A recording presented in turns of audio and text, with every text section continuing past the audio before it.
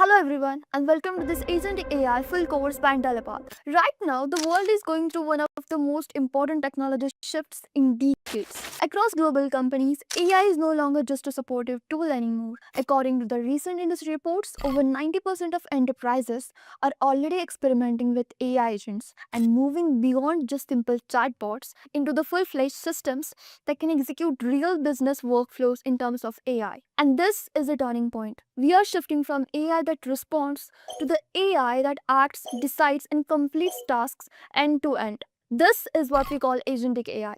AI that behaves less like a tool and more like a digital workforce. And while most of the professionals are still trying to understand basic AI tools, companies are already deploying autonomous AI agents that can manage operations, coordinate systems, analyze data, and take decisions with minimal human input. This shift is also impacting the traditional roles like data analyst, business analyst, operation associates, developer roles, and automation support roles as well, as AI takes over repetitive decision-based tasks, while also new high-demand roles are emerging such as AI engineers, agentic AI developers, automation architects, and AI system designers. And that gap is where the opportunity lies. And that's exactly why Intellipaat has designed this course for you, where we will start from generative AI systems, then move into LangChain, then move into AI agents, followed by agentic AI frameworks and how they operate. Next, we will explore Agentic AI Design Patterns, core frameworks, and building blocks. Then we'll dive into embeddings, large language models, and connect everything using RAG-based agents.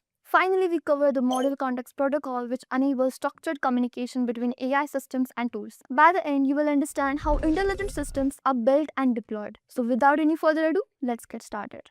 Right now, most people think AI is just tools like ChatGPT answering questions. You type a prompt and the AI gives a response and that's it. But the next wave of AI is very different. Imagine an AI that doesn't just answer your questions, it plans tasks, makes decisions, and completes work on its own. Instead of being just a tool, it starts behaving more like a digital worker. And that's where the difference between generative AI and agentic AI begins.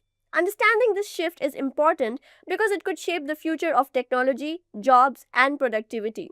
So in this video, we'll break down what generative AI is, what agentic AI means, the key differences between them, and why many experts believe agentic AI is the next major evolution of artificial intelligence. So let's start with the AI model, generative AI.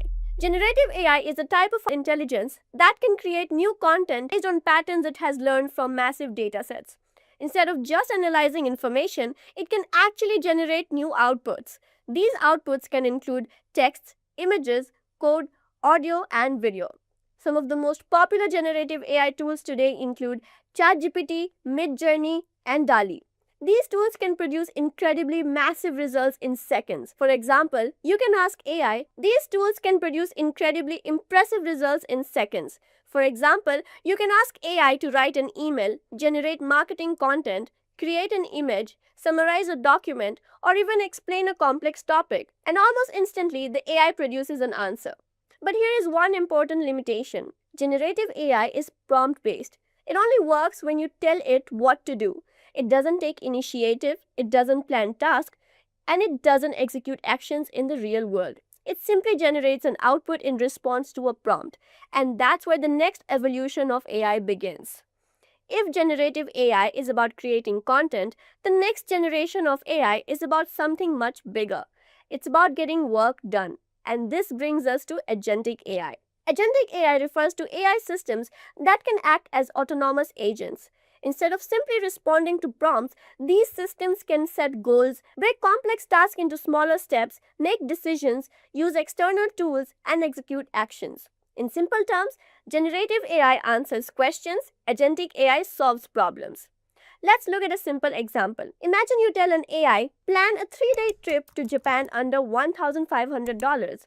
A generative AI system might respond with suggestions like places to visit, travel tips, hotel recommendations. But an agentic AI system would go much further. It could search for flights, compare hotel prices, build a complete itinerary, book reservations, and send you the final travel plan, all automatically. Instead of just suggesting ideas, the AI actually completes the task. That's the key difference. So what really separates generative AI from agentic AI? Let's break it down in simple terms. First, interaction. Generative AI is prompt based. You ask a question and the AI gives a response.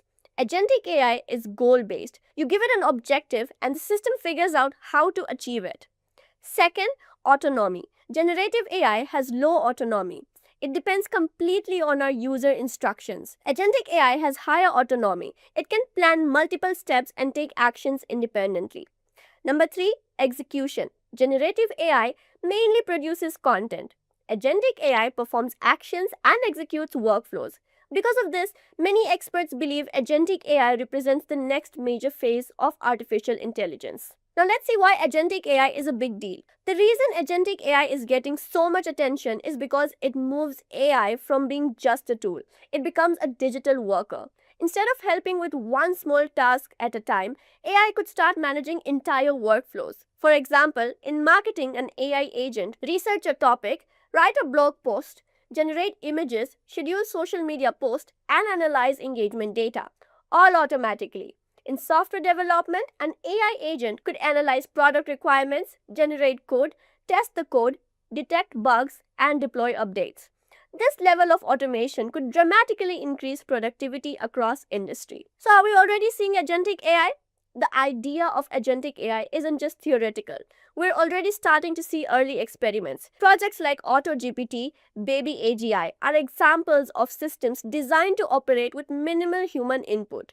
These tools use powerful language models like those behind ChatGPT but add extra layers to allow them to plan tasks, prioritize actions, and execute workflows. Right now, these systems are still experimental, but they give us a glimpse of where AI development is heading. So, what is the future of AI? The future of artificial intelligence will likely combine both approaches. Generative AI will continue to power creativity, content generation, explanation, and ideas, while agentic AI will power automation, task execution, workflow management. In other words, generative AI creates the ideas and agentic AI carries them out. So, the difference between these two types of AI can be summarized simply into generative AI creates content and agentic AI takes action. And as AI continues to evolve, we may soon see systems that don't just answer questions, but actually work alongside humans to complete complex tasks. Understanding the shift is important because it could shape the next generation of AI tools, businesses, and careers.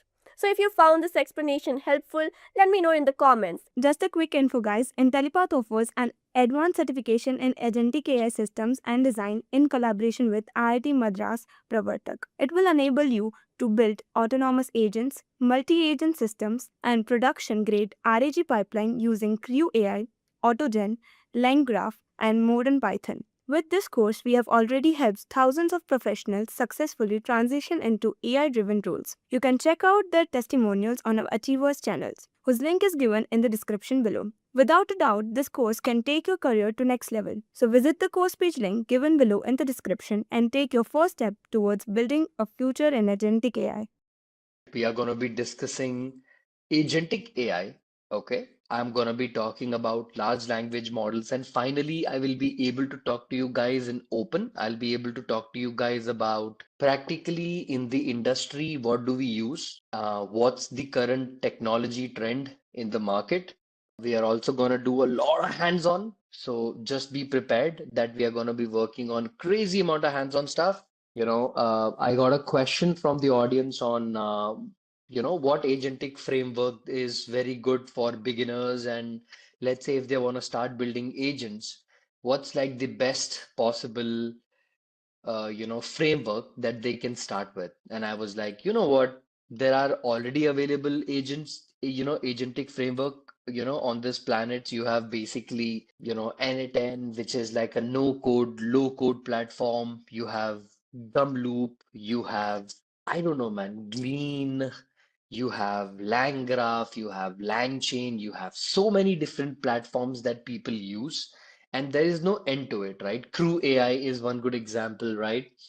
But I personally believe that anyone who wants to work on generative AI in the future, okay, the best agentic framework that you are going to be learning, which you will use because you can create your own personalized, completely custom framework. It's by a LangGraph, okay?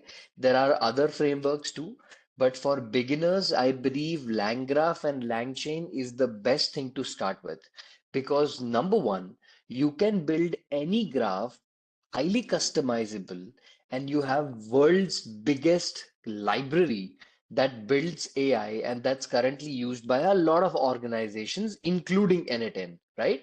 So what we're gonna do, we'll start with our understanding on generative AI. Okay.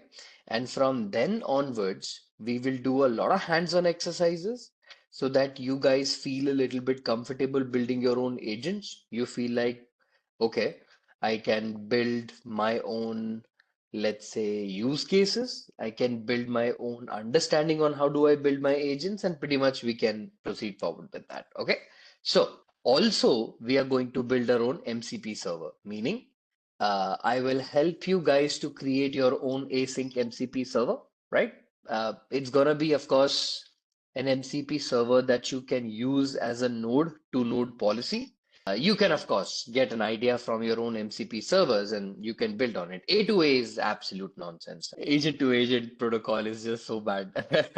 So just focus on MCP. It's the fancy new things come up in the market, but they don't survive for long, right? MCP is something that I have used, I have built, and I have uh, utilized it so much that I think it's like pretty amazing, right? So we'll work on that.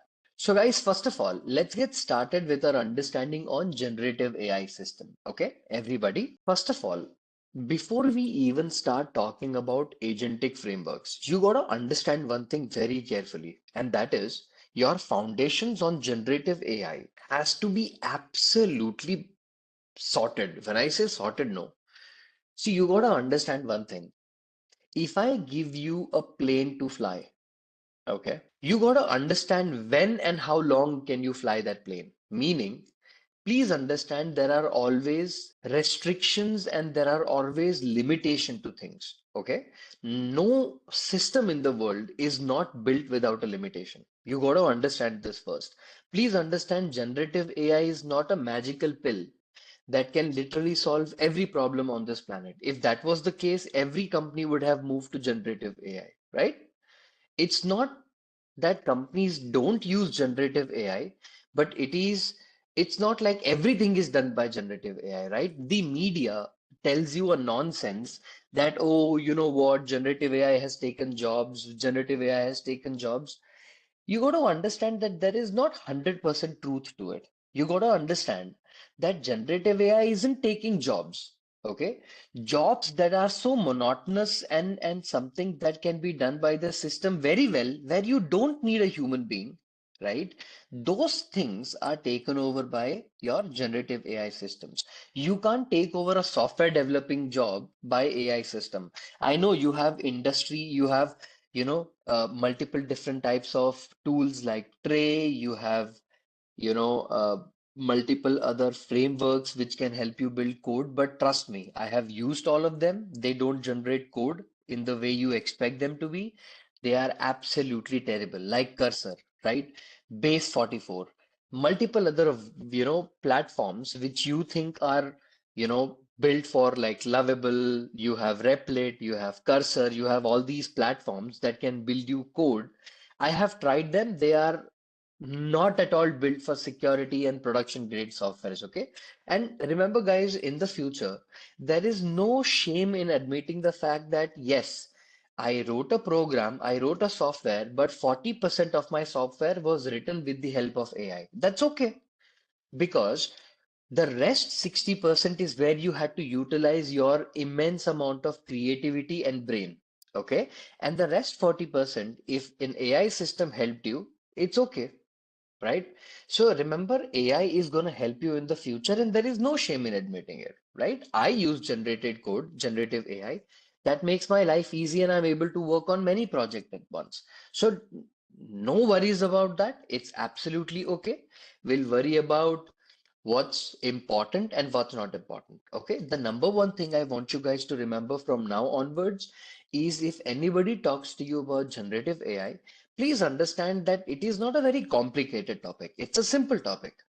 If anyone asks you, what is a generative AI system? My people, I want you to answer it like this. Imagine you have this immense amount of data, this big, huge, large amount of data.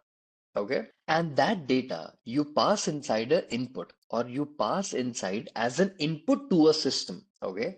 This system learns patterns from any unstructured input data and is able to generate an unstructured output data. What does this mean, right? You have already studied machine learning. You've already studied deep learning. You already have an idea that any machine learning system in this planet, right? If you give it some data, it will understand the pattern from it, no problem. The difference, my people, is in generative AI systems, the way we build generative AI system is we don't just pass it data, we pass it crazy amount of large data. When I say large, I am talking about billions, sometimes trillions of tokens and values that you pass inside a system, and that system through multiple huge amount of data is able to learn from it, right? But what does the generative AI system learn? Literally everything. The contextual relationship, which is your semantic relationship. It understands how to build word order.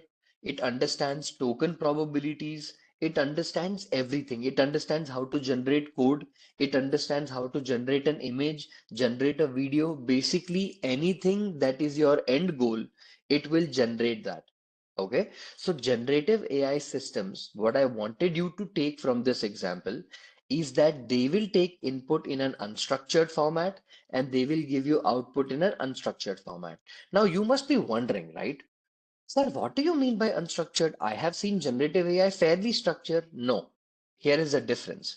See, guys, if you don't know, let me tell you one of the reasons why generative AI industry is generating billions of dollars, believe me or not, is to get output in a structured format. Now you must be wondering, huh? Seriously? I'm like, yes, seriously. You know why? I'll tell you. See, have you ever asked any generative AI system a code?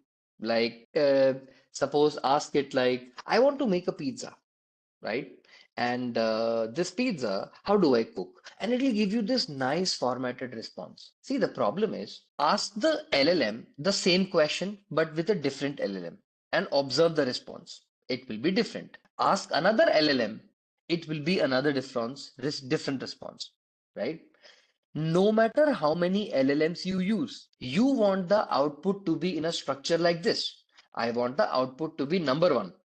Greet me. Hello, Mr. Joseph. How are you doing? Today's time is, let's say, 6:51 a.m., 20th September, Berlin, Germany. And it would basically, you want your output to be provided in a structure that you want.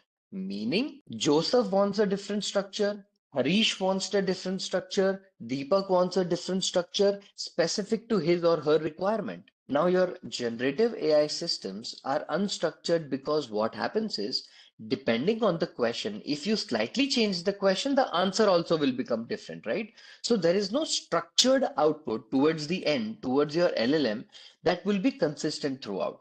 Now, what you want to do in any generative AI use case, you want to make sure that because my system is a stable system, I want to give out answers that's pretty much simple and stable.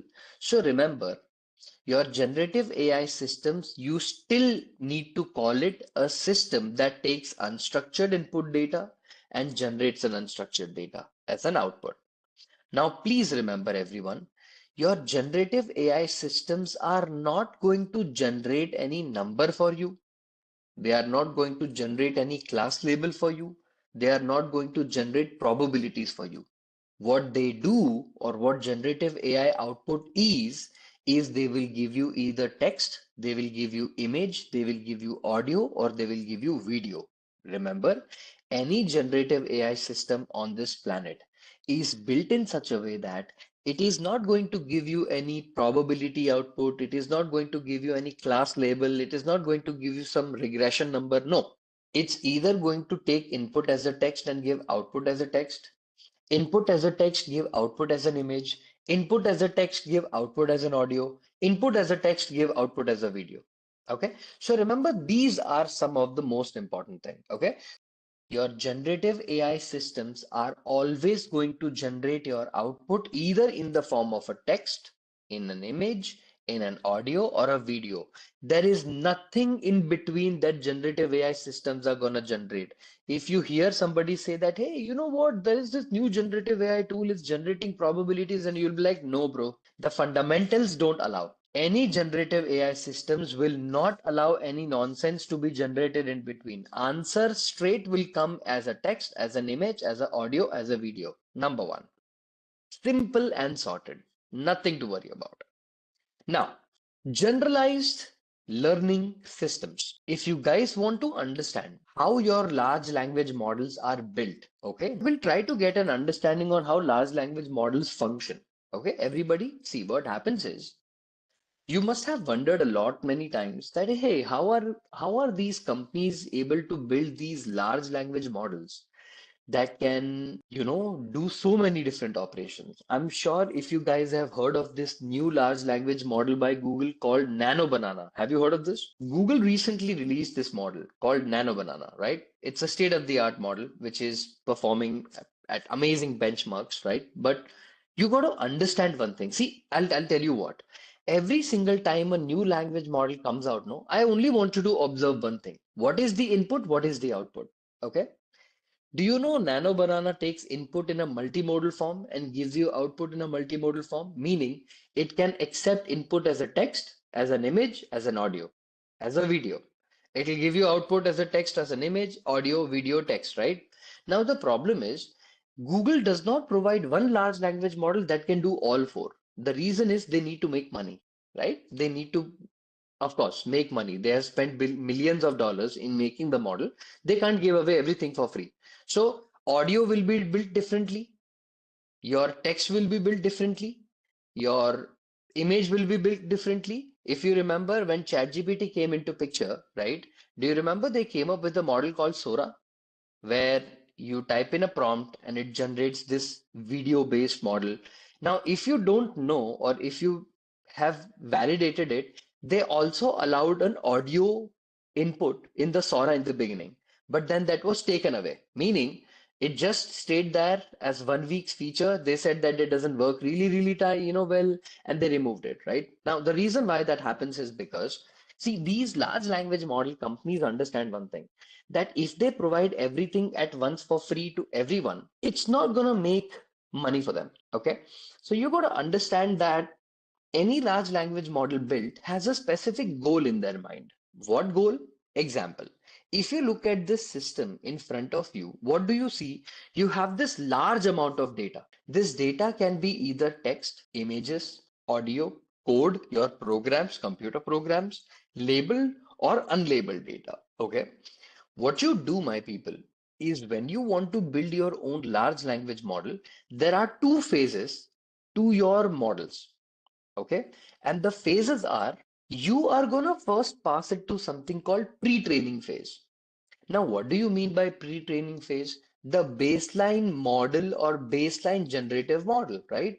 Here, if you look at it very carefully, here the model is usually trained on a large amount of mostly unstructured data to learn relationships and patterns. Now, everybody, any large language model that you build, right, on this planet, anybody who has built a large language model or worked on a large language model knows this, that first what happens is any large language model that you build, you first need that model, that baseline model to understand what the patterns are from the data. Okay. Once you understand the pattern from the data, your life is sorted. But actually, the game is much more different because what happens now in any large language model that you build now, you need data that is labeled. Please understand, labeling is one of the bigger challenges in any large language model. You know why? The problem is labels are actually created by humans. In reinforcement learning, okay, we call it RLHF, okay, reinforcement learning on human feedback, okay. What happens basically is this vast amount of data is converted into a multiple choice question. Okay, for example, if you guys want to take an example, okay, Let's say if I give you an idea that Delhi, okay, is the capital of India, okay, is the capital of India. Suppose this is your text, okay. How large language models are built is this same text will be converted into MCQ. Dash is the capital of India. A. Mumbai, B. Delhi, C. Bangalore, D. Chennai. This is going to be one question created from the data. The second question created from the data is Dash is the capital of Dash. A. Delhi, India, 2. Delhi, Mumbai, India, 3. Sydney, New Zealand. You're getting what I'm trying to say.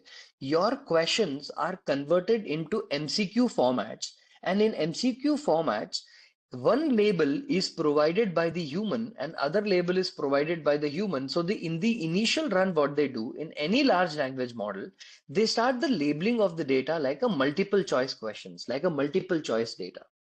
And this data, the label data, is actually put by a human being. A human labels it. Then what happens? We train a large language model and we still generate an MCQ. We again get the MCQ, this time automatically labeled by the algorithm or by a large language model, the first version of large language model. Whichever is wrong, we label it wrong. Whichever is right, we label is right. And again, we pass the large language model into training.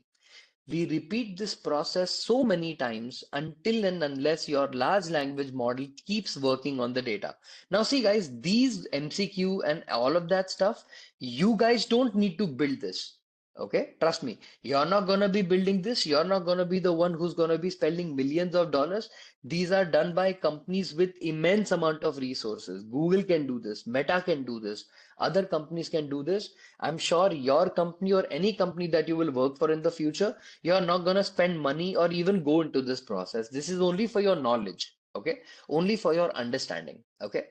So see guys, what happens is you always have something called as a baseline model, a model that is learning from the behavior of or the pattern from the data itself.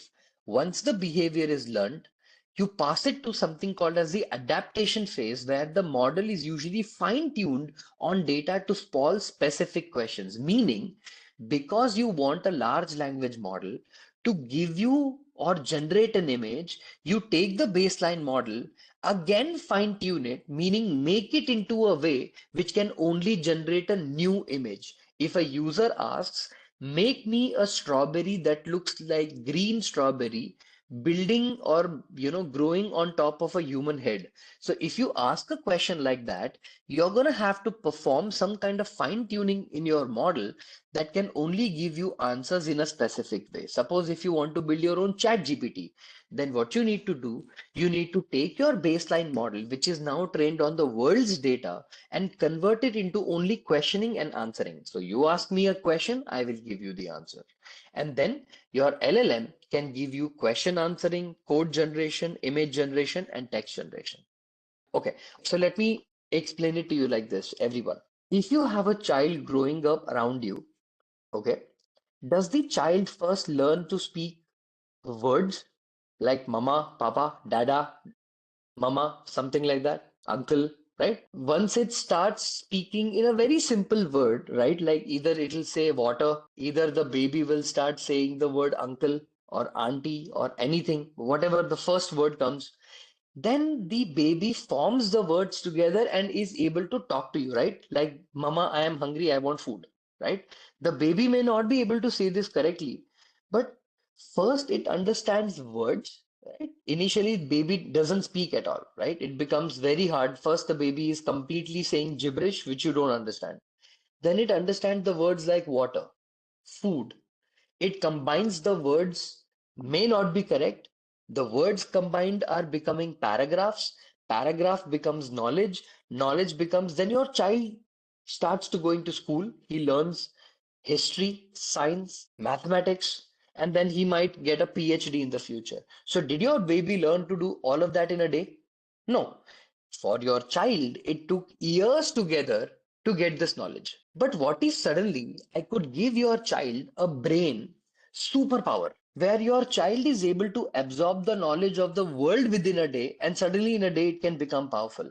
That is what large language models do. What large language models do is they feed so much data into the model, so much data. I am talking about the data's capacity that will take human beings literally 2000 plus years to complete that. Did you know that ChatGPT 4 is built on top of data that would require human beings up to 2000 years to just study that material? It's that much material, right? Imagine the accuracy and efficiency of that system. See, I know all of you must be wondering that your generative AI systems must be so powerful tool, such a powerful tool.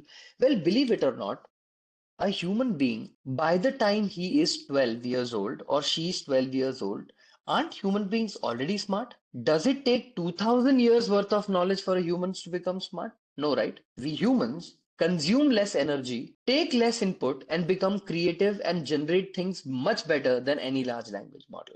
Right? So you got to understand that any large language model architecture, even today, are not very effective or efficient algorithms. They take so much energy, they consume so much energy. By the way, did you guys know this? That every single time you generate an output from a generative AI system, it is not at all, cost effective, meaning it burns so much energy, right? That somewhere around the corner of the earth, there is a data center consuming many, many, many watts of energy to just give you an answer called thank you so much for joining this or XYZ, right? So it's not at all environment friendly in any way, right? If you guys don't know United States of America, see, you got to understand all of this, guys, right? Because all these are very important for your future understanding on recommending generative AI in the system. The reason is when you become data scientist of the future, you are not going to be like, oh yeah, let's use generative AI and everything. You're going to be like, no, it's going to consume so much energy. We don't have the money to pay for it. Let's just build a simple machine learning system, right? So remember, my people, it will generative AI systems are not at all cost effective, right? Because you guys don't get to see it, there is a huge pile of garbage and huge pile of, let's say, uh, immense amount of dump, right? Imagine you have this beautiful looking city, right? And there is this huge wall, and there is a crazy amount of garbage mountain. Because your city looks pretty, you can't just suddenly say that, oh, you know what, everything is good to go. But the minute you go beyond the wall, you start seeing the reality, right? And the garbage pile is just mounting up. What I mean by that is, in generative AI systems, you pay money to the company, company gives you an answer, company gives you a large language model, but at the end of the day, it consumes a lot of energy. And where is the energy coming from? From some place. Who are they charging the tax for? The normal human being, right? The government does that. So you got to understand one thing, that over the period of time, any large language model that you're going to be building or you're going to be working on, please make sure that use case on which has to be on generative AI, meaning if you can solve that using some basic algorithm, my recommendation is go ahead with it. Don't build or don't take any generative AI system and waste your time, right? Go with a simple system that can solve a problem. Not every single time the answer for something is generative AI, right? For example, see here, the vast amount of data I passed as a text, as an image, as an audio, as a code, as an unlabeled or labeled data had to go through two different training phase to give me either question answering, code generation, image generation, or text generation. And for what? Have you seen these ads generated by your generative AI model or the images generated by generative AI model, right? They are not there yet. Like, will you agree with me, right? Give me the state of the art model that you want, right? Whichever do you want to recommend, right? The image generation, the video generation from these models are first of all not 1 minute, 2 minute, or 3 minute. They are only couple of seconds. Have you tried anybody? Have you tried Sora? Have you tried any other model where if you build any video generation model, they are just maximum, I think I have seen 10 seconds or 20 seconds. It's not even 1 minute. The generation of the videos are not even like 1 minute. They are lesser than that. Because, guys, even after so much architecture, so much money, right? Uh, we don't have a model that can generate like a longer, high dimensional videos or images still at a level that we want or expect, which I believe will be solved. But the point is that it consumes so much energy that it is not effective at all. So remember, generative AI is not this magical pill that you guys think you should be using, okay? But Generative AI, let's not deny it's very powerful, right? Very recently, I'll give you a small example, okay? A small example. I work on a platform, okay, in my company, which is able to analyze fraud, okay? Suppose if you guys are going to submit a document to my company, okay, or document to my platform, and this document is either photoshopped, this document is either manipulated digitally, or this document has false numbers, right? No matter what your document is, I will catch you, right? I will figure it out what you've done. You've done some changes in the document and I'll catch it.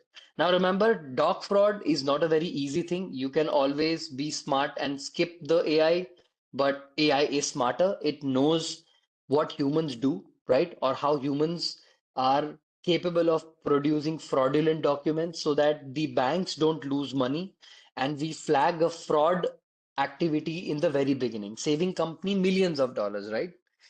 My entire platform is generative AI heavy, meaning I use lot many generative AI applications to provide fraudulent activities. And right now I am at a 98% peak accuracy, meaning out of 100 documents, 98 documents I am able to identify, I'm able to flag, meaning my false positives are so low and I'm able to perform better. My tool is able to perform better that I can catch fraud really, really well, right? So my point is, it's not that generative AI is not at all helpful. It's not at all, going to make your future well. But the most important thing that you got to understand is that you got to learn how to utilize it in which place. Okay, that becomes more important. So, in order to understand that, let's proceed forward with understanding how are we going to take generative AI and how we are going to learn it. Okay, how to take fraud in my account, how to trace it.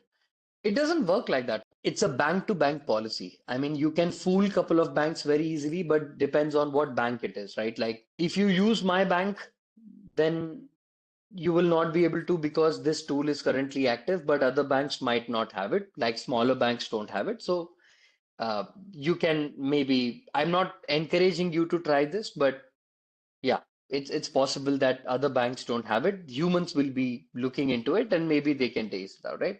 How to trace out a person. I have been working on this tool for 1.5 years. So it would be fairly hard for me to give you an idea just in 5-10 minutes. But what we do is we basically break the documents into multiple different smaller documents.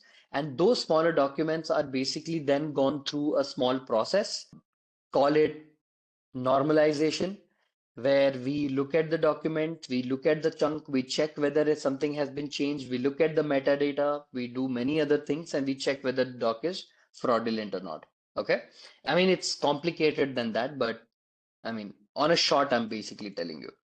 How yeah, we do a lot of fine tuning. So basically, we fine tuned our model on a lot of fraudulent documents from pay stub, salary slips, to bank statements, Aadhaar card, PAN card, Form 1090, Form 1099, fraudulent documents, and it is basically passed through multiple different checkers or multiple different checks to basically analyze and flag whether something is fraud or could be fraud.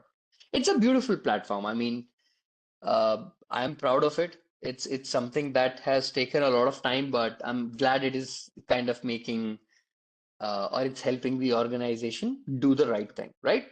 So, from where did you get this data? We never got the data. We purchased the data. We bought the data. The platform was built with the initial investment of 4.5 million. And once the money and the data was used, we were able to generate a certain amount of revenue back again. And now we cater to lot many banks other than us, right? If you have never heard of this, I'm just going to show you the platform also. It's called accelerator.ai. Okay, this is for an organization called EXL. It's a big organization. It's also one of the most amazing organizations on this planet. It's huge, right? This company is very huge. And if you have heard of EXL, it's a big organization. and they have one of the most advanced tools. It's called accelerator.ai, right? One of the integrations of the tool is with EXL, right? Got it? Okay, lovely. Now everyone listen to me. Go to something called Google AI Studio. Can you click on the right hand side? You will see something called Nano Banana. Click on it. You are going to find something called Gemini 2.5 Flash. Click on it. Now that you're here on Gemini 2.5 Flash, I want you to go to something called towards the bottom, there is something called Get API key. Click on the Get API key and here generate or create an API key for yourself. Here, type anything, whatever you want to type, write whatever you want to do, write that, add it, and create API key in existing project or create API key if you don't have an existing project. And click on Create API key. Just create API key. Don't give your API key to anybody. Don't do that. Otherwise, it's like you giving your credit card details. Don't do that. Once it generates, you have API key towards the bottom. Can you see here? Towards the bottom? Okay. Why am I teaching you guys how to generate your key? Because I did not want to help you guys make your own or give you my key and then be like, okay, you know what, let's just work on it. From now onwards, you guys are going to build your own API keys. You guys are going to be building your own generative AI systems. You have no dependency with me. I have no dependency with you. We are all independent people here. We'll be building our own stuff, right? Now, why are we using something called API? For multiple reasons. And the reason is everybody, okay? I want you to know one thing. Your large language model, you can use locally also. Your large language model, you can use the API key also. Okay. What do you mean by that? Did you know that you can build your own or you can use ChatGPT completely locally? Locally meaning you can take some open source large language model and you can put it or download it in your computer, right? And you can use it like a ChatGPT system. You can also do one other thing. What you can do, you can basically take some API the way you have built like Google, and you can use that API to ask a question to that API. What is that question? That question could be things like, I want to make pizza, I want to make something, XYZ, whatever that you want to do. So, everybody, it's important to understand and analyze this, right? Large language models can be used both locally and can be used on cloud. Okay. Which one should you go ahead and buy? If I ask you as a company, would you buy a large language model? Would you use a large language model locally in your computer or in your server so that you don't have to pay for the LLM? Or would you rather purchase an API where you can use the LLM? Which one would you go with? What approach will you go with? Will you go with the API approach or having a local large language model in your server? Let me tell you one thing. At the end of the day, everything comes down to pricing, correct? No matter what you do in the world, everything comes down to pricing. Will you agree? With pricing, it also comes down to something called safety and compliance, right? So tell me this, everyone. At the end of the day, people who think that, sir, taking a large language model of my own choice, putting it on a server, I will be able to use the large language model for free. No, nothing is free. Who's going to maintain the large language model? Who's going to take care of the GPU cost? Who's going to take care of the infrastructure cost? Are you not going to take care of all of this cost? There is going to be an infrastructure cost associated with it, right? But what about API? In the API, you have to literally spend nothing but maybe $0.12 for maybe 100,000 tokens. They don't charge anything from you. It is literally cheap, very, very cheap. So will API work in your favor? If you want to save money in the beginning, you want to save a lot of money, you don't want to worry about the infra, you don't want to deploy, you don't want to take all of that, you can just take API and your life is going to be sorted. That is why 80 to 90% of any generative AI use case in the planet is working on API. Now, you must be thinking, sir, what about data privacy? Every single data provider has an SLM agreement with you. You know what is an SLM agreement? SLM agreement is basically that we will not take your data remains your data. We don't have anything to do with your data. They provide you a digital certificate saying that we will not save your data. Only if you click on yes, save our data, we will save. Otherwise, we will not save the data. Meaning it is safe and secure. If your company is bonkers, and can I tell you something, guys? Believe it or not, if you go to a $1 billion company, these companies are less scared of losing the data. Do you know what companies are scared of losing the data? It's the startups with the 30 people working in the corner of a building. These people are more worried. Oh, what if the company takes my data? A $1 billion organization is not worried, but a startup with a small scale is much more worried that what if they take my data? Now, why am I telling you this? Because I have interacted with many companies on the planet on data security, and I have asked them one thing. Do you trust a third party company on whether, would you give a data? Believe it or not, banks were the least companies that trusted any company. Banks did not want to trust either American companies, let alone Chinese companies. Nobody wanted to trust Chinese companies. Nobody on this planet was like, we will give our data to a Chinese model. No company wanted to give their data to even US based companies like OpenAI, like Anthropic, right? So basically, what is happening is if you are in a regulatory business like banking, finance, or any other industry like that, they would prefer even spending more money and having their own large language model deployed on the server. So they have absolute 100% control. But if it's any other company, say healthcare or any other market research or any other company, they would pretty much be okay with having a large language model bought with API. Now, why am I teaching you this? The reason I'm teaching you this is because in the future, you guys are also going to sit in one of the discussions with your managers where you are also going to discuss whether you need to purchase an API or whether you need to take up infra. Now, guys, in my experience, local LLM deployed on a server and API, the cost difference is 32x. What do you mean by 32x? If you are paying 1 rupee here, you spend 32 rupees here. That's the difference in pricing. Okay. In whatever projects I have built or I have worked on so far, this is the pricing difference I have received.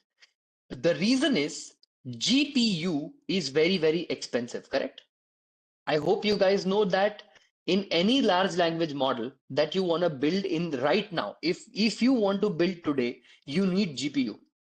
Without GPU, your large language model will not work. It will not work. I can tell you this with a guarantee, with a 100% guarantee. You do quantization, you do distillation, whatever you want to perform, without GPU, there is no performance. I'm telling you this right now. Okay. So understand one thing. APIs become your savior there. So understand, I am not saying that companies who are crazy, who are scared of losing the data are wrong, are false. No, no, no. You're not. You're not. You are not somebody, to feel, there is nothing to feel bad about, or there is nothing to feel wrong about. Remember, the reason I'm saying this, my people, is because at the end of the day, pricing can make the company, pricing can break the company.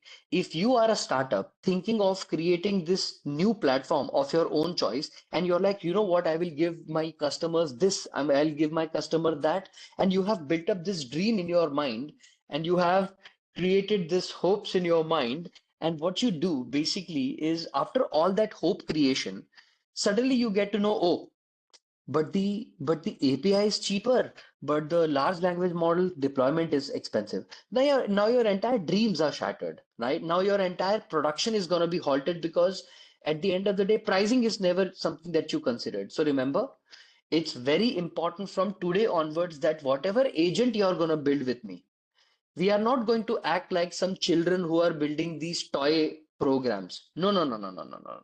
We are not going to perform. We are not going to proceed like that. We are going to proceed like every single one of you is a manager or you are some kind of a tech lead and you are actually monitoring the pricing also. Everyone observe when we went to Google AI Studio, right? And when we click on the Google AI Studio, please look what these guys are saying. You will get input for $30, output for $2.50. And what is the knowledge cutoff? Knowledge cutoff is on January 2025. My people, this is what you gotta ask, right? This is the information that you guys gotta have, right? First of all, let's understand what this particular information means, right? Let me copy this and let me paste it. Has anybody thought what does this particular mean? The input token and the output token thing. What is a 1 million token context window? Every large language model on this planet will have something called as a context window. What do you mean by context window, everybody? The meaning of context window is when you try to tell your large language model something, what is the maximum limit you can pass inside the large language model? What will be the maximum things that you can ask? Now, that is something called 1 million token.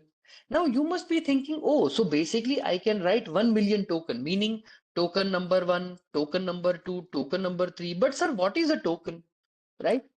I'll go to something called token calculator. Okay. Token calculator by OpenAI's platform. Everyone, look at this, okay? If I write the sentence, I am happy and I feel very ecstatic, right? Talking about my country.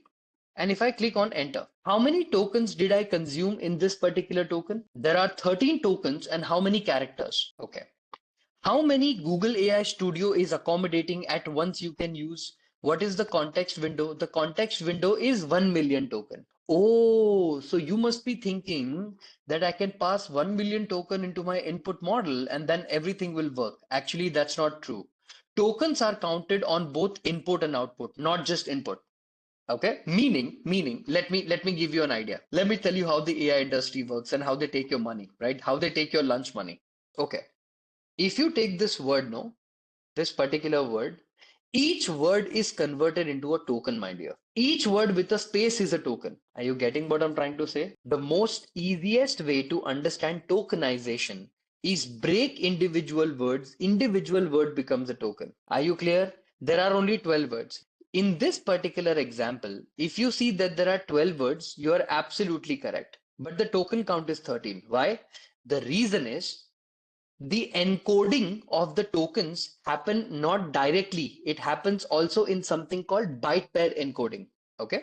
So basically what happens now, your models, they use something called byte pair encoding. Sir, what is byte pair encoding? Suppose if I say the word ecstatic, okay, X static, it will break the word X and static into two separate words also. We don't know in this particular code which byte pair encoding which token was split into two. That's why the answer is 13. It's not always exactly the count, but nearby to the count of the tokens. Understanding what I'm trying to say?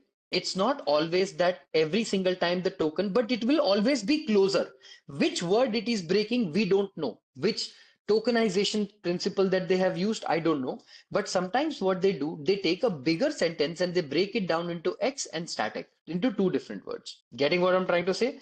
If you also want to look at examples, so see, you have token IDs and you also have tokens, right? So if you can see here, they have given you some ideas here that a helpful rule of thumb is that one token generally corresponds to 4 characters of text in a common English text. This is not always true, but this is just a thumb rule. Thumb rule matlab it is a general rule. It doesn't apply to everybody. It doesn't apply to every single text. Okay. So understand that what happens, okay? So don't have one token to show. So if you want one token, I will take the word I. See, without any space, also I is broken down into two. If I say am, also broken down into two.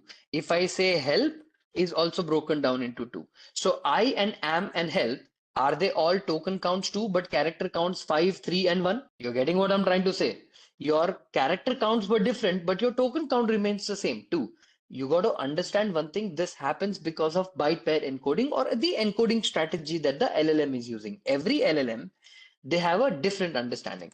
So if I say understand, right? Can you see that the count is 3? Because the word understand is being broken down. Getting what I'm trying to say? Your word understand broke or breaks down into multiple sub sentences, and those sentences are what we count as a token. And whatever your character count is, your up to 4 characters of text is taken as let's say one token. If you say 4, then let's say 8, and then the other two is 3. So I'm going to say 3. But it doesn't actually work like this. This is not the reality. It doesn't work always that 4 characters becomes one token. If that happens, I think it becomes very expensive. But there is a way encoding strategies work, okay? So the point is, in large language models, whatever input you give, how to make pizza, suppose, how to make pizza, okay? What is this? Can I say this is your input prompt or your input token to the large language model? The input tokens will be charged at how much dollars, everyone?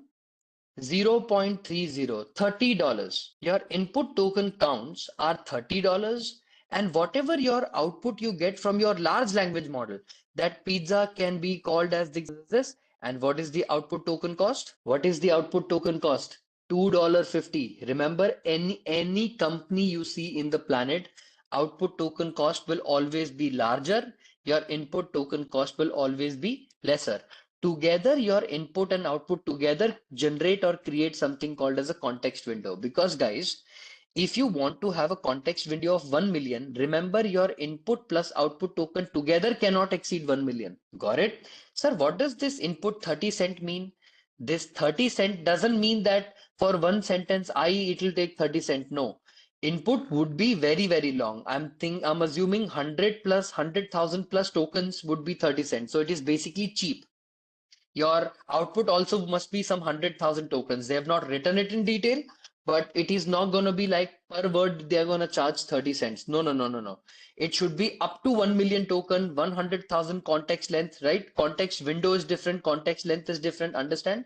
They're going to charge cheap. So basically, this model is a cheap model. It's very, very cheap. At the end of the day, this is very cheap. कुछ भी नहीं है. This is a throwaway price. And when was the last model trained? This model has an information last of which time and which era? January 2025. Whatever happened in February 2025, does this model know? Does this model know what happened in February 2025? No. The last knowledge of the model is only January 2025. This, my people, is what we call as knowledge cutoff. And the name of the model is called Gemini 2.5 Flash. Understood? Now, everyone, listen to me very carefully. What you have taken in the class today is also Gemini 2.5 Flash. Okay. What we are going to be using is we will use either Pro model or we will use the Flash model. Okay. We will also use these two models to get our answers. We'll see how the answers are, because what happens now, every day the token count gets reset for Flash and Pro, meaning if you've used some count today, tomorrow everything will be fresh and brand new. But if we take any other model, then it doesn't have that, right? So everybody, you all created your API. Can you see something called chat completion API?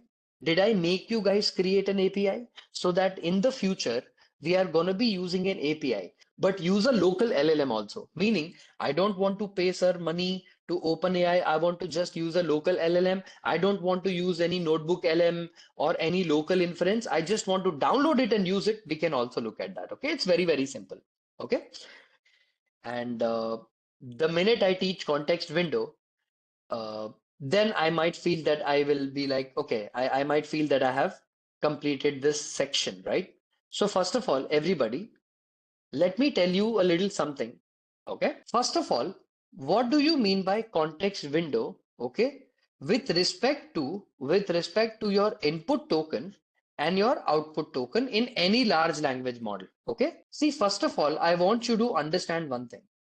In any large language model, will you be able to generate anything without passing some text? Can I say I will pass some text in a generative AI model, or I will not pass anything? It will automatically understand from my brain what I want. Can any generative AI model work like that? No. Okay. So, sir, what do you mean by context window? Everybody, please observe. Context window is the maximum total number, okay, total number of tokens, both input token and output token included, that the LLM or your large language model can process, okay, in a single conversation. In a single conversation, when you pass something to the large language model, how many input and output token can it handle at once? Sir, what do you mean by that? Please remember, what becomes your input token? Your input token is anything that is your prompt plus your conversations history. Your past history and your prompt together can be passed as an input token. What is the output token? Your model's response, okay, your model's response is what we call as an output token. So let's say if the context window or the context window of a model is 128,000, okay, this is the context length. Your model's input or the prompt plus the model's generated output cannot go beyond or should not go beyond 128,000 tokens. Understanding what I'm trying to say? If it goes beyond 128,000 tokens, it will break the conversation and only take 128,000 tokens. The rest of the tokens will be ignored. So please remember, your input token and your output token together should not go beyond the context length or the context window of the model which they have provided or which is provided to you in a model. You always got to maintain the same thing. If you don't maintain, then there is a problem. Understood? That is what we call as a context window. When you ask a chat GPT model, I love India, how many context window did you give, or what is the token count that you give as an input? 3. You passed it to the LLM and the LLM gave the answer, even I love India. Even I love India. Okay, it is a beautiful country. 1, 2, 3, 4, 5, 6, 7, 8, 9. What is the output token generated at the end? 9. What is 3 plus 9? 12. So the total token counts that you used is 12. Understood? Not 3, not 9, but 12. You have to add them together. So your input model, you passed 3 tokens, output you generated 9, together you have used 12. Understood? You have to add 9 plus 3 and you make it 12. Understood? Whatever conversation you have passed in the bot in the history, no, for example, hi, it will respond hi. How are you doing? It will respond, how are you doing? I have a question. Whatever that user history you have, no, you can pass that. How we can control that output token? My dear, it's very easy. You can set up a limit. If any question passed by the user or any answer by the user, you can use something called maximum length. I will teach you how to do that. You can give something called max token and max length. Okay.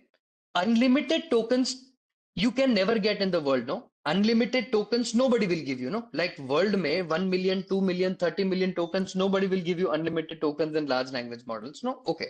So let's say this is your mama, okay? Your mom. Let's say this is my mom, okay? I tell my mom about how my day went. Okay, how my day went. Mama, I woke up at 7 a.m. and I did this, and 8 a.m. I did this, and okay, and 9 a.m. I did this, and 10 a.m. I did this. If I tell her every 1 hour what did I do, will she get overloaded with the information? She'll not be able to use, she'll not be able to understand anything. Tell me, my people, at once, your mom will be able to hear only a generic advice, no? Like, Mama, overall, what did I do today? Maybe you can speak for 2 minutes, maybe you can speak for 3 minutes. If you speak for 30 minutes, she'll not be able to take it. Think of context window like that. In a large language model, what happens is when you take an LLM in single question and single answer, okay, passing a question and getting an answer, you cannot go beyond 120,000 tokens. Please tell me this 120,000 is what? Is the token limit at once. But if you want to break the question into multiple questions, you can do that. But at once, like how you could not tell your mama at once, what did you do the whole day, every hour, your mom will be able to listen, what did you do in 7 to 8. Later, after 5 minutes, she will take 8 to 9, but she can't take at once everything. At once, to your large language model, you can't pass anything beyond 120,000 token. Meaning, your input token could be 30,000 token, your output token could be 40,000 token. Are you still within the limit of 120,000 token? Are you still within the limit of this? See, 40,000 plus 30,000 is 70,000. No. Is it lesser than 120,000 token? Yes. If you ask the second time, the token count will get reset for again 120,000 token. Matlab together input and output you can't go up to 120, but you can give as many as you want because daily you have a limit of 1 million, 3 million, 4 million. There is unlimited tokens, but each conversation cannot go beyond 120,000. Understood what I'm trying to say, everybody? Did you get the logic? Input token plus output token together is my context window. So first of all, let me do this. Let me tell you this. Google, OpenAI, and multiple other kind of models. There are so many different other models like that, right?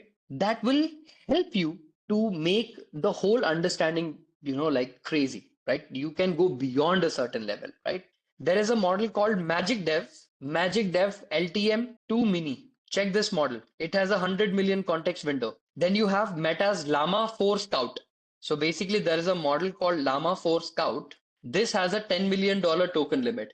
You have a Google Gemini 1.5 Pro, 3 million. Gemini 2.5 Pro, 2.5 Flash, 1 million. So there are not just one, there are millions of models like that on the planet. 100 million is the code context limit.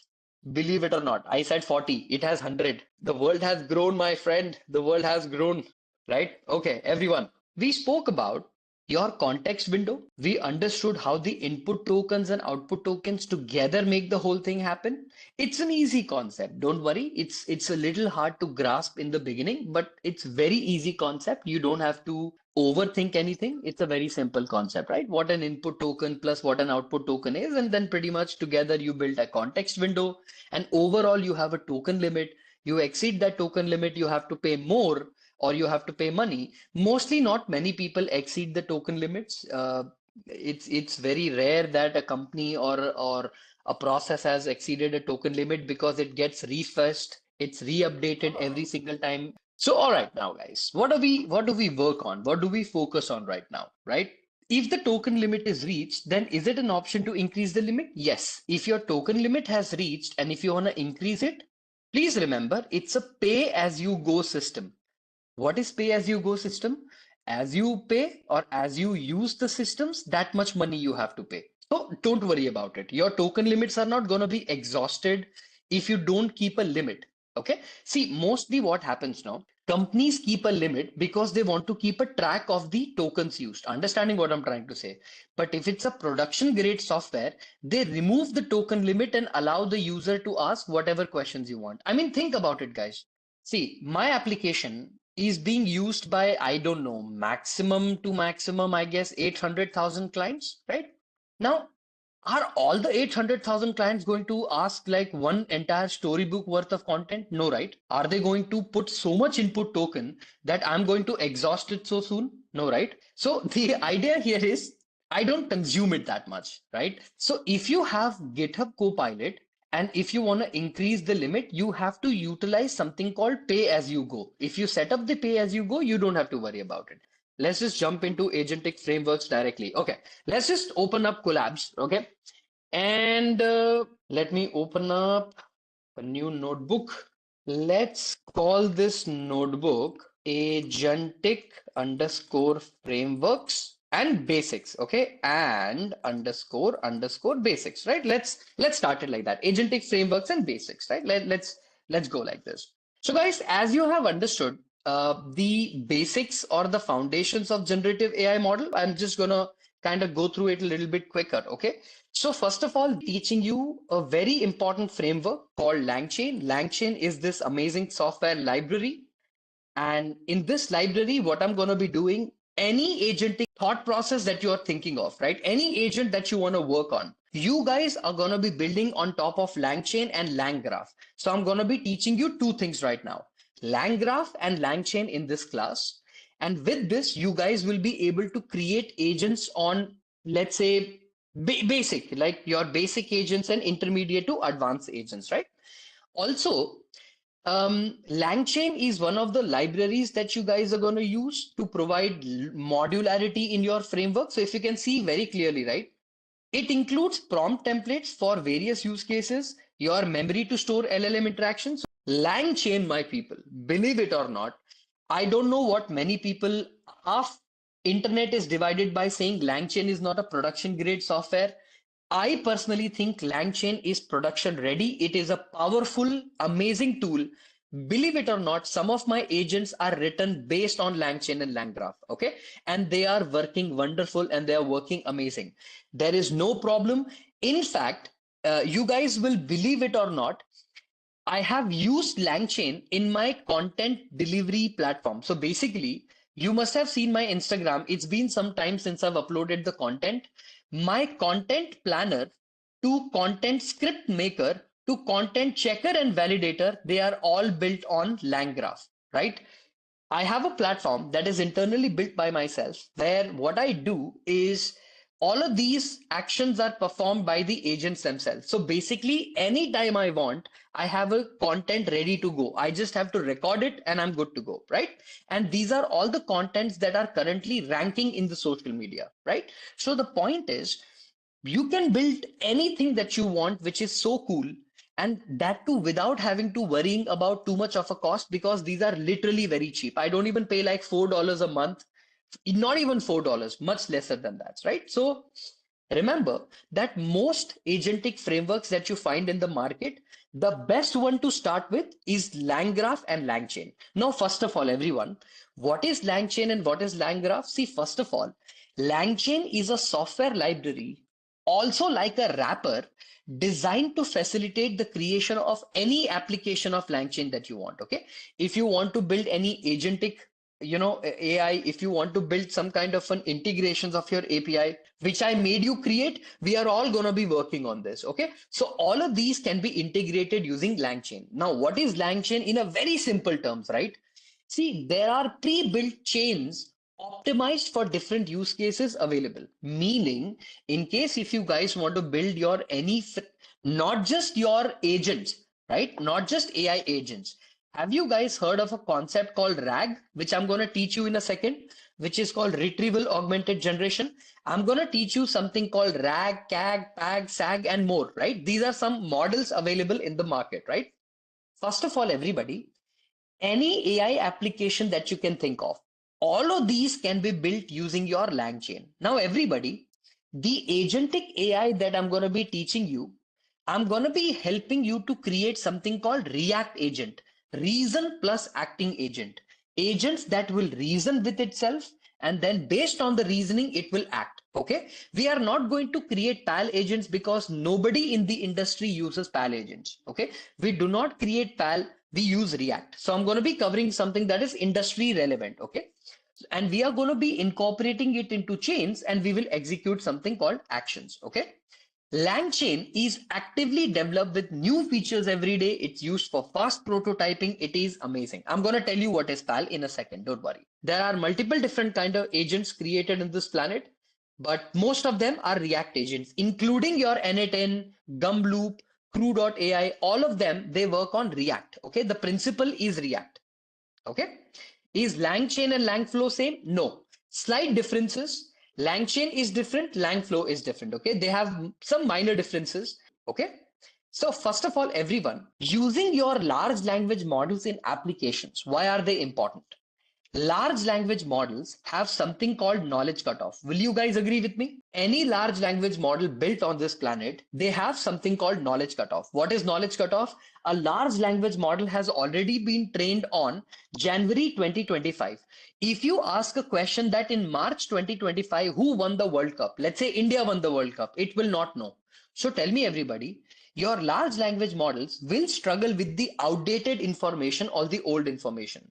One of the challenges also LLMs can face is with the complex math problem, they tend to generate text even when they don't know the answer. The problem is, have you ever met somebody who so confidently lies about something that you think that, okay, must be the answer is correct. But what is happening is your LLM is going through a problem of hallucination. Hallucination is basically your LLM think it's the right answer, but genuinely it is not the right answer, right? So please understand that large language models, one of the biggest challenges in the industry, even today, even if you start making your LLM application or agentic applications, it will be hallucination. So the cancer of LLMs is hallucinations. Hallucinations, if anybody solves, they are anyways going to be a multi-billion dollar company just today. If anybody comes out and says, you know what, If I solve the problem of hallucination, I'm done.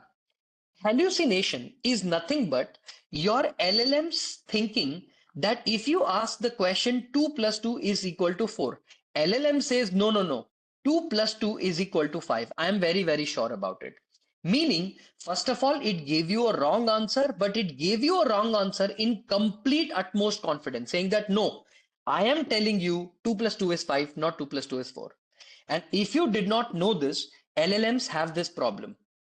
Whether you use Grok, whether you use Claude, whether you use GPT, depending on what kind of questions you're asking and in which condition you're asking that question, it will hallucinate, and the chances are it's possible that it will hallucinate, right? So remember, if you are using any kind of large language model and ask it a complicated question, and this mathematical question is just an example, right? Complex math problems, like if you give it a research level complex math problem, Dipanshi, what will happen? Your LLM is not going to give you an answer in a specific way. It might hallucinate, give you some wrong answer, but it will consider that to be exactly right, right? Meaning it will give you an answer saying that no, no, no, I believe it is correct, right? So remember, your large language models have this problem of hallucination. In fact, believe it or not, yesterday, I was about to ask a question to large language model. The reason is I'm going to show you an example of, I think, one of the conversation I had with the LLM, right? I asked the LLM, 10 a.m. in India is what time in Berlin at September? Because I live in Berlin, I live in Germany. Here, 10 a.m. in India will be what time? It says it will be 5:30 in Berlin. And I was like, but wait, isn't it 6:30? And then the answer is yes, you're absolutely right. I made an error in my calculation. 10 a.m. in India would be 6:30. What happened right now? Just yesterday, I asked it to convert the time in India into Berlin time, right? So that there is a daylight saving here, right? What happened? Your LLM was able to just give me an answer that no, no, no, it'll be 5:30. But then when I asked it, I confirmed, hey, are you sure it'll be 5:30? Because there's a 3.5 hour difference. It'll be like, oh, no, no, no, no, no, sorry. And then when I ask, are you sure? It'll be like, yeah, yeah, I'm sure. Let me double check. Yes, it is going to be 6:30 in the CEST, and it'll be 10 a.m. in the India. So see, including your very big or amazing model like your, how do I say this, your Claude or your Sonnet models, even they sometimes make mistakes in conversions of just as simple as just writing what time will it be in India when it's a time in Berlin, or what time will it be in Berlin, what time will it be in India. That conversion takes a little bit of time, right? This is how hallucinations happen in large language model. And this was just a simple example. Like this, imagine if you are working on a complicated example. For example, imagine if you have a bank statement, okay, of a user, right? Suppose this is the bank statement. And I ask the user or the large language model, for example, I ask the large language model this question. From this bank statement, okay, customer has spent money on which account the most, right? What money or where did the customer spend the maximum money on? Now, as per your knowledge, right? If you can see this particular bank statement example, I see somewhere around 7,500 being the maximum. Okay, here. Will my large language model always say 7,567 on deposit? No, it might say 5,984. You're getting what I'm trying to say. The answer is something else. LLM is saying something else. What your LLM is going through is what we call as hallucination, meaning it is so confident in its answer, we believe it is right, but actually it is wrong. So see, just because using an LLM is not going to solve a problem. So remember, LLMs also face the problem of something called hallucinations, right? Now, what is retrieval augmented generation, guys? The reason why we have RAG applications is because, my people, I'm going to ask you a simple question. If you are able to understand what I'm saying, everything will make sense. If you ask a large language model a question, LLM a question like, hey, who won the World Cup in February 2025? But the LLM was trained in January 2025. Will the LLM answer who was the World Cup winner in 2025? No, because the LLM will not answer in 2025. Will you go to internet search? Will you look at the internet to get the answer? Yes, everybody would be like, yeah, I would go to internet. But what if you're building a platform where internet is not the option, but you have to look within the company or internal to the company? For example, if you ask a question, is Robin still the VP of the sales in my company? So tell me, everybody, rather than going on internet, will my large language model know who is Robin? In my company, let's say Piramal Finance, who is Robin? Can anybody say who's Robin? Or if you ask a question, hey, is Rudra Sharma still the associate vice president for the fraud department? It will not know, right? So tell me, will the LLM have to look internal to my company's database, check and validate, and then return the response? Oh, yeah, looks like Rudra Sharma is still the AVP. He's still there in the company. He's in the company since 2022, and he's still continuing in the company. So tell me, everybody, your large language model, if I give it the capability of looking on the internet or at the internet and internal to the company, am I not building one of the best search platforms on the planet where it can literally search somewhere, give me the answer, and return the answer back? My people, to get this particular application up and running, we have a concept called RAG, or Retrieval Augmented Generation. What is Retrieval Augmented Generation? My people, I'm going to show you the architecture of RAG. If everything goes well, we will also create a RAG in this class. So basically, a lot of hands-on we are going to do, right? So that we are able to build sort of like platforms relevantly, right? Now, how does RAG work? I'm going to show you a small, simple architecture. And if everything goes well, I think you will be able to understand it very, very carefully, okay? RAG architecture, right? This is framework. Okay, this is fine. Large language model. This is, I think, making more sense. Copy and paste. Are you all able to see this? This particular graph that is right in front of you, right? Lovely. Everybody, let's suppose if the user asks, is Rudra Sharma, okay, is Rudra Sharma still an AVP in the company or not?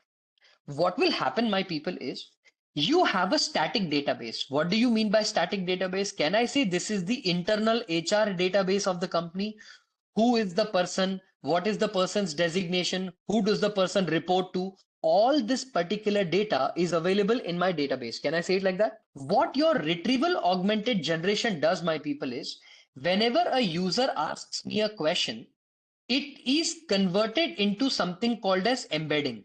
Okay, a word embedding or a dense embedding. Okay, what happens are, you can ignore embedding for now.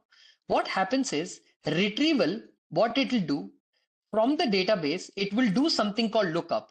That this question, that is Rudra Sharma still in AVP, I will look in the database. Whatever information I will pass it to the retrieval.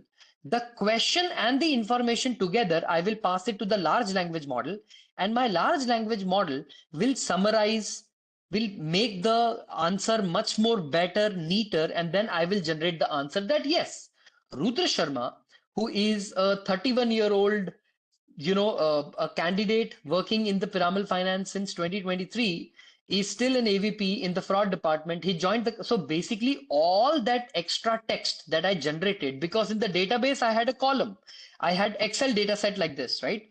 I was able to convert all of that into an answer which was very visually appealing to the customer or the user. So I will generate the answer to the user and saying that yes. So whatever question I am asking, I am also getting the answer in the text, even though my database was not a text, right? So this is what your RAG does, where your RAG is able to look internal to the company's data set, is able to retrieve that information and give you the answer. But my people, this looks easy is not easy. I'm going to tell you this right now. RAG is easy, but it is not easy. Why? Can I tell you why? The reason is the most important thing that you guys need to understand is something called guardrails. What do you mean by guardrails? There is a company in India which is one of the biggest fintech company. Did you know what happened? That when that company, when people started asking, how do I make pizza? That company's bot responded back with the saying, how do you make a pizza? Meaning they did not keep any safety at all. You can literally ask any question, it will literally respond with any answer. Should your company's bot be responsible for teaching people how to make pizza? Should your brand be giving you that answer? If you ask a question, suppose if I'm a fintech company, if I ask a question, Hey, how much money do I have in the account? This is a valid question. But if some user asks how to make a pizza, shouldn't my bot's response be like, please keep your question very professional and strict. I only respond to financial queries. Isn't this how the response of the bot should be? Most of the times, when we build RAG, right, most people don't understand that in RAG, you also need to implement something called guardrail. If you don't implement guardrail, you are screwed. Okay. And also, please tell me, my people, should every information be available to the user? Suppose if I am not a part of the company and if I ask what is the phone number of Rudra Sharma, should the bot just give away my phone number to anybody that they want? Should they give away my email ID to anybody what they want? No, right? So you got to understand one thing, my people. Just because you're allowing it an access to the data doesn't mean your RAG has the authority to access every data in the company. You got to be very careful and you have to strategize. Do you think your AI will take care of this for you? No. You, as a human being, have to decide the strategy to access what data, to allow what data, and to answer what. You have to implement those strategies. Otherwise, do you think your RAG application is perfect? No, it is not. And believe me or not, my people, I have seen many companies in my life experience making this mistake. Not small companies, big companies making this stupid mistake where I don't know who decided to build an application like that, where all your PII data is available, every information is available, and I don't know who built that, and it is so stupid, right? Meaning, you got to come up with the architecture of the RAG also in such a way that you have to be very careful that is it aligning with the goal or not. Until here, is everybody clear? What is the concept of RAG? What is retrieval augmented generation? First, it will retrieve, it will augment the data and generate some new answer. And that is what you call as RAG, right? Everybody, you already know that RAG connects to an external knowledge base to augment the existing knowledge. Meaning, RAG will connect to the external data, will give you some answer. Okay. My people, in this class, I will teach you how to connect your RAG or your RAG application to the internal database, but also to the internet. Meaning, have you all used something called Perplexity? Perplexity AI, you can ask any question, it will go search the internet, it will give you the response. I mean, imagine if you wanted to build your own Perplexity AI, okay, where it will go to the internet, search the answer. If the internet was not able to give the answer, it will search the internal database. If internal is also not able to answer, it will say, sorry, I could not find the information. But at least internet will have the answer or internal information will have the answer, right? So we will make our LLM consume internet's knowledge. We will make the internet's knowledge get consumed internally also.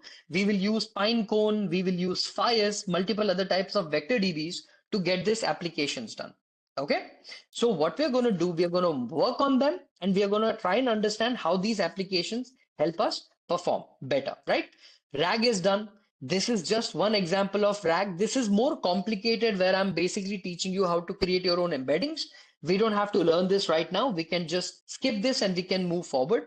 There is also something called re-ranker, but I think we can skip this. You don't have to worry about this.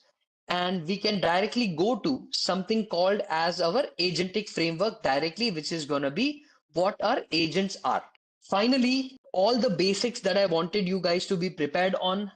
Okay. So first of all, what are AI agents? Okay. First of all, guys, AI agents are software programs that can interact with the environment, collect the data, use the data to perform the tasks that you don't have to define, but it will do it all by itself. It will set the goals, right? Humans don't set the goals now. Even AI are able to set their own goals now. But an AI agent independently chooses the best action it needs to perform to achieve the goal. For example, consider a contact center AI agent that wants to resolve the customer query. The agent will automatically ask the customer different question, look the information internally in the document, respond back with the solution, whatever based on the customer responses are, determine whether the query can be handled by the bot or should it be passed to the human. So basically, your AI agents are not what automations are. So don't confuse your automations with AI agent. Automation is basically repeating the same thing again and again and again. But the instance or the input will be the same input. But in AI agents, You can literally give it anything, and like a human being, it will be able to handle any problem or any situation that it is built to handle. Okay. Please remember, AI agents are different than agentic AI. Okay, these two words are the most confusing words, but they are completely different words. First, we will understand agents, then we will work into agentic part. Okay, everyone, please understand this and never forget this. This is your interview ready slide. They will ask you this question, and you need to give the answer exactly like this. Please tell me what are the key components of any AI agent architecture. Please remember, guys, agents in artificial intelligence may operate in different environment to accomplish unique purpose. However, all functional agents share components. What do you mean by components? Number one, architecture. Architecture is the base the agent operates from. Architecture can be a physical structure, a software program, a combination. Like robotic AI agents can have sensors, can have a software, but your architecture will also have an AI software agent which will work according to the text prompt. So my people, in very simple word, what is an architecture? What does your agent do?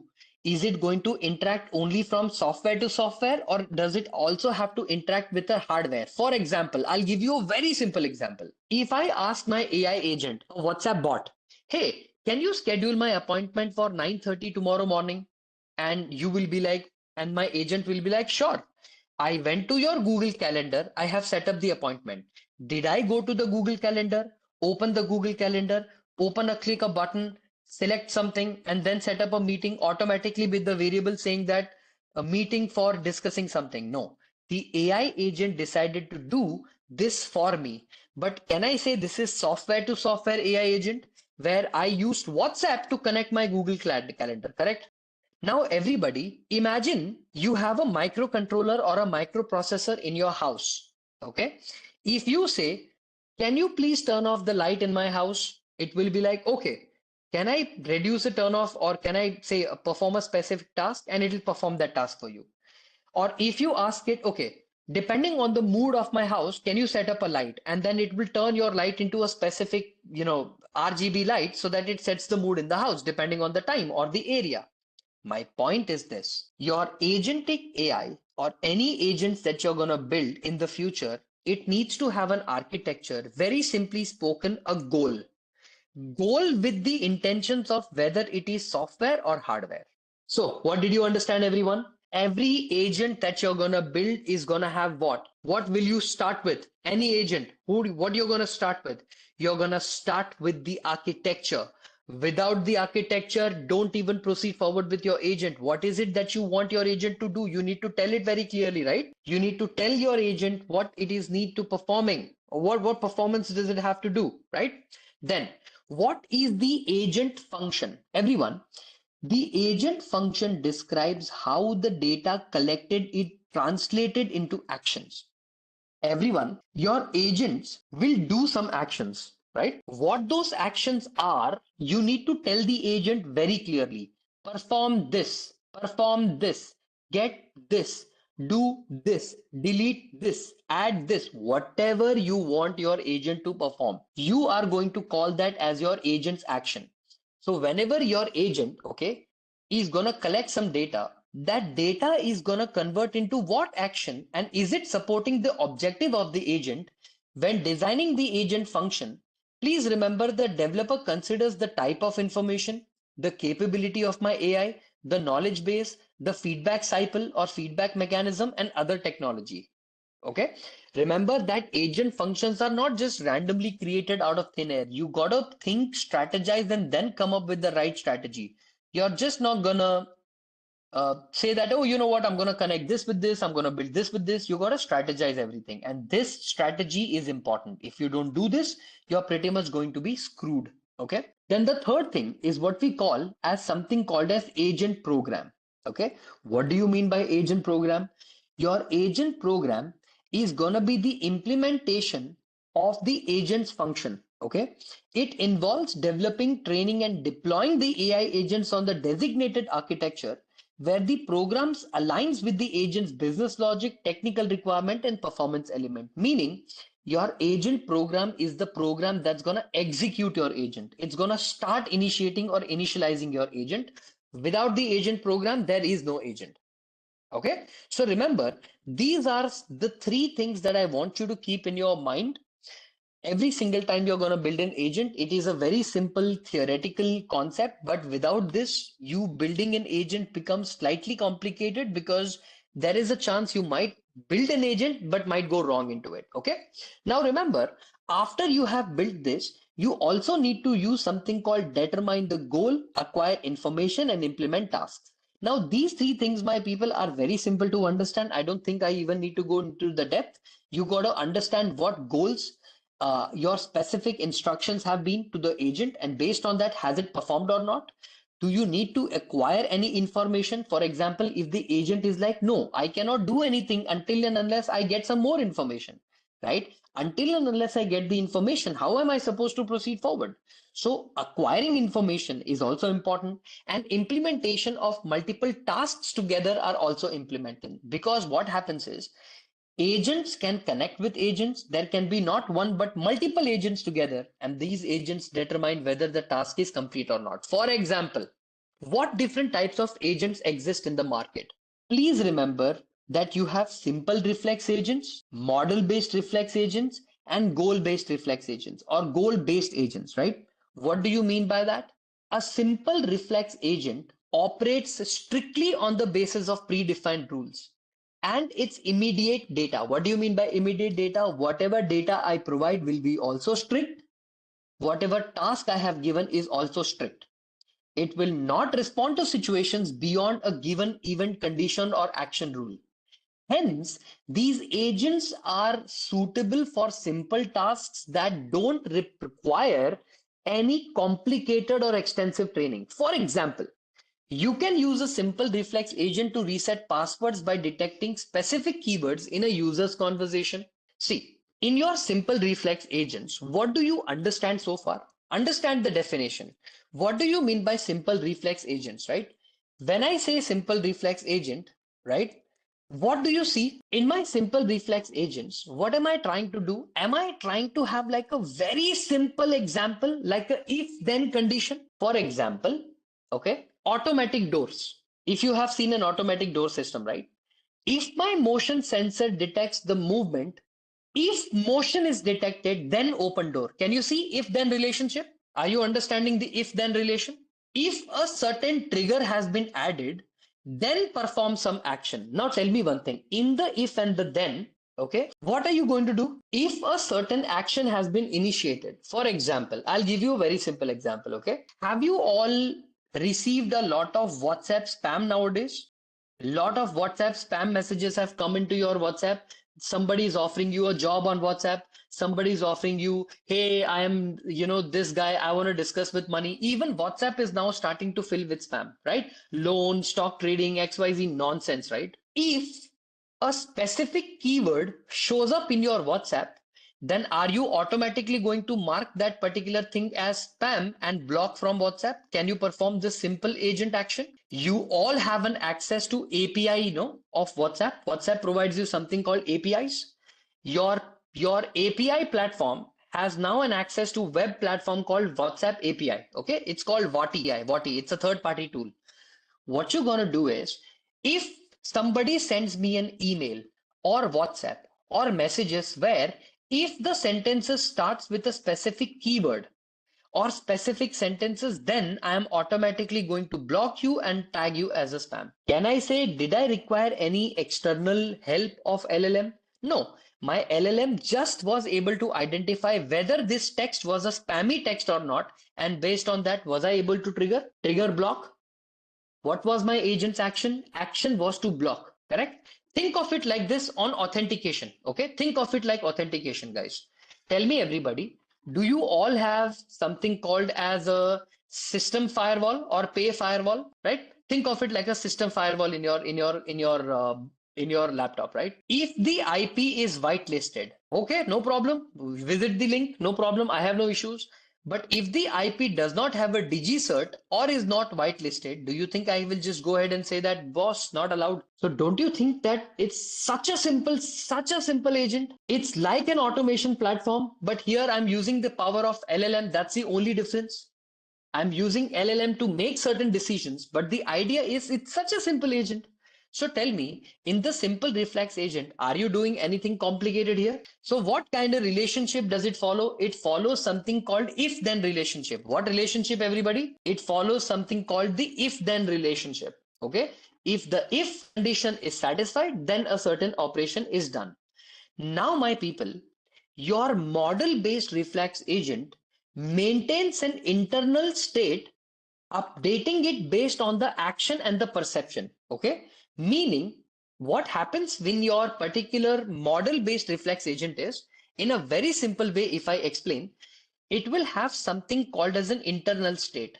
Think of internal state like your internal memory. Okay. Internal memory plus current perception, whatever current input you have gotten, based on this, it will take an action. Okay. For example, tell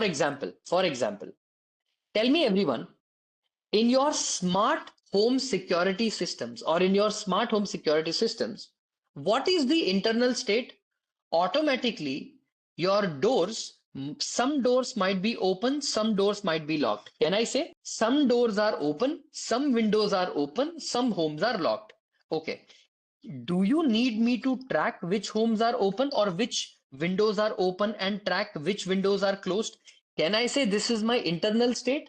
My internal information, internal memory, how many windows are open and how many windows are closed? Can I say this is my internal memory, right? What is the current input or the current perception? Somebody came to the door or somebody came at the door and that person's facial map or facial recognition is not recognized. What will the agent do? The agent, based on the door not recognizing the person, can it trigger an alarm or automatically close the windows and doors and shut them down? Are you understanding what I'm basically trying to say? Your model reflex agent, what it does is, it is more like an internal state plus current perception model where I first have internal information about my system plus new input to the model. Based on that, I will take an action. Now, the beautiful thing is you don't have to define action defensively. It will take the actions all by itself, right? It will decide which action should I take. For example, if alarm is red and good to go, and there is a motion sensor, trigger the alarm, close the doors. If it is somebody who I know, then don't trigger the alarm, don't close the door, maybe open the front door and let the person in. But maybe before opening the front door, ask somebody, should I let this person in? Maybe on an app, maybe on WhatsApp, maybe anywhere. Point is, the triggers are dependent on the situation, and that is why you build something called as a model reflex agents. Please understand, model reflex agents are very simple to build. Like simple reflex agents, they are just a little bit complicated than simple reflex agents, okay? Where you have to very clearly define what agents you need to do. The hardest kind of agents you need to build or you build is the goal-based agents.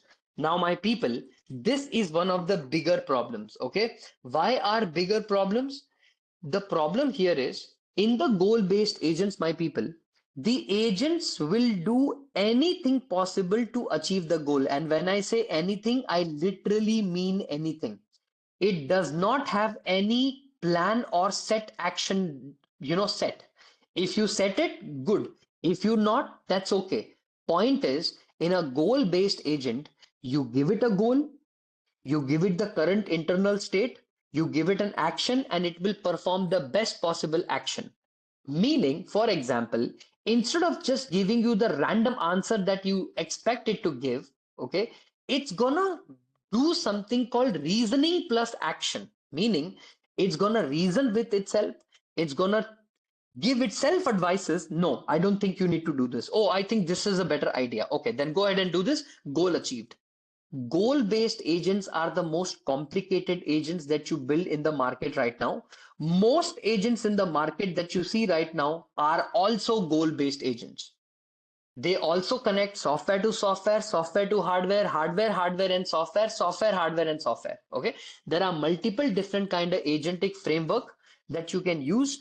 Out of them, goal-based agents are the most utilized agents that you see in the market right now. I'll give you a very simple example.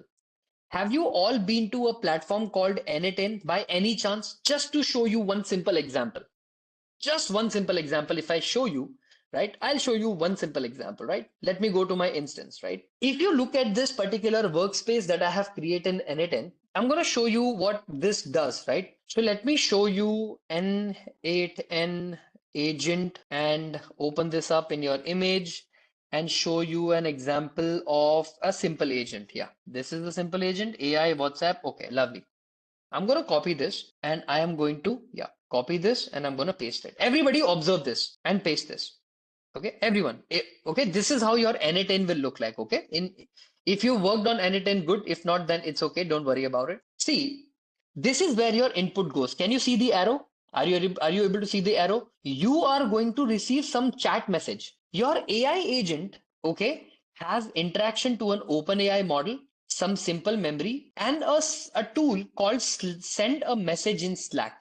Okay, send message and wait for response. See what's going to happen based on some message you're going to receive. The AI agent will first go to the chat model, will ask the chat model a question that, hey, I have received this model and what do I do? The OpenAI model will then instigate the AI agent to send some messages in the Slack. Once the model is sending the message on the Slack, it will then wait and then sort of like a send and wait for the message to receive, and then it's going to perform some action. So point is, see, what the reason I wanted to show you this is because goal-based agents or any agent that you build now are built like this only. In your mind, at least you need to build it like this. First, I will do this, it will go here, then the process will go here, it will save the memory here, and then it will wait until the messages respond, then it will again go to the LLM and then give the response. Meaning, in your brain, you need to come up with the strategy of what exactly do you need to do. That strategizing becomes very important, right? All your goal-based agents that you see are based on what you say are strategizing. Now, everyone, you cannot build an AI agent without understanding or learning something called design patterns. If you don't learn design patterns, there is no building agentic AI. So for now, I'm going to teach you what the design patterns of agentic AI frameworks are and how do you use them. The first one is what we call as a reflection pattern. Everyone, it's very simple, very, very simple. When a user prompts something, okay, an output text is generated. I will reflect whether my output is correct. We call this principle as a maker checker principle. What do we call this, everyone? What do we call this principle? We call this the maker checker principle, the maker and checker. What do you mean by maker and checker? Think of it like this, guys. Your chat GPT is generating the answer. The question from the user was, how do you make the best pizza? The best vegetarian or vegetarian or vegan pizza. Okay. This was your question. Your OpenAI or your chat GPT generated the answer for making the best pizza in the world. This was created by the chat GPT, which is the maker of that pizza's answer, correct? Your GPT or your 4.0 mini model is the maker.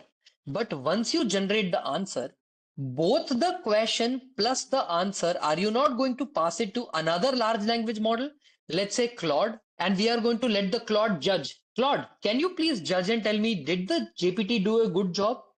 So tell me, is this not going to check your answer? So we call this checker. So this is basically the maker checker principle. One LLM will generate the answer, other LLM will judge the answer. So tell me, everybody, you can use the same LLM only, or you can use other LLM. But what is happening in the reflection? You prompt or the user prompts, I generate something, I reflect on it, and the reflected text is back again passed into the model. I will keep repeating this unless and until I get satisfactory result. Once I get satisfactory result, what do? I give the response to the user. Understanding what I'm trying to say? The biggest problem in the reflection pattern, infinite loop. How do you break out of this loop? Have you ever thought, isn't it possible that you can give it some condition that it will never reach? And because it will never reach, your agent is now stuck in the infinite loop. Yes or no? This happens with your while loop. This happens with your recursion. This happens with your memoization, right? In data structures and algorithms. So what do? In your recursion, do you write something called as a base case? Do you write something called as base case, right? Remember, guys, in your reflection pattern, let me ask you guys a question. Whenever you hit an API once, does it not sometimes return an error saying that 500 error, server exchange error? That is because too many people are using the API. So do you just hit the API once and be done with it, or do you do maximum try? You first hit the API once, it returns the status quo 500. Then you wait for 2 seconds, 3 seconds, 1 minute, and you hit the API again. And then it returns the response status 200. Okay. Meaning, do you not let the API try itself maybe 10 times, 15 times before finally saying, sorry, API not working? Yes or no? In your reflection pattern, can you tell the reflection pattern that, look, I'm going to give you maximum 20 retries.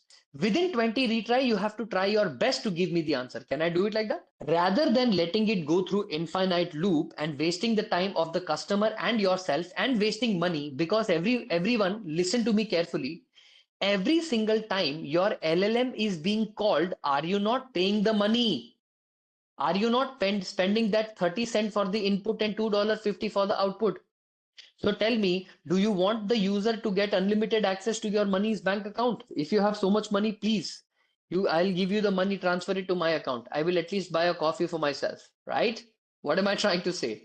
What I'm trying to say is no organization should just work on reflection pattern without having to have a break condition, right? If you don't have a break condition, pretty much it's going to be have a problem, right? So understand based on your goal in the reflection pattern, how many iteration can you allow? Okay. How can we justify the best output? If the iterations are lesser and it gave you the answer within the, let's say, if you said my output is maximum 5, okay, and inside this 5 output, it generated the answer in 3, you can say the answer is correct. But tell me one thing, do you have to perform something called validation and evaluation of your model? What you need to do, my dear, is even before you build a reflection pattern, you need to test it out. Do I call it as a dry run? In software engineering, we call this as a dry run. I'm sure you know what dry run is, right? Rather than letting the agent just directly answer, we take multiple test cases and try run on our model and see if the responses are correct. If the responses are full of hallucination, then we don't give it to the customer. If it is not, we just pass it to the customer. If the model hallucinate with ChatGPT, your Claude will fix it. If Claude hallucinate, ChatGPT will fix it. This is why the maker checker principle is important. You're getting what I'm trying to say? Both hallucinating at the same time is not impossible but very rare, no? Both your large language model will hallucinate for the same question at the same time is very hard. So that is why, to avoid hallucination, we provide maker checker. Why do you think we are having something called reflection pattern? It reflects on its own answer. Dry run. What is dry run? Dry run is basically taking test cases, like 50 test cases that you can think of, passing it into your large language model and manually validating the answer. हाँ, this is सही, this is सही, this is सही, ये गलत कर दिया. This is right, this is right. So wherever it went wrong, you write the prompt again, tune it once again, and then finally get the answer. Getting what I'm trying to say? Dry run is basically you testing it like a test drive of your own car, own model that you have prepared in as many cases as you can, so that you can check whether the model's performance is good or not. Understood, everybody? Did you get the logic until here, until the reflection pattern? But if you are using ChatGPT in both places, chances are yes, there is a good chance it will hallucinate. That is why in Maker Checker, you don't take two LLMs of the same category in the same. You take two different LLMs. That's why you take two different LLMs. That's the use. That's the reason why in the Maker Checker we use or we try different perspectives of things. So in LLMs, you can monitor multiple other things. In my PPT, if you scroll down, scroll further down, down, I have also taught you how to do something called fine tuning, LoRa, QLoRa, quantization, and everything, which of course I'm not going to teach now. But if I scroll down, okay, I think somewhere deep down, I have also taught you how to monitor this or metric it, right? So for example, can you see contextual accuracy, compliance assurance, adaptability, harm prevention, risk mitigation, right? These are some of the guardrail principles. So you can also monitor and calculate some of the ethical constraints in your model. So don't worry, you will be able to do that. I'll teach you how to do that. Okay. Now, these topics are very important in order for all of you to understand what kind of agentic frameworks exist, how can you build your agents, what are the basics of these agents, right? Now, it's very critical for all of you to question everything with first principle. When I say first principle, basically think of any use case in your head, right? The best way I have realized that I can learn or you implement agentic AI is think of a use case in your head and ask yourself what is possible and what is not possible, right?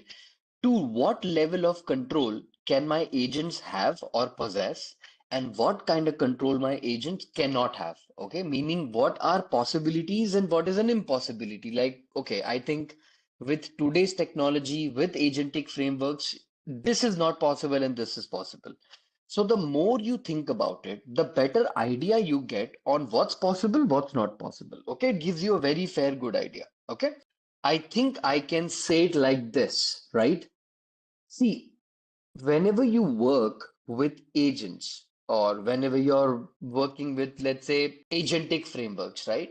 The core difference that you got to understand between AI agents and agentic AI is actually much more than that. So let me give you an understanding, okay? Precisely if I tell you, okay, agentic AI is more like the capability. Think of it like this.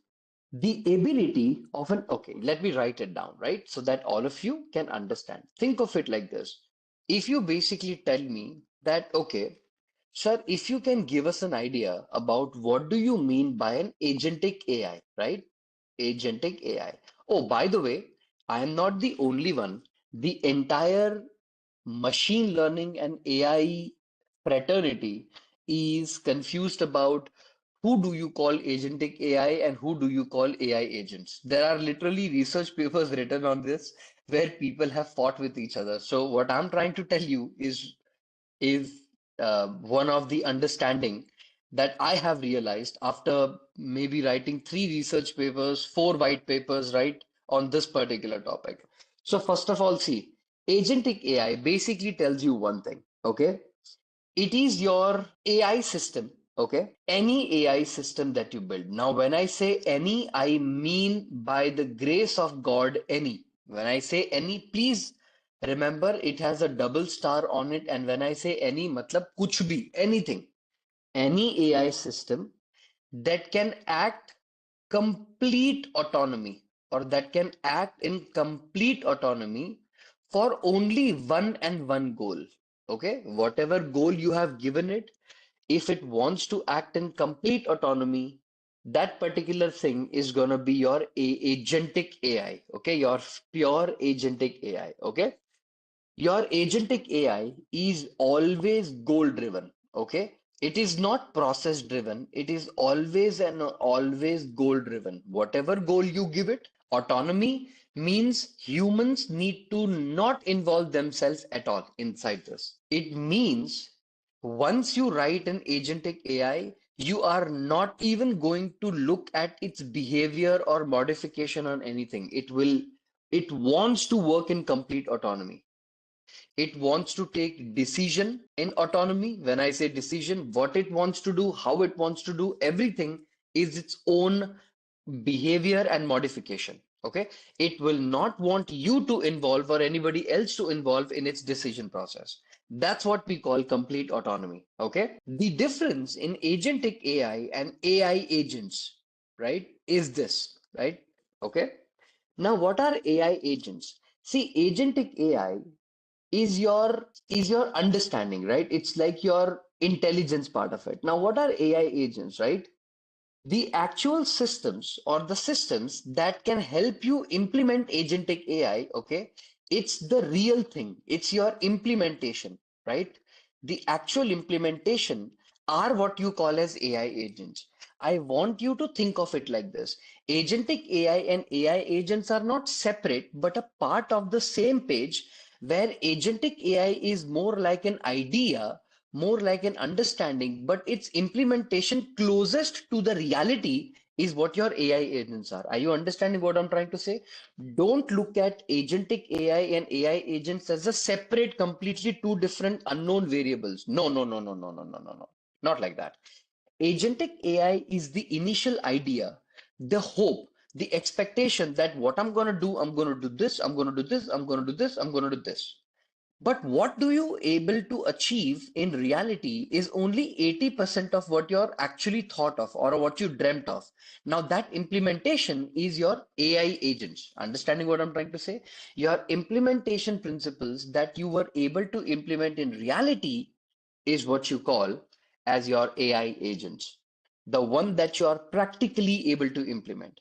Now, nobody can give 100% autonomy to AI agents. Can anybody do that? Do you all feel comfortable to give a certain, let's say, do you feel comfortable of giving any AI agents the access to your UPI account? Plan and execute. Think of it like this, right?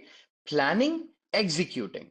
Think of it like this. Then in the planning stage, the reason we call it agentic is because in the planning stage, you can literally think of anything and it'll work out for you.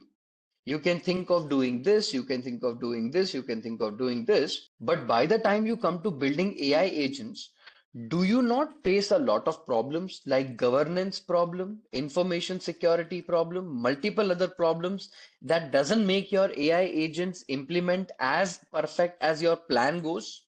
It will not. Understanding what I'm trying to say? Understand one thing that in real life, when you work in agents or when you work with any AI systems, right? So, first of all, everyone, let me be very frank with you and let me tell you what I have experienced so far. And I have dealt with a lot of budgeting issues because of this, okay? Agents are one of the most over abused word in the industry. When I say over abused, you will literally see every company talk about agents like it's a dolo, right? Like, oh yeah, we also work with agents. Oh, we also work with agents. Oh, we also work with agents. And in the very simple aim, what they're doing is a simple program, right? My point is, you don't need agents every single time to solve a problem. Agents are not at all required. The world has survived without agents for a long period of time. It can still continue to do so. Only and only ask agents or build agents if you know you have a requirement. So please understand that this is the reality of the industry. And the reason I'm saying this is because you got to understand that not every single place you need an agent. You need an agent when you have a very specific goal in your mind and you want to achieve that goal in complete autonomy, right? When I say autonomy, you want that agent to perform that task, right? Which can be better than a human being in some cases. And you want that goal to be just done. I just want to complete that goal, right? And one of the other intention you have to understand is that you have to complete the goal in a specific time frame. It's not like I give you 1 year to complete the goal. I know you will complete the goal. I know AI will complete the goal, but it makes sense to complete the goal or to run an operation in a specific time frame. I cannot make my user, my customer, or whatever application you have built wait for 1 year for the agent to complete the task. Okay. So remember, there is of course goal orientation here, but also you have to remember that the process needs to run very, very quickly. I mean, how would you feel if I give you an application that takes 1 hour to load? Would you use it? Would anybody feel comfortable, or have we all lost patience in our life? Nobody has the patience to even wait for a minute, right? Do you think you're going to wait for an hour for some operations to complete? No. So understand one thing. Whenever you are building any agents, okay, any agents, understand one thing, that is it a real-time agent? Okay, or is this an agent that is gonna run in the background? Okay, like you sleep in the night and by morning it will do something for you, right? So what kind of agents are you gonna build? That is also important. Do you want your agent to start working instantly and giving you the results?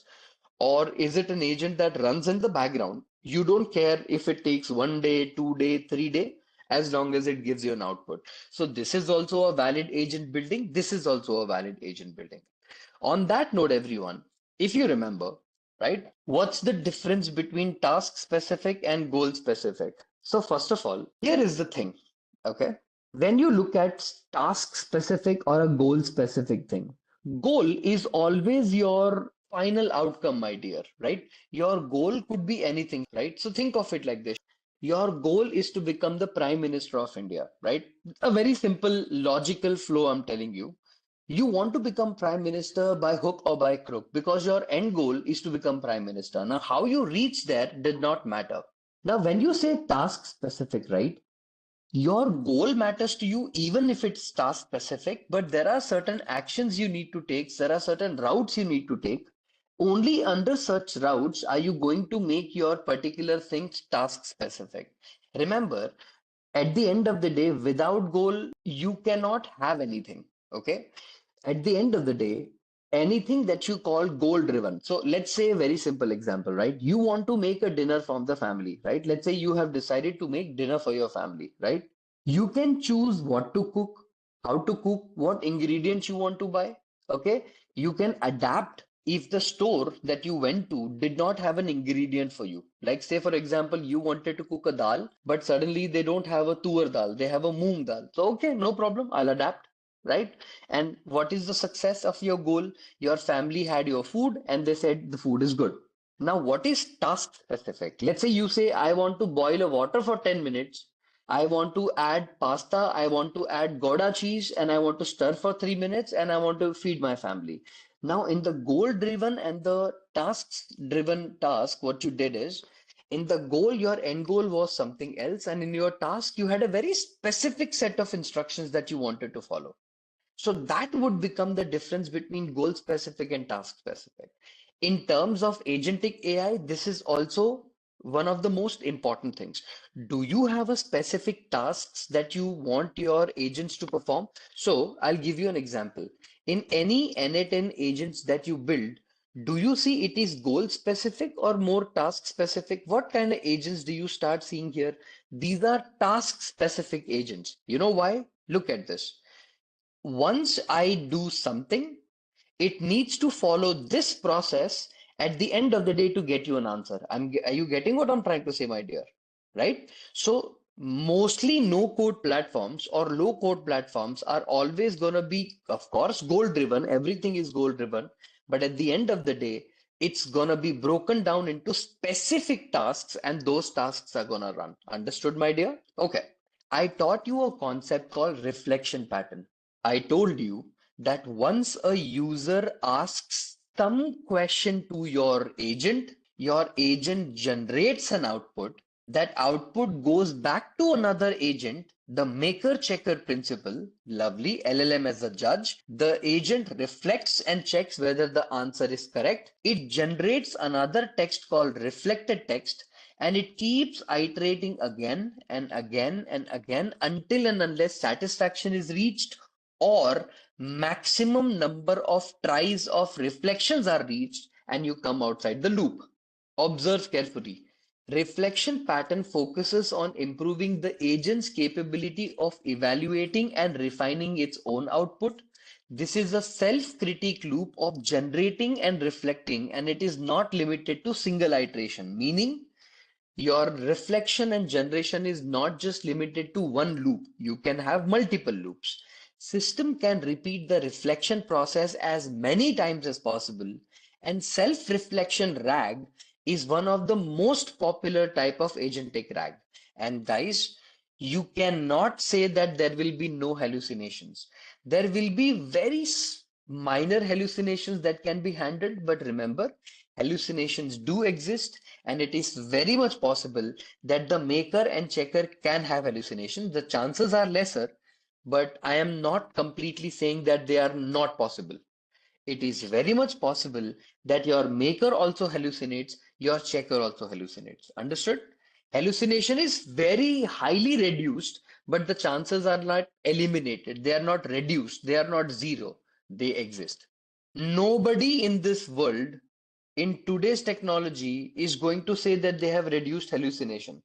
Because my people, the day if I come and tell the world that I have completely removed hallucination, I might build a $1 billion enterprise, right? Hallucination is one of the bigger problems we need to solve. We haven't solved it. Nobody has solved it. Okay. We can reduce it. we can reduce it to a certain level, but we have not completely eliminated it. Okay, so you have got to be very, very careful, right? Hallucinations happen because LLM thinks that that output is more relevant. Okay, before transformers, pre-transformers encoder decoder model. Do you remember, like, we had an LSTM cell, LSTM cell 1, LSTM cell 2, LSTM cell 3. Then suppose if my input to the model is I love India. Suppose if you say I, if you say love, and if you say India, there will be a final context vector generated or a thought vector generated called CV, right? In a encoder part. Then this context vector will go to a decoder, and this decoder receives the first input called start of sequence. So I love India is translated into Hindi, mujhe, M-U-J-H-E, mujhe, and then you have another decoder here. And in this decoder, you take the sentence mujhe and you feed it to the decoder once again to generate the next output, India, I-N-D-I-A, India. And then you have another decoder here. And then you take the word India and pass it into the model here and say pasand, S-A-N-D, pasand. And then it goes on and on and on, right? Your hidden vectors are passed like this. Now, everybody, a concept called teacher forcing, where if in the decoder, if you are converting I love India, and inside the I love India, let's say mujhe India, the word should be India, but by mistake, my decoder created a word called mujhe ye, Y-E-H-Y. If your decoder output is wrong, won't every other output in the decoder after this particular sentence will be wrong? If your decoder generates a wrong answer here in the second time step, every single answer after this time step is going to be wrong because everything is dependent on that, right? Everyone, your LLM also works like that. You know why? When your large language model makes a prediction, it generates a token probability for each individual word. If one token probability goes wrong, your LLM goes in a very different direction than the right direction it should have gone. And what happens because of that? It believes the answer it is saying is correct, but actually the answer is wrong. So hallucination happens because of many technical problems that we internally have built for ourselves. Okay, the way we have built our large language models, the way our data is trained, the way two things are very similar to each other. So asking a question in a certain way routes the LLM to go in a completely different direction that the LLM should not go. But unfortunately, due to the mathematics behind it, it goes to the hallucination. Right? The one simple example I taught you at the time of training your encoder decoder, we solved this problem with teacher forcing. But unfortunately, in LLM, the transformers that we use are decoder only transformers. Okay. So decoders only transformers are used to build your large language model. Okay. Any large language model that you see, right, is not an encoder decoder model. It's a decoder only model. Okay. Because of the architectural issues and the math behind it, hallucinations are something that we cannot unfortunately avoid right now, right? You can reduce it to a certain extent, but you can't completely zero it. It's not possible. There will always be this one process, one document where you're going to go wrong. But this is the risk you need to take. Okay? So, everybody, coming back to the topic, what do you mean by something called as tool use pattern? Can anybody look at the diagram and tell me what are you understanding from this diagram? What do you mean from a tool use pattern? Can you see you have divided the responsibilities into tools? Tool A, Tool B, and Tool C. Can you see that you have broken down the big problem into small problems, and each problem is going to do its own individual task? Have a look at this. Have a look at this, everyone. The tool use pattern significantly broadens the LLM's capability by allowing it to interact with external tools and APIs. So, first of all, everyone, what is the main use of tool use pattern? Why do we implement something called tool use pattern? Because we want the LLM to go beyond its capability and connect itself with multiple other external vendors. Now look at this. Agentic AI systems using this pattern can access databases, search the internet, execute complex functions with programming languages like Python. It's very useful to augment RAG systems with the capabilities to answer questions based on real-time searches, meaning when you ask Perplexity or when you ask your own agent, hey, let me give you an idea, okay? Let's say, guys, you have an internal database within your company and you have an external internet search. When you ask a question, can the tool A and tool B, can I instigate both the tools A and B together at the same time? Whoever brings me the answer, I will take his or her answer and I will have a final answer either from internet search or internal search from the company. Can I not do this? Right? And when you say internal search in the company, can I not say I can go to the internal database in the company, which is a simple SQL database? I can also go internal to companies' databases like a Mongo database. I can also go internal companies' documentation like PDF files. Meaning, are you not building an agent where now you're very clearly defining what kind of databases the company is looking for, how exactly it is looking at the database and it's returning the answer, right? So understand one thing, guys, your tool use pattern is one of the most significantly used, patterns, and this is something that is very, very useful.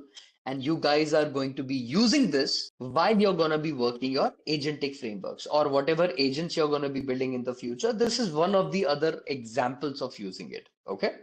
I think hallucinations can also happen due to lack of context.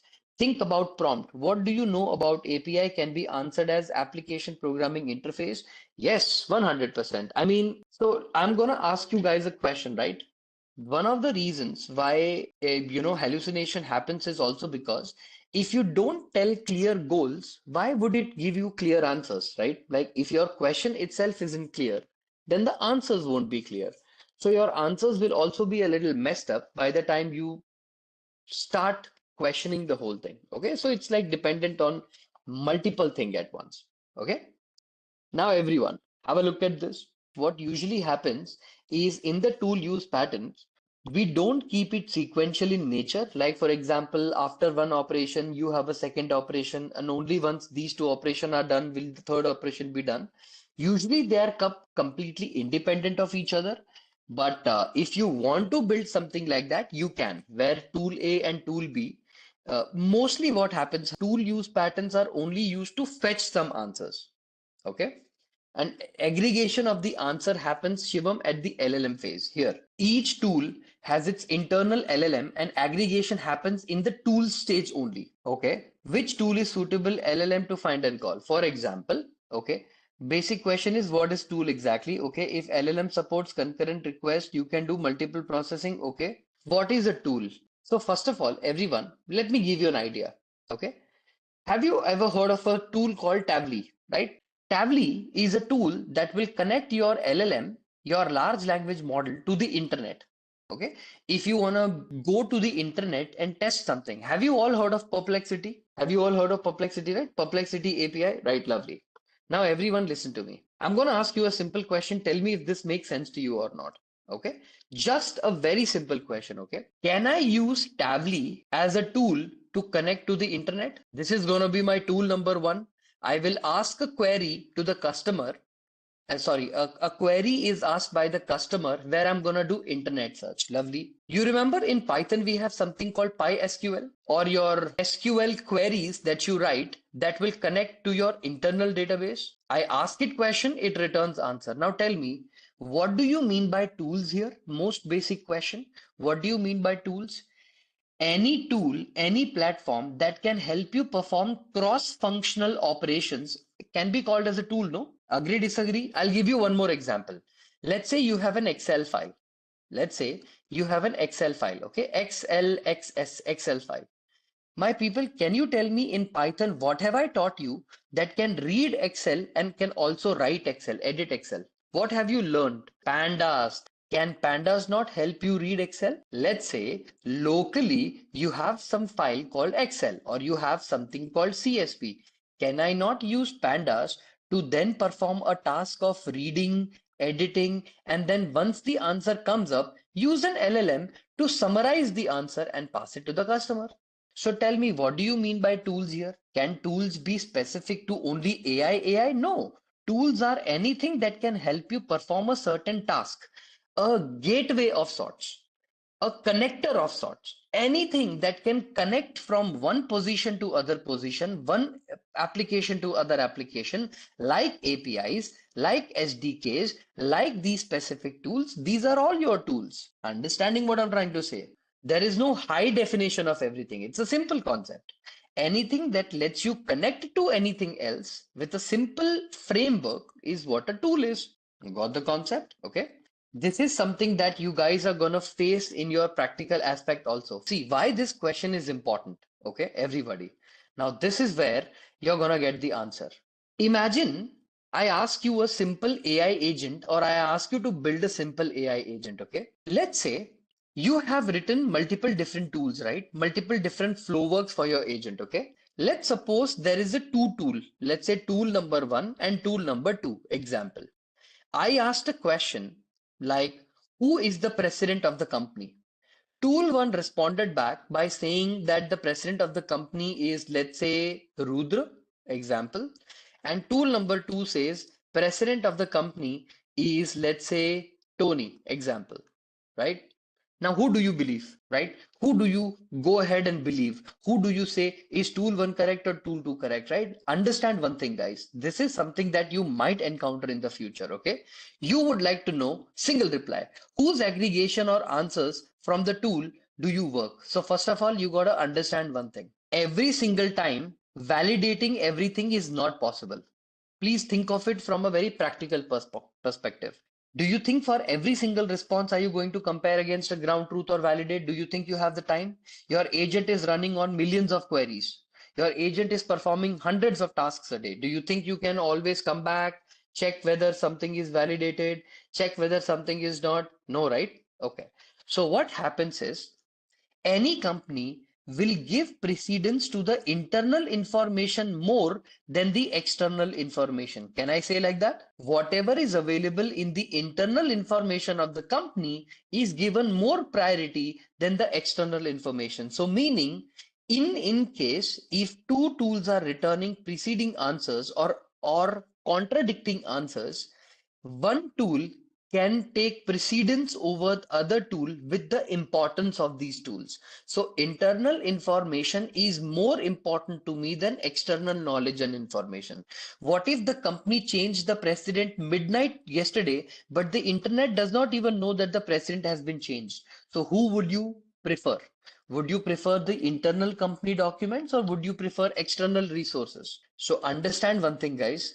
If you build something in the future where two different tools are giving you two different answers and you have this each tool its own LLM to aggregate the answer, please understand you first of all take the precedence of internal knowledge over external knowledge, and each tool has its own LLM for the aggregation of the answers.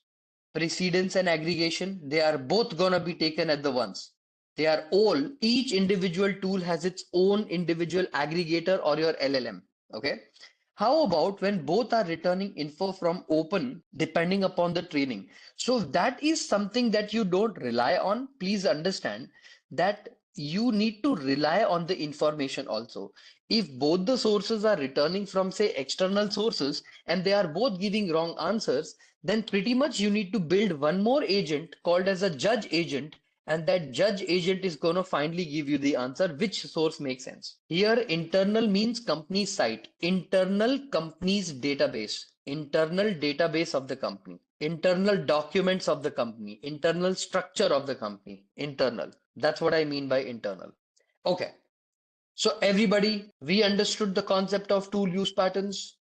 What's the next pattern? Everyone observe carefully. Please look at this. What is the pattern? The name of the design pattern is called as a planning pattern. What do we call it, everybody? Now you are entering the zone of complicated and complex agentic frameworks, right? So first of all, listen to this. What do you mean by planning pattern? Guys, a customer or a user prompts something. I break the prompt into plans or plans. The plan is gonna generate the task. The task is gonna execute an agent. The agent will return a task. If the task is good or bad, based on that, you replan and generate again. Keep repeating the cycle until you find satisfactory result and give the response. Now, the difference between reflection pattern, okay, observe this, versus your planning pattern, what do you find the main difference? Okay. So everybody have a look at this understanding. In the planning pattern, you enable a large language model to break down large, complicated tasks into smaller, more manageable tasks. My people, do you think many people in life take this approach? When they are given a complicated task, something complex to do, they break the complex task into smaller manageable tasks and they do these tasks one after another, right? My people, planning equips an agents with the ability to react to requests and strategically structure the steps before execution. Is it also logically making sense that what my planning pattern is doing is it is taking a complicated tasks, breaking the task into smaller tasks, and these smaller tasks I also plan that what will I do first, what will I do next, what will I do next. So can I say in planning pattern I create a roadmap of subtasks determining the most efficient path of completion. Prioritize, implement, prioritize, implement, prioritize, implement. Understood, everybody? Now, all of you, this is the most important thing that you need to learn in this class. One of the most important kind of most utilized patterns is something called React pattern. What do you mean by react? Reason and act. First, do reasoning with the prompt. First, perform reasoning, and then once the reasoning is done, perform acting. The other one is called review, which is reasoning with open ontology. We don't utilize review because reviews unfortunately goes through a lot of problem. Preferably, people prefer something called react. What do you mean by that? We extend this approach by integrating decision making and contextual reasoning into the planning process. Sir, what do you mean by integrating decision making and contextual reasoning? Everyone, if I ask you a question, for example, all of you, if I ask you a question, okay, guys, I saw a car that could fly, okay? Now, the minute I say the word I could see or I saw a car that could fly, what is going on in your head? Are you not reasoning with your own head? Car, which is something that you drive on the road, cannot fly. Hence, whatever this guy is saying is not true. Did you perform reasoning in your head? You're getting what I'm trying to say? Did you think logical steps one by yourself to come up with an answer? You performed reasoning with yourself, right? My people, every single time you build any large language model, okay, sorry, or you use any agentic framework like planning pattern, what you do know, you implement something called reasoning and acting. I'm going to show you how to build a very simple React agent. You guys are going to love it. You guys are going to be like, okay, wow, this is amazing. But remember, that's the most important thing. Okay. Now, one of the most simple understanding is this. What is ontology?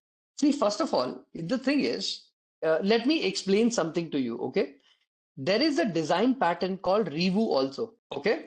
My people, what happens is ontology, okay, is the concept of process by process. Okay. When I say process by process, basically what happens in ontology is the core concept is very simple. Okay. Like if you get an understanding, I think it becomes very, very simple. See what happens now. It is a relationship between certain tasks. Think of ontology like that. First, what happened?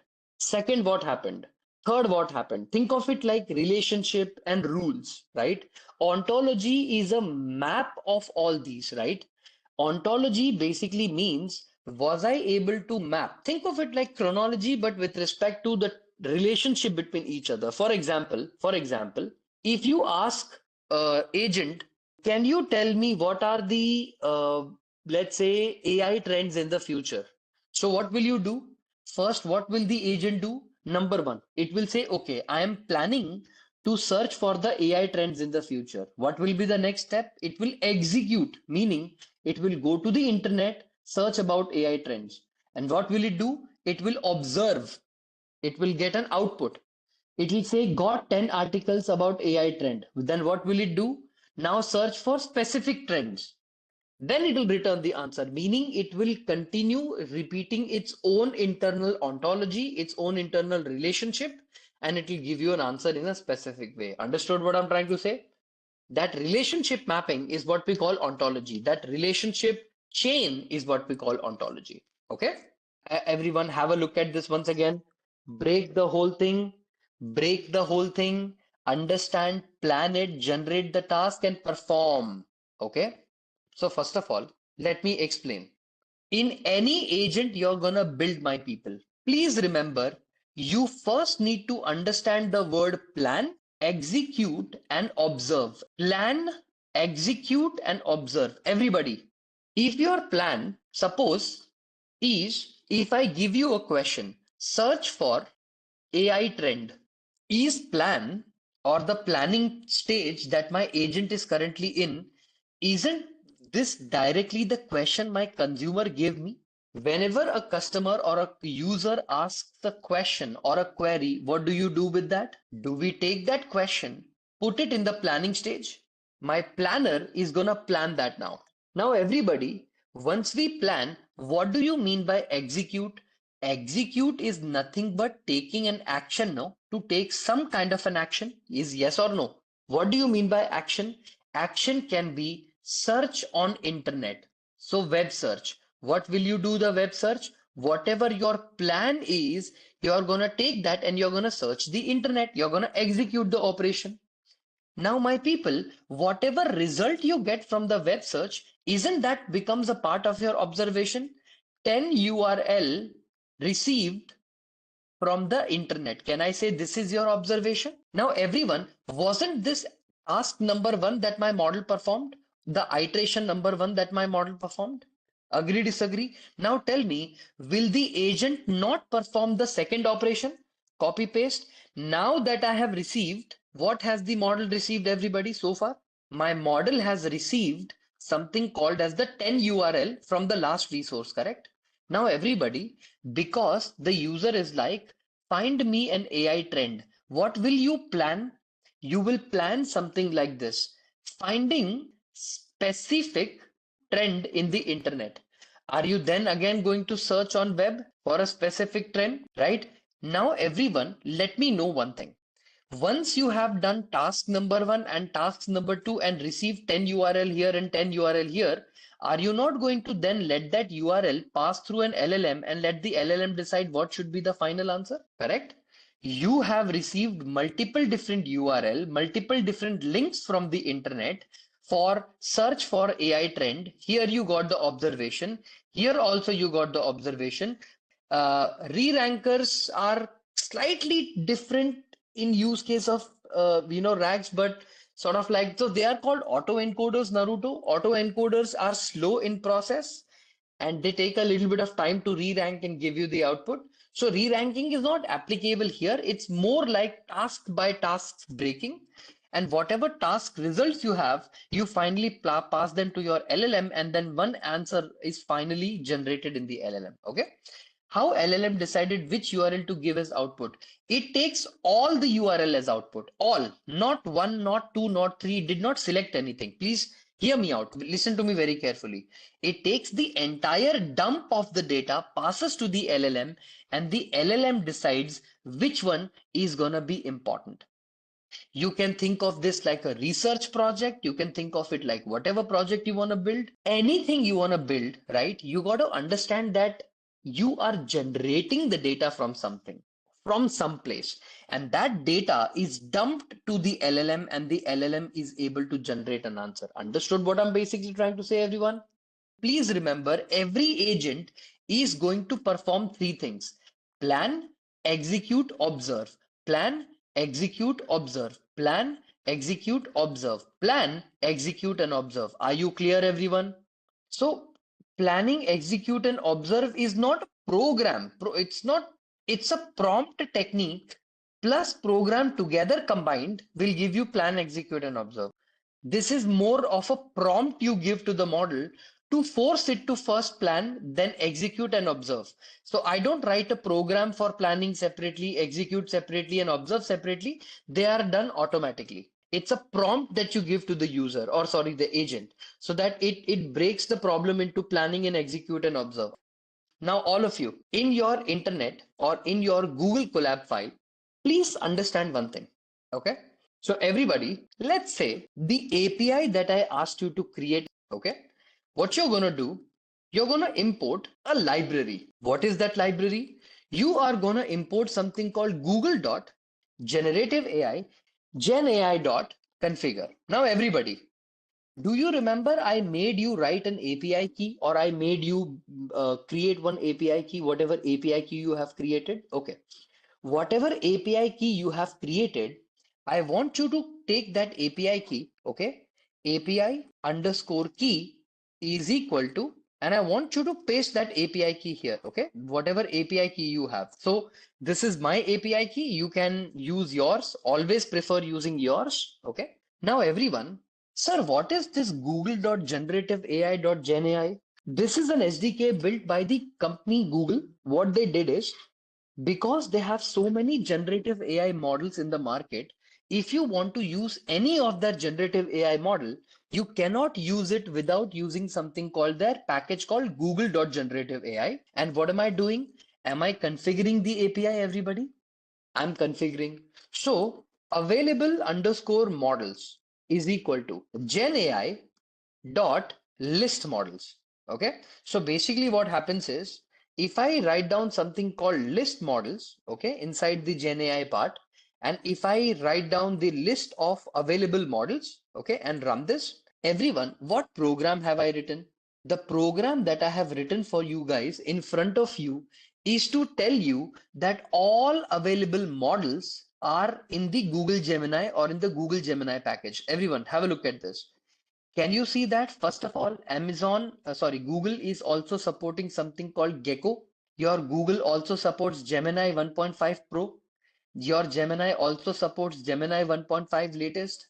Your model supports Gemini 1.5 Flash, Flash 00, Flash 8 billion, Flash 8 billion 001. Are these all the available models in your Google Gemini package? Can you use any model? See, there is no end to it. I can scroll, scroll, scroll, and on and on and on, and it's going till the end.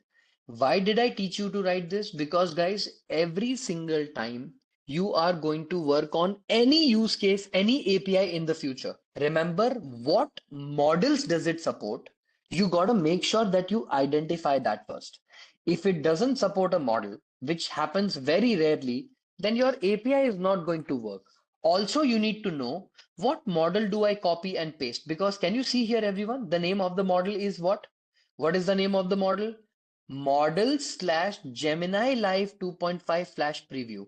If you don't mention the hyphen, will the LLM work? No, because you need to make sure the naming convention is also properly followed. So let's say if you made a mistake in the convention of the naming, it's gonna be a problem. So in order to resolve all those conflicts, what do, everyone? You take the list and you take all of that. Understood? What is the use of temperature? Temperature is controlling the behavior of your large language model. Temperature is a number between 0 to 1, sometimes more than 0 to 1. More temperature means more creativity. Lesser temperature means lesser creativity, more stricter answers. Top P is what you call as nuclei sampling. And you have a certain probability value, okay, in your large language model, let's say 90%, or let's say top P is equal to 90. Your tokens are only and only going to be considered, let's say the first token, second token, third token, and fourth token, and all the four tokens together will add up to 90%. Okay. In top P sampling, in the generation, as relevant answers, you want relevant answers to be generated. I'm going to teach you how to build a React agent. This is the first time we are building a React agent right now in front of us. We are going to observe what is it that I'm going to be teaching you. You guys will see reasoning plus action performed automatically by the agent itself. You are not going to involve yourself, or any human intervention is not required, or you will not do it, but you will see the reasoning and the acting performed automatically by the agent itself. Understood, everyone? So first of all, what am I going to do? Import Google.generative AI as Gen AI. I'm going to take this as an alias. Okay. I'm going to import something called LangChain. Okay. Inside this, we have something called LangChain Google Gen AI. I'm going to import a specific module called Chat Google Generative AI. Okay. I'm also going to take from LangChain, I'm going to call something called schema. I'm going to import human message, and I'm going to import AI message. Okay. And finally, I'm going to import something called regular expression. Now, I'm going to implement the code one by one by one by one by one, and you have to kind of understand it from a perspective of what we are trying to do, or how are we trying to implement this. Okay, you're going to understand it line by line, process by process, and let's continue with that. So first of all, have I used something called LangChain in my library here? I told you this from the very beginning, that LangChain and LangGraph is going to be one of the important packages that you're going to use. Now, rather than theoretically explain to you what Chat Google Generative AI is, what human and AI message is, I rather program and show you the difference. Got it? I would rather program it, show you the behavior so that you understand what it is doing. Okay. So first of all, Gemini underscore API underscore key is equal to, I'm going to take down this particular key, my key of Gemini API. I'm going to copy this. I'm going to come over here towards the bottom, and I'm going to paste my Gemini API key. This is my Gemini API key. Once you write down the API key, so basically, see, majorly what happens, no? Either you're going to be preferring to use Olama, okay? Either you prefer using something called Hugging Face, okay? Either you work something called LM Studio, okay? Or either you mostly use something called Docker. So these are the four most utilized, how do I say this? Like the most utilized tools, packages that you use, apart from LangChain and LangGraph, these are the ones that will become a part of your life, part and parcel of your life. So yeah, I wouldn't say TensorFlow and Keras are used much, but yeah, right? So genai.configure, inside this configure part, my API key is going to be my Gemini API key. Everyone, please tell me what have I done here? Have I taken my API key and have I configured my API key? I hope everybody in this class who has never worked on API, let this be a final reminder to everybody in this class that, guys, without having an understanding in APIs, it becomes very complicated for me to teach you very simple basics of how your large language model works and how your APIs work. So please understand, every single time you're going to use any API or you're going to work on API, you have got to implement how these API models are configured. Okay, what the configuration means and how are you able to configure these models. Okay, so basically you have got to understand how the models function. Okay, so first of all, I have configured my API. Let me repeat once again.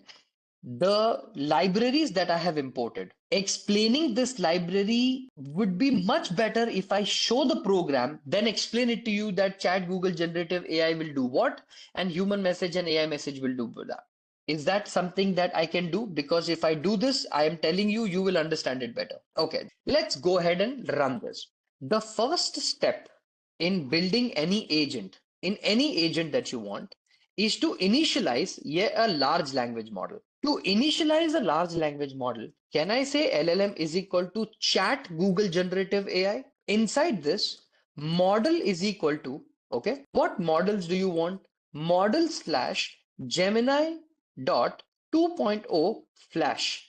This is the model that we are going to use, not Pro. Pro gets exhausted very quickly. We want to use Flash. Pro, okay? Google underscore API underscore key is equal to, I'm going to pass something called Gemini API key. Temperature is equal to 0 and maximum underscore output underscore tokens is equal to 512.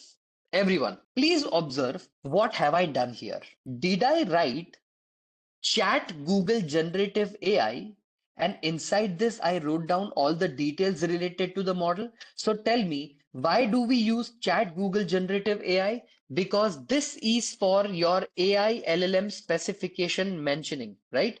If you want to mention your AI LLM specifications, you use chat Google generative AI as a part of its feature. Understood? To set everything in one single place, I used something called Chat Google Generative AI.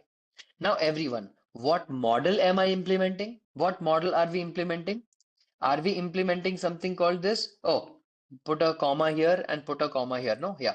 What model have I implemented? 2.0 Flash. Okay.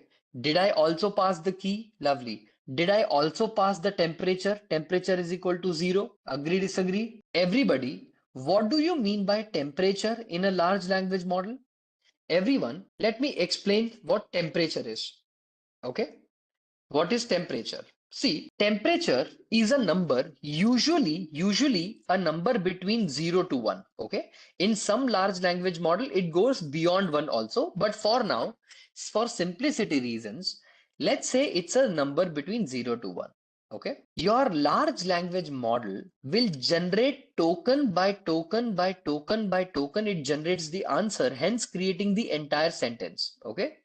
When you keep the temperature very, very high, suppose you keep the temperature 1, you allow the large language model to become creative in the response. Meaning, the large language model's response or the generation will become very random. It will become creative but random. But if you keep the large language model temperature 0, large language model will become very, very strict. It will be like, I don't care about creativity. I will always respond in a very strict manner where only and only the probability of the token is high. I will put that token probability, meaning the LLM's response becomes very monotonous and boring. Okay. Your response for every single question becomes only one single answer. Your answers that you generate from the LLM is not at all having any variation at all. Every single time you ask a question, the answer is always in the same format. So to maintain the creativity level, you keep it between 0 to 1. If you want your model to perform very strict answers, or if you want your model to perform in a very specific behavior, keep the temperature 0. If you want to give it creativity, give it 1. Let me do one thing. Let me actually show you a better example, right? So let me explain it to you in a much more nicer way in this content that I have. This content has really good examples with respect to terminologies and also with respect to the temperature part. If I find it good, if not, then maybe just I'll explain it in my own understanding on terms, right? So, guys, this is a resource that I've happened to come across. It basically explains certain principles very, very better. And one of the principles is this. Lovely. Okay. Everybody remember one thing. Every large language model has 5 things you need to be very careful about. These terms are how you will be able to manage your large language model in the right way. Okay. Sometimes you don't need complicated architecture and complicated framework. You just need right numbers for all these things. So number one is what we call as a context window. Guys, context window is nothing but the maximum number of tokens that the model can include, both input and output. Did I teach you guys an idea of context window? That at once in a large language model, whatever prompt you pass and the answer you get from the prompt, every large language model has a restriction, has a condition that at once you cannot pass more than a context window of 100,000 token, 1 million token, 3 million token, prompt plus completion plus history. Everybody, we also have something called maximum tokens. This is a parameter to adjust the number of tokens to be used for a particular request. This is capped at the context window. Everyone, can you guys see here? I have written something called maximum output token. I am telling the large language model what? I am telling the large language model that look, large language model, I'm giving you a prompt. No matter what happens, the output tokens that you're going to generate should be capped at how many? How many tokens I will accept, not beyond that. Your output cannot go beyond how much? 512 tokens. Are you able to see that I'm even telling the large language model that the response you generate should not be beyond maximum output tokens? Yes or no? Am I controlling that behavior in a large language model? Yes, you can do that. So apart from this, what other things that can we take? We take something called as a temperature. Everybody, what do you mean by temperature? Everybody observe very carefully, okay? Temperature is nothing but, let's suppose you have a question. I love to eat Nutella or Nutella and dash. Okay. Your input to the model was like this. I like to eat Nutella and dash. What is the dash? Now, everybody, when you say dash, isn't your large language model going to give you, or internally, it will try to tell you that Nutella and bread has the probability of 87%, right? 87% is the probability of bread. The next word. Then Nutella and let's say cake. The probability of the cake is the word 0.34%. Then the next word, Nutella and let's say stick, is going to be is 0.21. Now everybody, the next word, whoever's probability is high, can you see the probabilities popping up at 0.87? Agree, disagree? Lovely. Observe this book, observe this page, and what do you see in this particular page? The cooler temperature or lesser value, the distribution is strongly peaked. What do you mean by strongly peaked? Guys, lesser the temperature you give, no? Suppose what happens is, if you give a lesser temperature, what happens is, your large language model will only choose the word that has the highest probability, the probability that is known and that is very, very strict. Tell me one thing, guys. Can I not give variation in I like to eat Nutella and something can also have a cake because cake also makes sense? Stick also makes sense. Everything else also makes sense. Because bread has a high probability doesn't always mean I will take bread every single time. See, what temperature does to your large language model is, temperature, first of all, is a number between 0 to 1. Are you, first of all, clear? It can be more than 0 to 1, but for simplicity reasons, everybody, please understand that a temperature value in a large language model will be 0 to 1. Okay, lovely, very, very good. Now, let's say if I ask a question to my large language model, is Earth flat? I ask another question to a large language model, are bees important? Okay, bees important for humans? Okay, let's say I ask two questions. Okay, everybody, when the temperature you keep is low or almost zero, what you're telling your large language model is, do not get creative. Okay, give me standard replies. So what will happen is Earth flat? No. As per studies, Earth is round. Okay. Earth is a globe. Let's say like this, right? Are bees important for humans? Yes. Bees are important for humans. Do you see any creativity in the answer? Do you see any responses that will make you say that it went through multiple different iteration, direct straight responses? But if I say temperature is equal to 1, okay, copy this and paste it here. Let's say I say temperature is equal to 1. You are allowing your large language model to get creative. So when you ask the question, is Earth flat? Well, good question. Allow me to respond with an, are you understanding what I'm doing here? Your large language model is now not sticking to very strict responses, but it is going beyond a certain level and it is responding back with either a greeting, either a certain study. It is expanding its answer, giving analogy, giving references. It's giving many things to keep your answer it's professional answers, but more creative answers. It's not very strict. So tell me everyone, in which condition should you keep the temperature 0 and in which condition should you keep the temperature 1? Remember, always keep the temperature closer to 0 when you want very structured output. Every single time, whenever you want the output to be very structured, keep the temperature 0.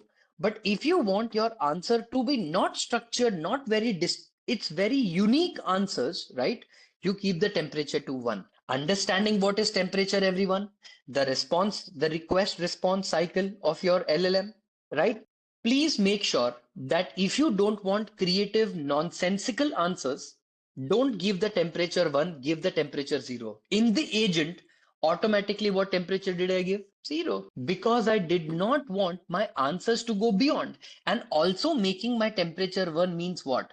It is going to give the same answer in a different way, wasting my tokens, right? But does everybody believe that your own responses are so basically, does it not depend on your goal? If your goal is I am okay, then it is okay. Get a simple answer. If your goal is to get very structured output, don't keep the temperature more than that. Am I making myself clear? Did you guys get the logic? Keep your temperature aligned so that you don't mess it up. Okay, lovely. Sir, what about the next concept? What is something called top P, top N? Okay, but keeping temperature higher, won't it make the model hallucinate? Yes, 100%. My people, getting creative, meaning the chances that you might be wrong in your answer can also go up, no? That probability also exists. While going creative, don't you think you are messing up with the reasonality or the reasons part of it? Yes, 100%. You're not wrong. So, don't you need to control that behavior? Every large language model defaults the temperature to 0, never to 1. If you don't mention, automatically considered 0. Got it? In every large language model I have used, nobody automatically defaults it to 1. They default it to 0. Okay, lovely. Now, everyone, you are also going to hear about something called top N and top P. Let me scroll down. So this PPT basically has ideas about everything, man. I mean, you read this book, I'm telling you, this is very amazing. This is something I referred to build my paper also. There is a platform called guardrails.ai. Okay. Guardrails AI. Okay. There is a platform called guardrails.ai. In this guardrails.ai, if you go to Hub, can you see you can do every single check? For example, if somebody's giving profanity based language, suppose somebody's chatting with your chatbot and he's abusing your chatbot. Hey, you are X, you are Y, your company's X, your company's Y. You know, right? You cannot keep everybody happy in life. I hope you know this. Let's say you have built the best platform on the planet. You cannot keep everybody happy in life. There will always be this one person who will start screaming, there is always this one person who will always scream, I'm not getting it. This is XYZ. You're terrible. You're this, you're that. Nobody appreciates the effort. Companies understand this very carefully. So there will always be one customer who will come back and answer, oh, nonsense. You guys are, XYZ. Can you see? What does it say? He says you're a dash and you're a dash idiot, right? You want your chatbot to not include that and give you the answer. And what do you want to do? What do you want to answer? You want to answer in a very nice way saying that, hey, I'm sorry, but we don't acknowledge profanity in our chatbot. Can you please ask me if you have a question? I will try very best to give you an answer. And let's suppose if your customer starts abusing you, can you not let the chatbot then pass it to a human being? Because then abusing is something that you don't handle, right? Because the customer either must be very frustrated or the customer has a lot of free time in his hand, right? I'm sure you guys know this customers, right? So when you find somebody like that, you gotta have implementation of guardrails. Because tell me, how will your large language model be able to handle with temperature only the abuses or anything else that you want to manage, right? You gotta have something called guardrails. So Harendra, remember, guardrails are a necessity. Guardrails नहीं है तो LLM नहीं है. I'm going to tell you this. In the implementation of real life, if you don't have guardrails, you cannot implement it. Okay? So, everybody, remember, implementation of guardrails are very, very important. Okay? Everyone. Grok is more creative. Now, if you guys know this or not, Grok is a little bit more creative, right? Like if you tell Grok in a certain way, it will respond back in a certain way, like कि भाई क्या बोल रहा है तुझे कुछ पता नहीं. It returns the answers in slangs. Tell me, do you ever want to be in a situation where your customer says something to your bot and your bot responds back double the messages? Like you said a gali, and then the LLM returns back the response saying that, Bhai, you are this and you are that. Would you want? No, I'm genuinely telling you. I know this is a fun thing, but you don't want your LLMs to respond back in an escalatory manner, no? So, in case if you want to, because it ruins your brand image, right? So, no matter what large language model you use, mostly large language models like ChatGPT, your your Gemini, any of these models, no, these models automatically come with internal policies. Like if you go to ChatGPT and abuse, will it return a response? ChatGPT will be like, sorry, my internal policy says I am not supposed to respond back. But what if you don't know and there is a response back? Then in order to control that, we use guardrail. So remember, guardrail is to not just control your input, but also the output from the LLM. Whatever I'm teaching you right now, these are very practical advices, my people. I have burnt my hands. I have gotten mails from my managers कि भैया क्या बना दिया है, have you not even thought through? So I have made a lot of mistakes in my life. So these are advices that I'm telling you, don't repeat, because I have made them and it is very embarrassing. I have made them. But initially, when things were starting up, nobody knew what we are doing, right? So these are some advices I'm telling you. These are very practical. Okay. Now, everyone, what do you mean by the concept of top P and top N? Okay. So, first of all, everyone, since large language models outputs are based on probability, setting a top parameter will restrict the selection of the next word from the top N, meaning most probable words or top words summing up to the probability P. Now, you must all be wondering, ki bhaiya, what is he speaking? What is Rudra saying? Don't worry, allow me to explain. Everybody, focus on my screen for the next 10 minutes. I promise you, you guys are gonna love this. Okay. Guys, you have a question you asked. Okay. Ignore the softmax activation. I want you to ignore this softmax because it is a probability for multiple different classes. See, the word or the token is selected using random weighted strategy, but only from among the top n words. Everybody, listen to me very carefully. I said my question was, I love banana bread. Okay, I love how do I say this? Okay, makki roti and dash dash dash with it. Now, everyone, I'm going more Indian Hindustani example. In most of our Punjabi households, makki roti is eaten with sarso ka saag. Okay, sarso saag is how we eat the roti. Okay, so we know for a fact that sarso saag is the most probable word with the probability of 0.87%. Agree? But you can also eat makki roti and you can also eat dal, right? Dal is also a valid option. I say the probability is 76%. You can also eat makki roti. You can also eat makki roti with, I don't know, let's say sabzi, example. And the probability of sabzi is 0.47. Now, everybody, when you say top underscore n is equal to 3, what you're basically doing is you're telling your large language model that when I said the word I love makki roti and dash, okay, and it gave me multiple different answer like I love makki roti and let's say top n is equal to 2. How many options do I have to fill the sarso saag? Or I mean, how many options do I have to fill up the fill in the blank? 3. But how many of them am I choosing? I am only telling the large language model that can you please choose the answer from the top performing probabilities? Understanding? Ignore the third one. Don't even include it. Don't even consider that for my output. Only include the top n, which is top equals to 2. Did you get what I'm trying to say? You're telling the large language model that whichever probabilities are ranking in the highest to the lowest order, even to include in your answers, don't even include sabzi, only include dal and sarso, and based on some analysis, figure out which one is right. Not always sarso saag will be chosen. Remember, my people, just because the probability is high It's not mandatory that only sarson saag will be selected. Sometimes, depending on the token counts, your temperature, and many other things, something else like dal also will be selected. But are you including sabzi in your analysis? No, you are only including dal and sarson saag. Are you understanding what top n does? Here, for n is equal to 3, one of cake, donut, or banana will be randomly selected, but apple will never be selected. Are you understanding?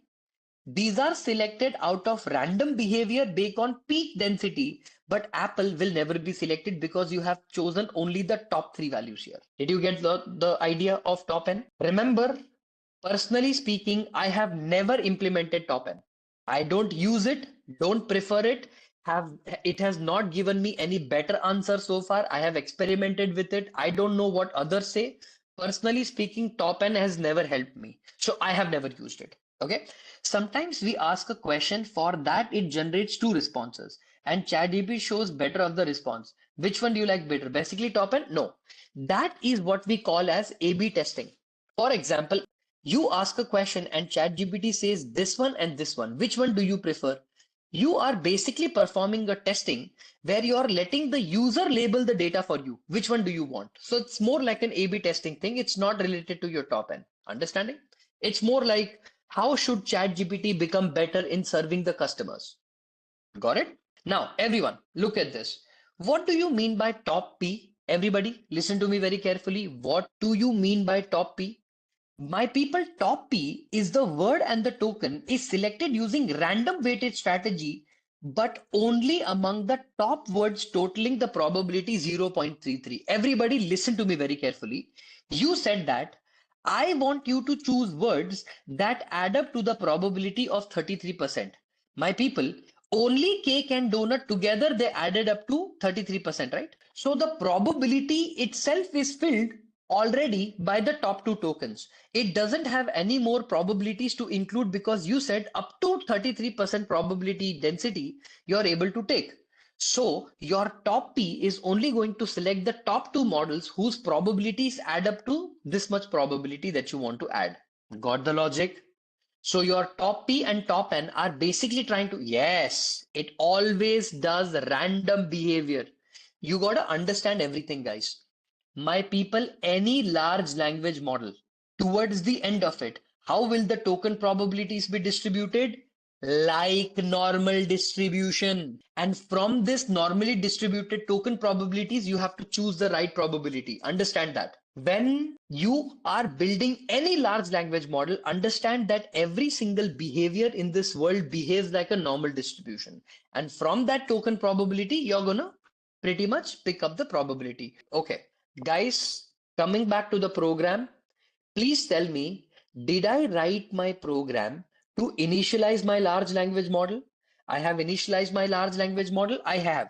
Did I tell what model am I using? Yes. Did I tell what Google API key? Yes. Did I tell what temperature? Yes. Did I tell what maximum token? Yes, absolutely. Everyone, once I initialize my LLM, what do I do next? What do I do next? What do I do? I need to write down a function called calculate. Okay, calculate. Now, everybody observe very carefully what I'm going to do. Okay, this is where my entire logic is going to go inside. Guys, what I'm doing now, I'm going to write down something called expression, and inside the calculate expression, I'm going to write down return. I'm going to say return. I'm going to say eval, and I'm going to pass something called expression. Now, everybody, do you know what eval is? In Python, you can evaluate certain expressions. For example, eval 2 plus 3 multiplied by 4. What is the answer? What is the answer? Okay. Did it evaluate? First of all, did it give me the answer? 2 plus 3 into 4 is 14. Did it give me the answer? It gave me the answer. Okay, lovely. Why do you use eval? Eval in Python is evaluate something. To evaluate and give you the answer. That is why you use the eval part. Any mathematical expression, if you want to evaluate and give the answer, you want to do it. For example, can I do it like this? Multiplied by Rudra? Can I take a string value called Rudra and multiply this with a number? No, right? But if I have a number, will the evaluation be complete? Will the evaluation be given, or will evaluate give me the answer? Evaluate is going to take any mathematical expression and it will give you the answer. That is why we have evaluation. Now, everybody listen to me, okay? I will write down a function called evaluate or calculate average pill weight. Okay, so I'm going to come over here, average underscore pill underscore weight. And inside this, I'm going to write down a dictionary. Everybody observe what I'm doing, okay?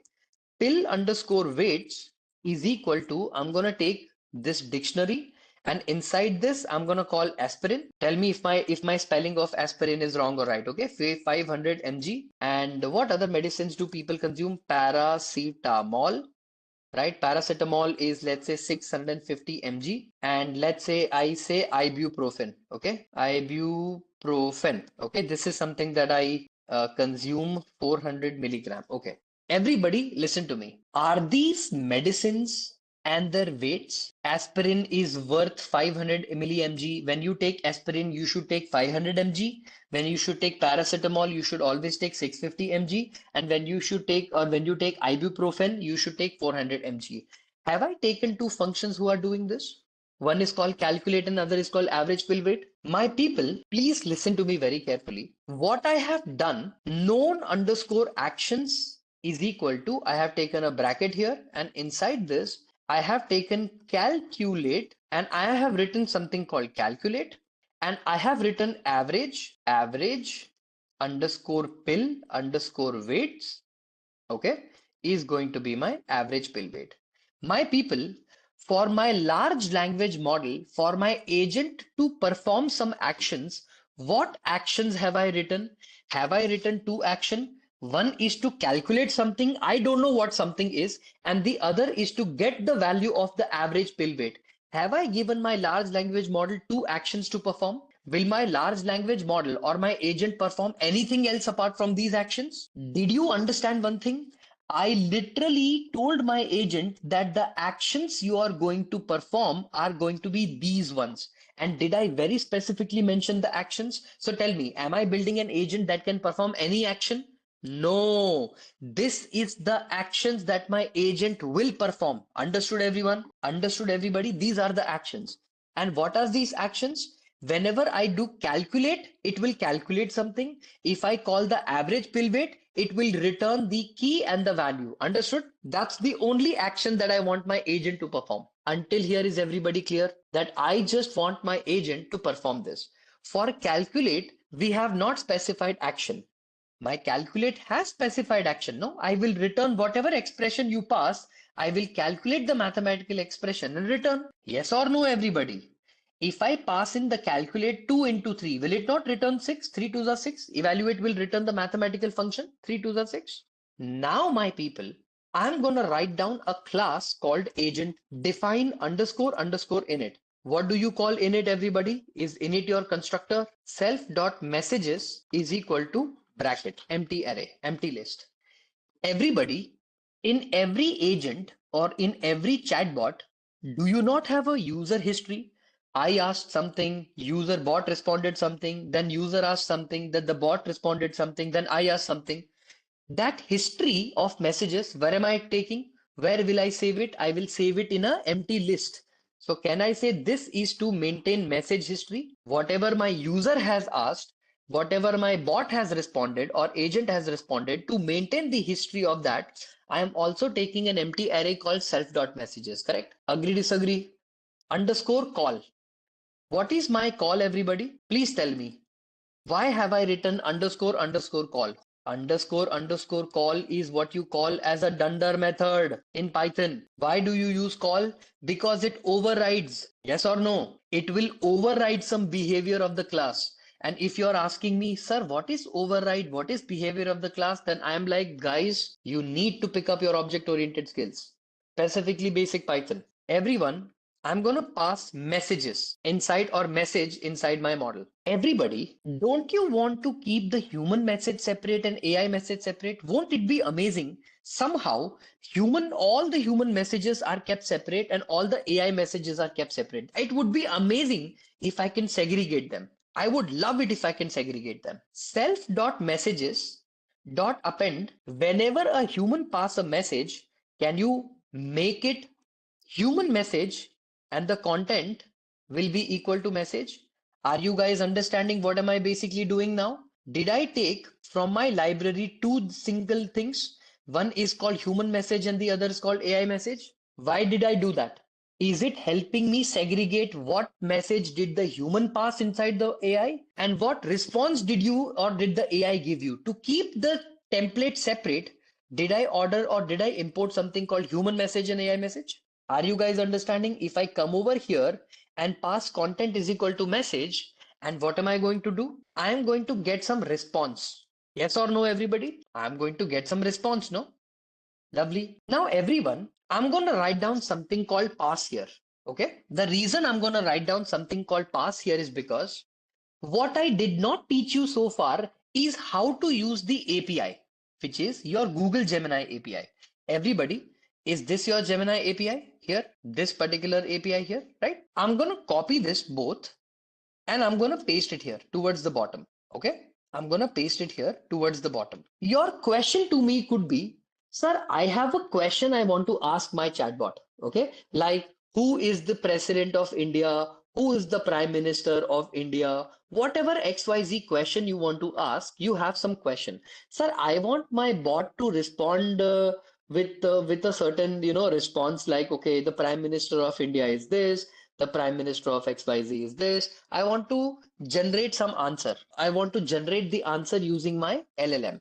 Sir, how do I do that? Everyone, please understand one thing. Your Gemini is literally very simple to invoke. And when I say invoke, it is literally so simple to literally get a response. You know how do you get a response? Suppose if you have a question, okay? Let's say your question is this. PROMPT. Prompt is, who is the Minister of India? Who is the Prime Minister of India? Response will be equal to, here, my people, you want to generate the idea, meaning you want to generate a certain response from the model. Okay. Now, in case if you want to generate a response from the model, no, you got to first declare the model. So here, what you're going to do, you're going to write down something called model is equal to Gen AI. Okay, model equals to Gen AI dot generative model, and inside this, what is the name of your model, everyone?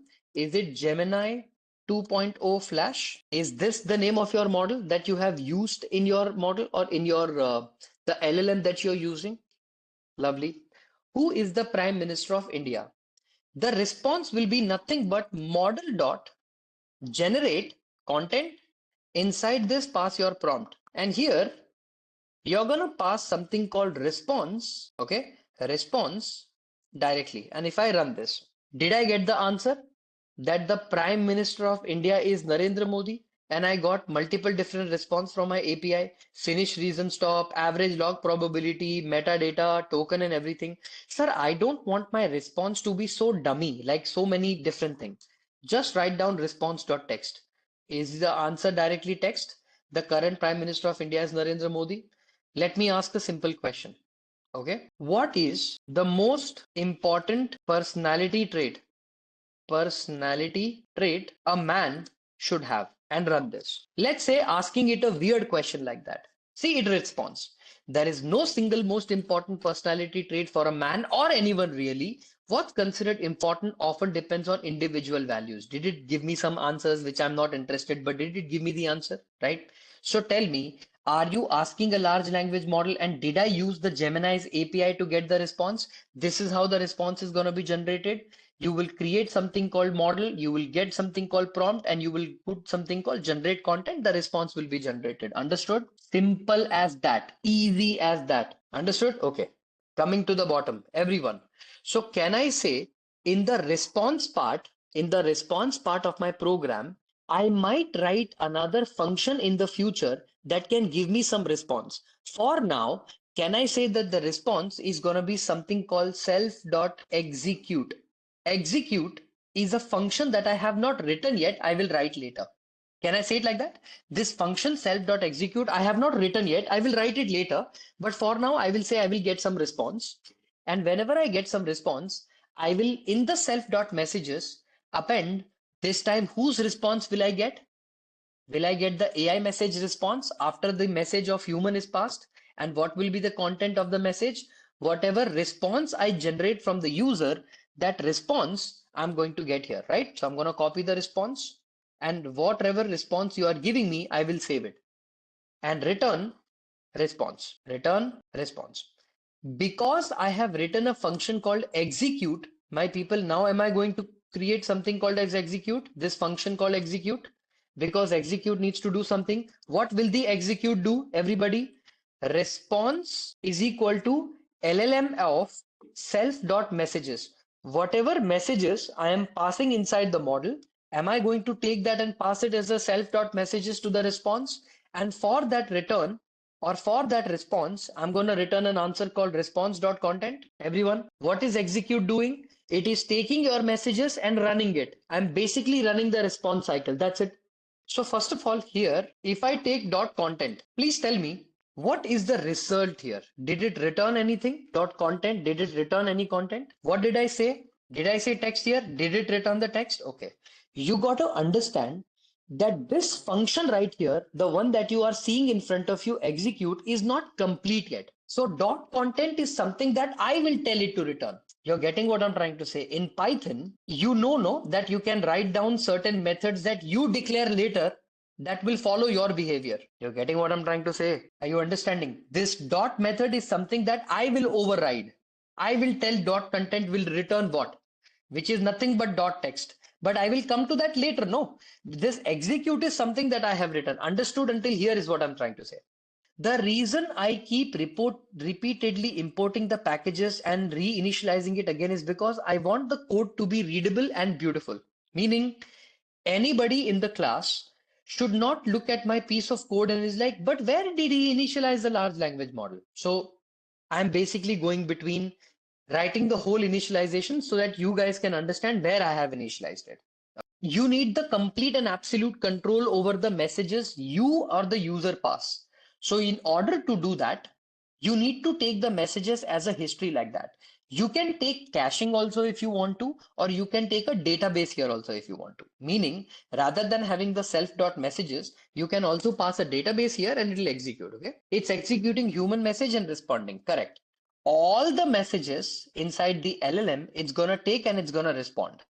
Where is the messages? Isn't this the messages? The list? You're going to understand. Don't worry. Right? Can I execute my agent? Can I run my agent? My agent just ran. Correct? Now, everyone, action underscore regular expression is equal to re.compile. Inside this, I'm going to write down R bracket.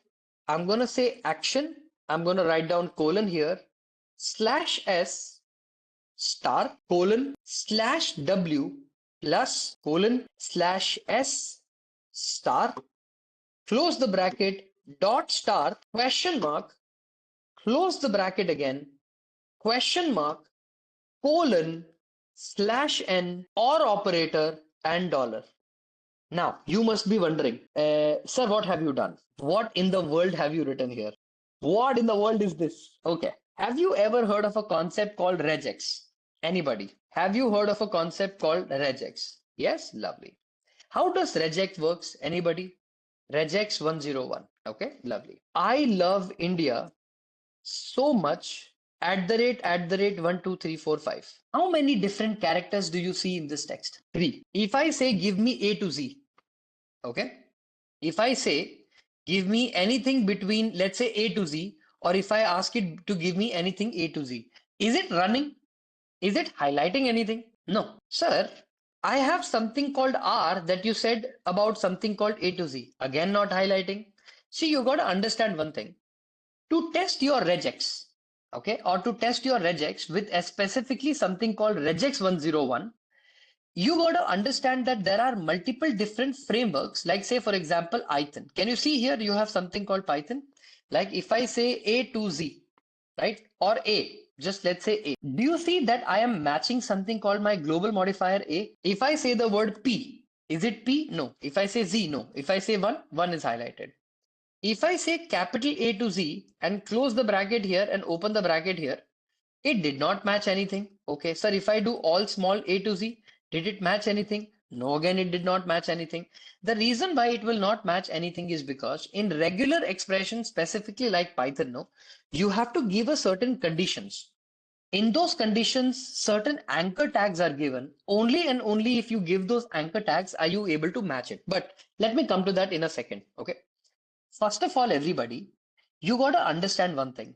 Whenever you are dealing with text, you want to identify certain things, correct? Like, for example, how many are characters, how many are sentences, how many are words, how many are numbers, correct? Let me ask you a question.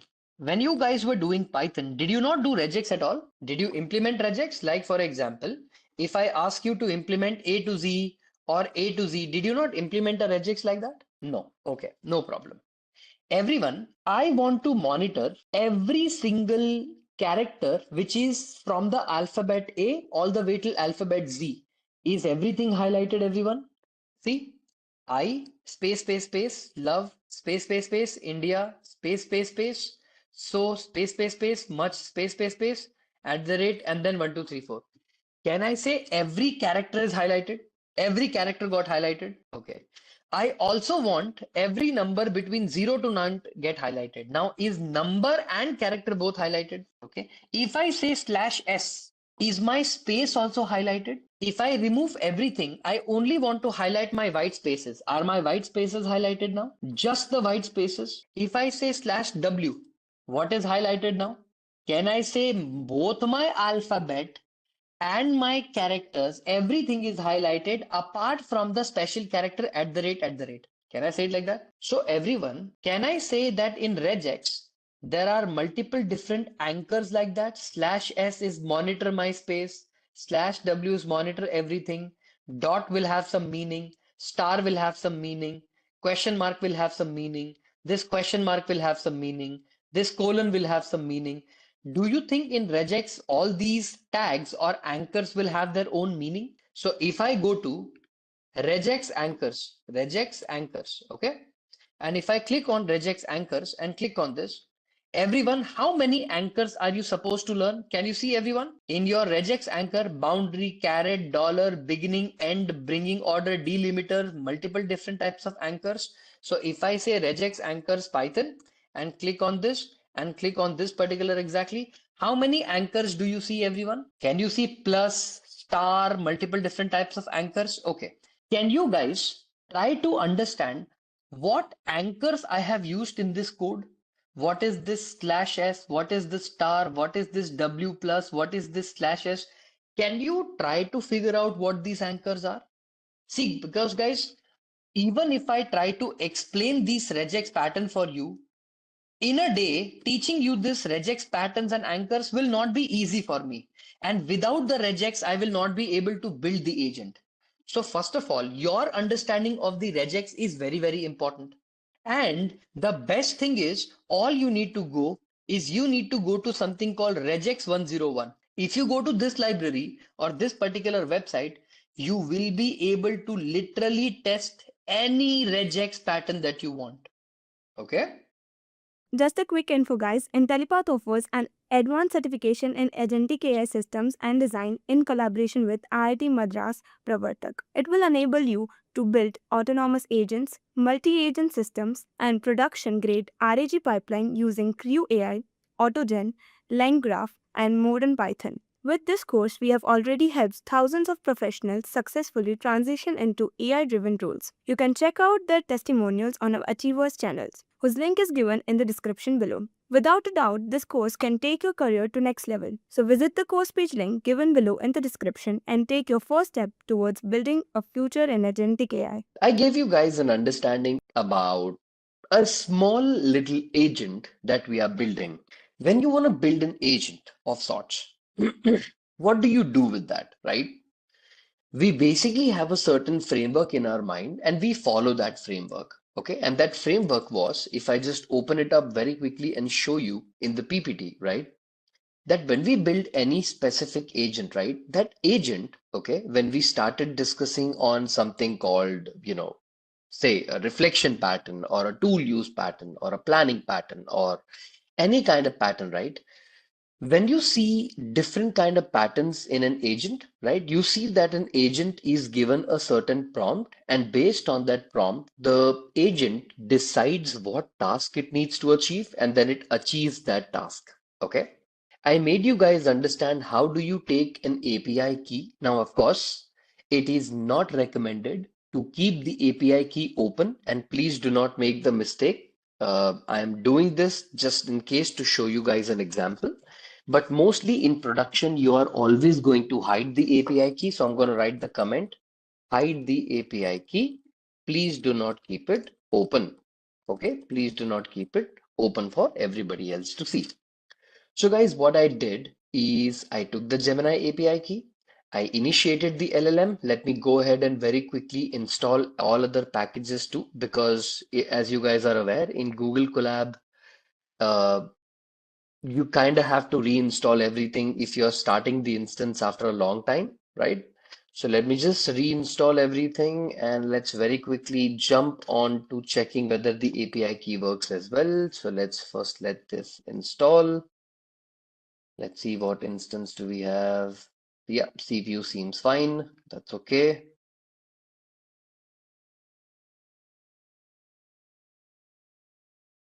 So let's see list of available models. If this runs, my API is working fine. Status code is 200, which is all going to be fine. Lovely, perfect. Then I have, okay, response.text. Lovely, this is fine. Okay, no problem. So let's say LangChain schema. Okay, no deprecation. Everything is fine. Chat Google Generative AI, which is fine. Eval of 2 plus 3, 6, which is fine. Okay, lovely. Okay, good. I was here where I have built an agent. And within this agent, I have created this thing called self.messages. Self.messages is a way for me to just maintain a history or like a small history throughout the message, right? Whenever the AI writes a message, I write that. Whenever a human writes a message, I write that, right? And then I used a method called call. Call is basically going to call something and execute something. And here I am keeping human messages separately and AI messages separately. Okay. And I'm returning the response, and execute, which I've mentioned right here, is just a way to execute the message. I told you guys that we usually have something called response.text, but I'm going to show you why did we do response.content. Okay. Now, everyone, I wrote down a regex, a pattern of regex called action underscore RE or action of regex, where what I'm basically doing here is I'm writing some regex anchors. By the way, just letting you guys know, all this, the hyphens, the question marks, right? The slash s, these are known as, okay? These are known as regex anchors. Okay. So what I've done is I've taken this anchors and I'm going to be applying this anchor on something. And I'm going to tell you exactly how this anchor works in a second. Okay. What I'm going to do is I'm going to take a user query and I'm going to perform an action. Okay. But before I do that, I want you guys to understand one very important concept. Okay. Because without this, understanding the agentic framework will become slightly complicated. See, guys, in any agent that you build, okay, you have to understand one thing, that whenever agent is given some task, okay, let's say a task is given to an agent, okay. See, guys, what usually happens when you write a task to an agent, right? The agent is going to perform something called as observation. Okay. The first thing what the agent does is agent is going to perform something called observation. Observation is agent's understanding on what the task is, right? If you say, I want you to extract all the details for the internet or from the internet about, let's say, the keyword AI trend. Okay, suppose if I ask AI, all AI trend related news, social media post, Instagram, Facebook, everything that mentions AI trend, extract. So when you give a task like that, the agent is going to first observe, okay, what that task is.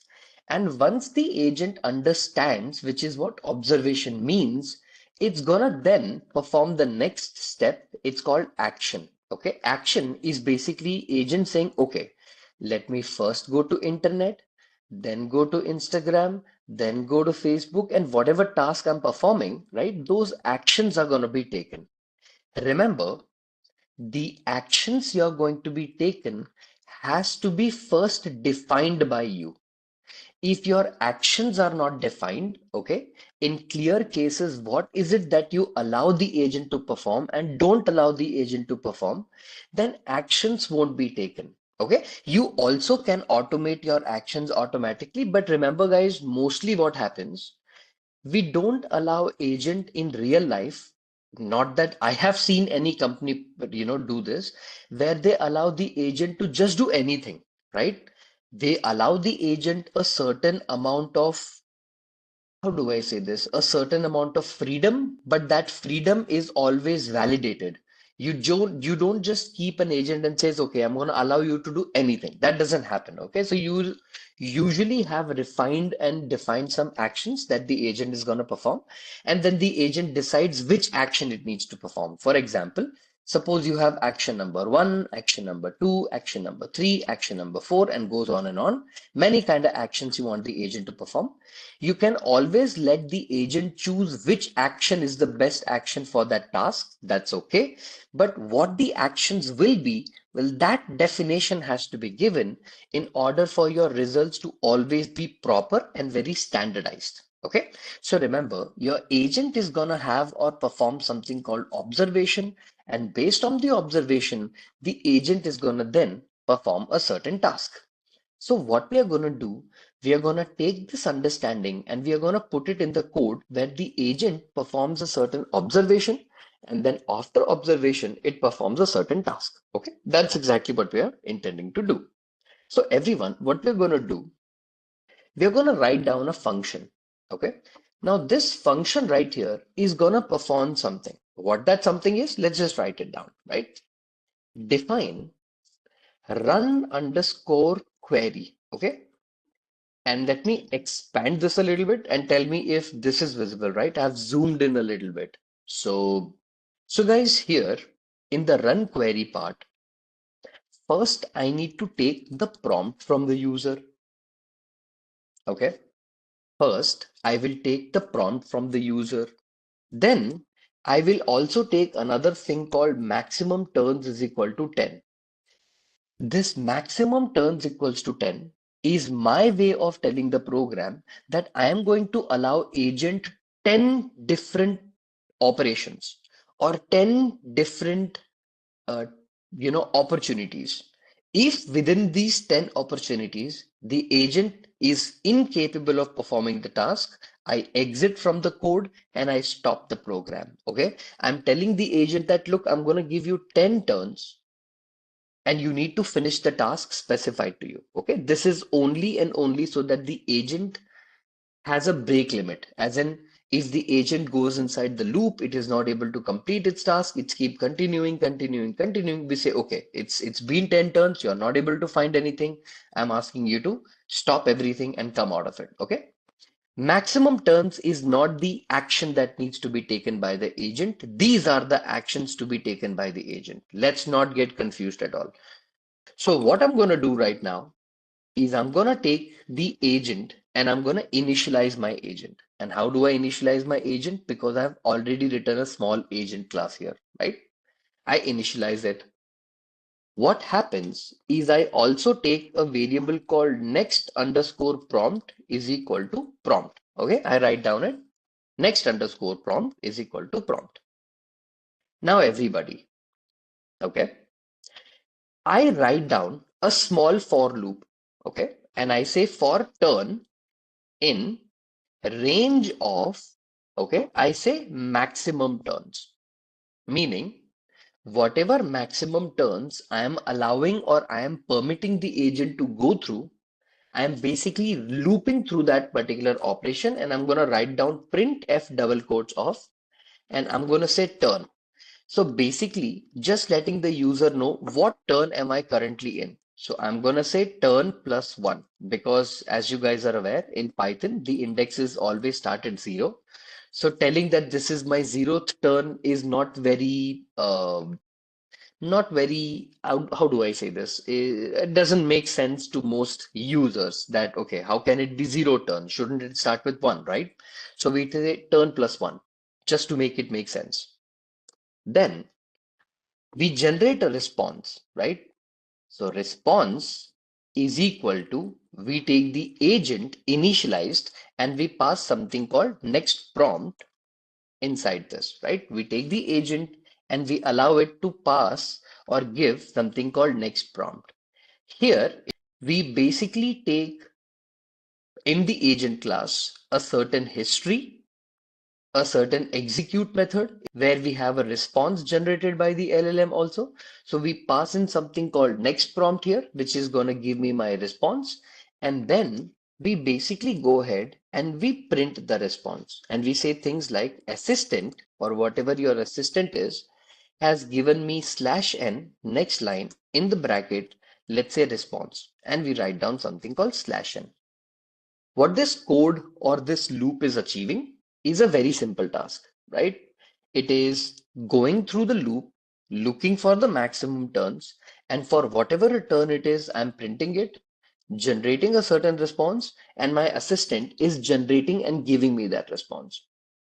Now, what happens, my people, is for my agent to perform certain tasks or to perform certain actions, I need to provide it something called actions. So what I'm going to do, I'm going to come over here and I'm going to write down things like this. Actions equal to actions underscore RE, which is going to be the actions regular expression. And inside this, I'm going to write down something called find all and response. Now, guys, this is where I think it should become slightly clear to you that whenever a certain response is generated by the assistant, in that assistant, I am applying my action regular expression. This regular expression is written for what? It is written so that my LLM's response can be formatted in a certain way. How is it formatted? Where I'm going to check is actions or the actions generated or the actions calculated based on the response by the LLM, does it exist or not? So I'm going to write it like this. If actions, okay, if this particular value exists, I'm going to say the action and the action underscore input provided by the agent would be actions of zero. Now, this code is going to slightly be tricky without understanding what the output of the LLM is. So you'd be like, okay, but then why did you take the actions of zero, right? In a very simple term, what I'm doing, my people, is LLM is going to tell you what actions you need to take, or agent decides what action it needs to take, but it decides that this is the first action I want to take, this is the second action, this is the third action. I am preferring that I am taking the first action provided or recommended by the LLM itself to itself, as in, like how we humans, let's say you want to travel to a different country. Your mind must be thinking, can I take a flight? Can I take a bus? Or can I take let's say, a cruise, right? And then you're like, no, I think flight makes more sense, right? Let me go ahead and take my first decision was correct. So it's like this. You think by yourself, decide on your own actions, and you decide to say, okay, this is what I'm going to be taking. Okay. What I'm also going to do is action underscore input is going to be action input. Whatever action input I have, I am also going to strip that value, because here in the action input, I am also going to receive a string value, which is the value or the response generated by the text. Okay. When the output of this agent is going to be run, this code is going to make a little bit more sense. Right now, it might look like, oh, but sir, why have we taken it exactly like this? But don't worry, it'll make more sense once you see the output. Okay. So I'm going to say another if condition, and I'm going to say if action, okay, not available in the known actions, meaning if the LLM by any chance generates or takes or tells the agent to take an action which you have not authorized, meaning the actions that the agent can take is only two things: either calculate something or either give me the average pill weight. If the action is anything that is not provided by you, then you need to raise some error, or you need to tell some kind of an error message to the value saying that, okay, I think this is a value error, okay, unknown action. The action that you're recommending does not exist as a valid action. So we are going to write down unknown action.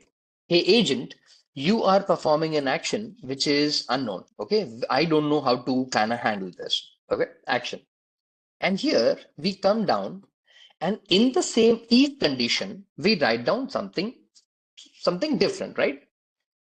How will agent do unknown action, sir? As we are only defining methods, correct? Yes, but you have to understand that as a Python developer, you always have to make sure that you write down the else condition or the error condition, that every single time you're able to catch that exception. In Python, right, when we wrote the program, did you ever worry about writing something called try except, where you want the model to try something, everything it will try, only in certain cases you find an exception, correct?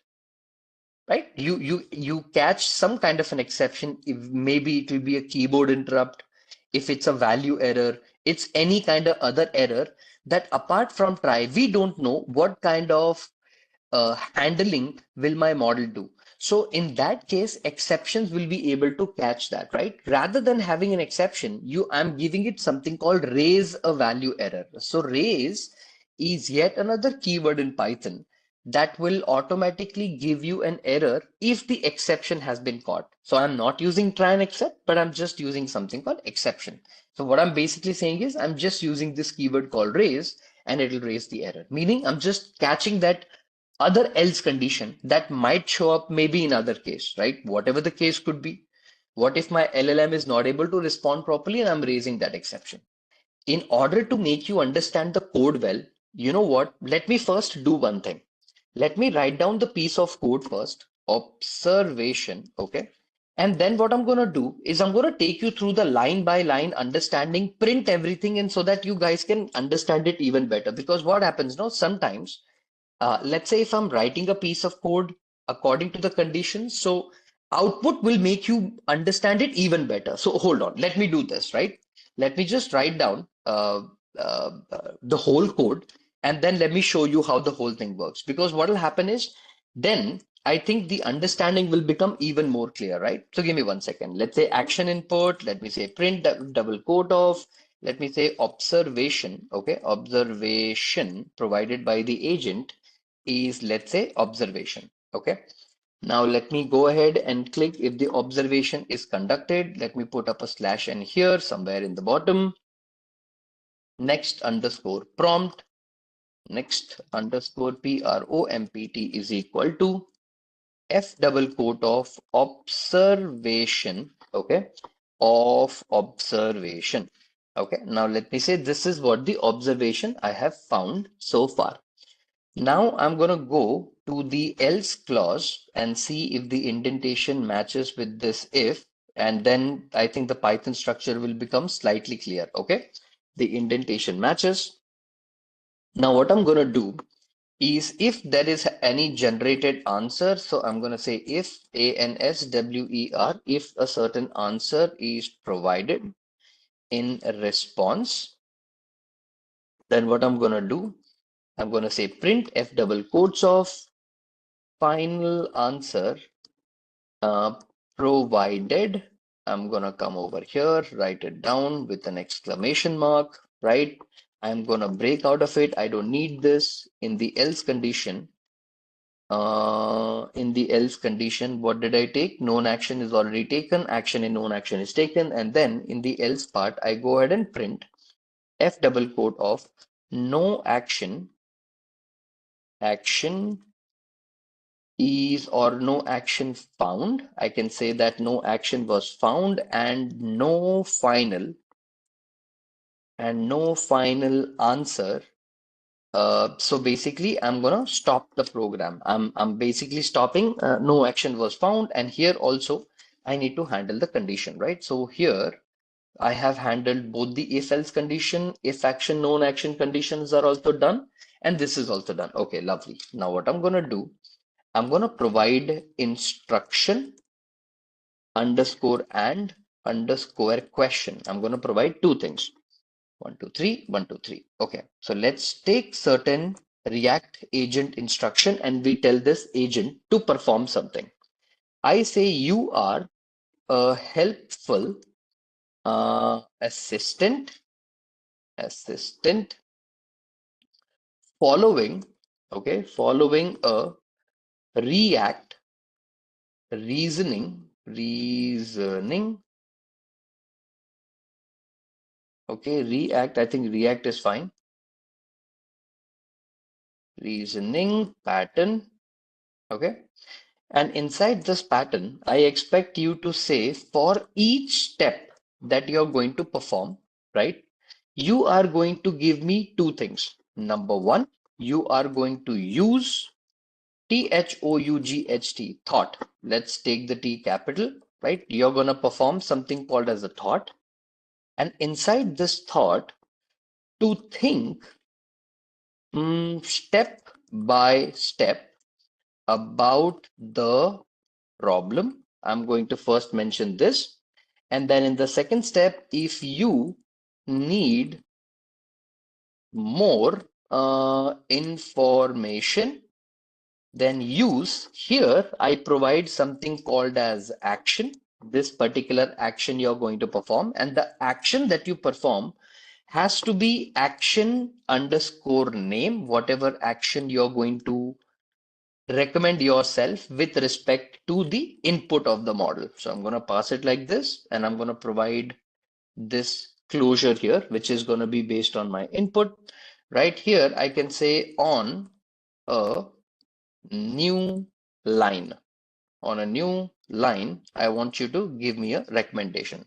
So if you need more information, use action and action name with input on a new line. Lovely. And then what I'm going to ask you to perform or do is I want you to perform that after each action. So let's say you say after each action that you have performed, I will provide an observation. So close this and say observation. And inside this, I'm going to close this with a bracket here with WITH with the result. So here I basically ask that, okay, I want to be taking a certain observation with whatever the results are. And then eventually here, I'm going to write down the fourth step and I'm going to be like, continue thinking and acting until you can provide a final. And here also, I think I need to tell the user that until and unless you find the final answer, keep on operating and running in the indentation or whatever the operations are. So to you, available actions are going to be number one, calculate.